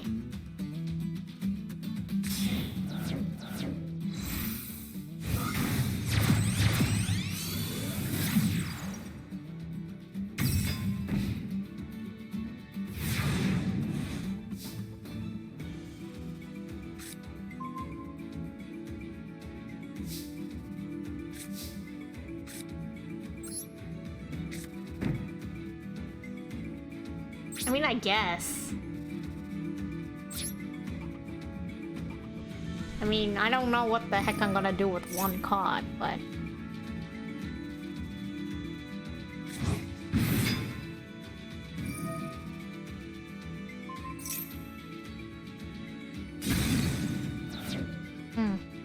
That's annoying that they can just do that on my turn, but I guess it is what it is. But yeah, is this meta? Like, sprites with this card type? With the live twins? Is that normal? I want to know if that's normal or not. Maybe I should have just ended the turn to see if they'd do anything.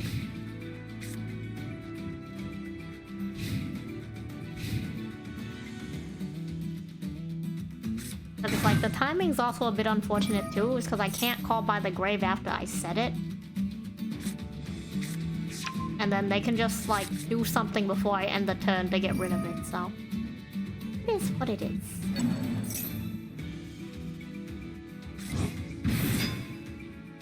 So it might take a while before they take us out, considering... They might bring out the big life twin, actually. Who knows? This may be a very long duel. What else is new?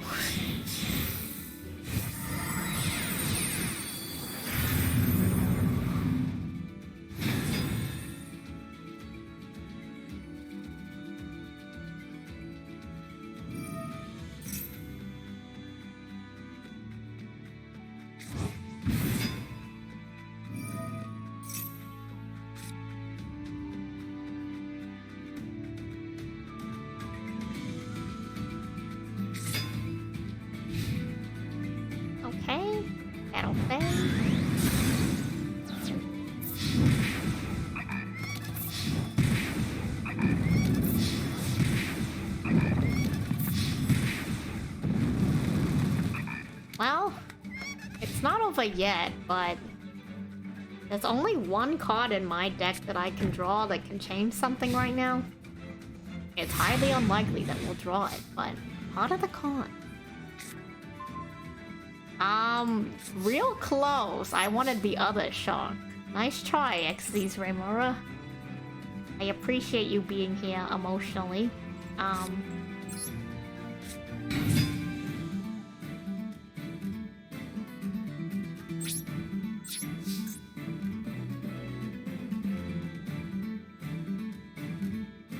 Let's see if they'll let us take ourselves out. Yeah, okay.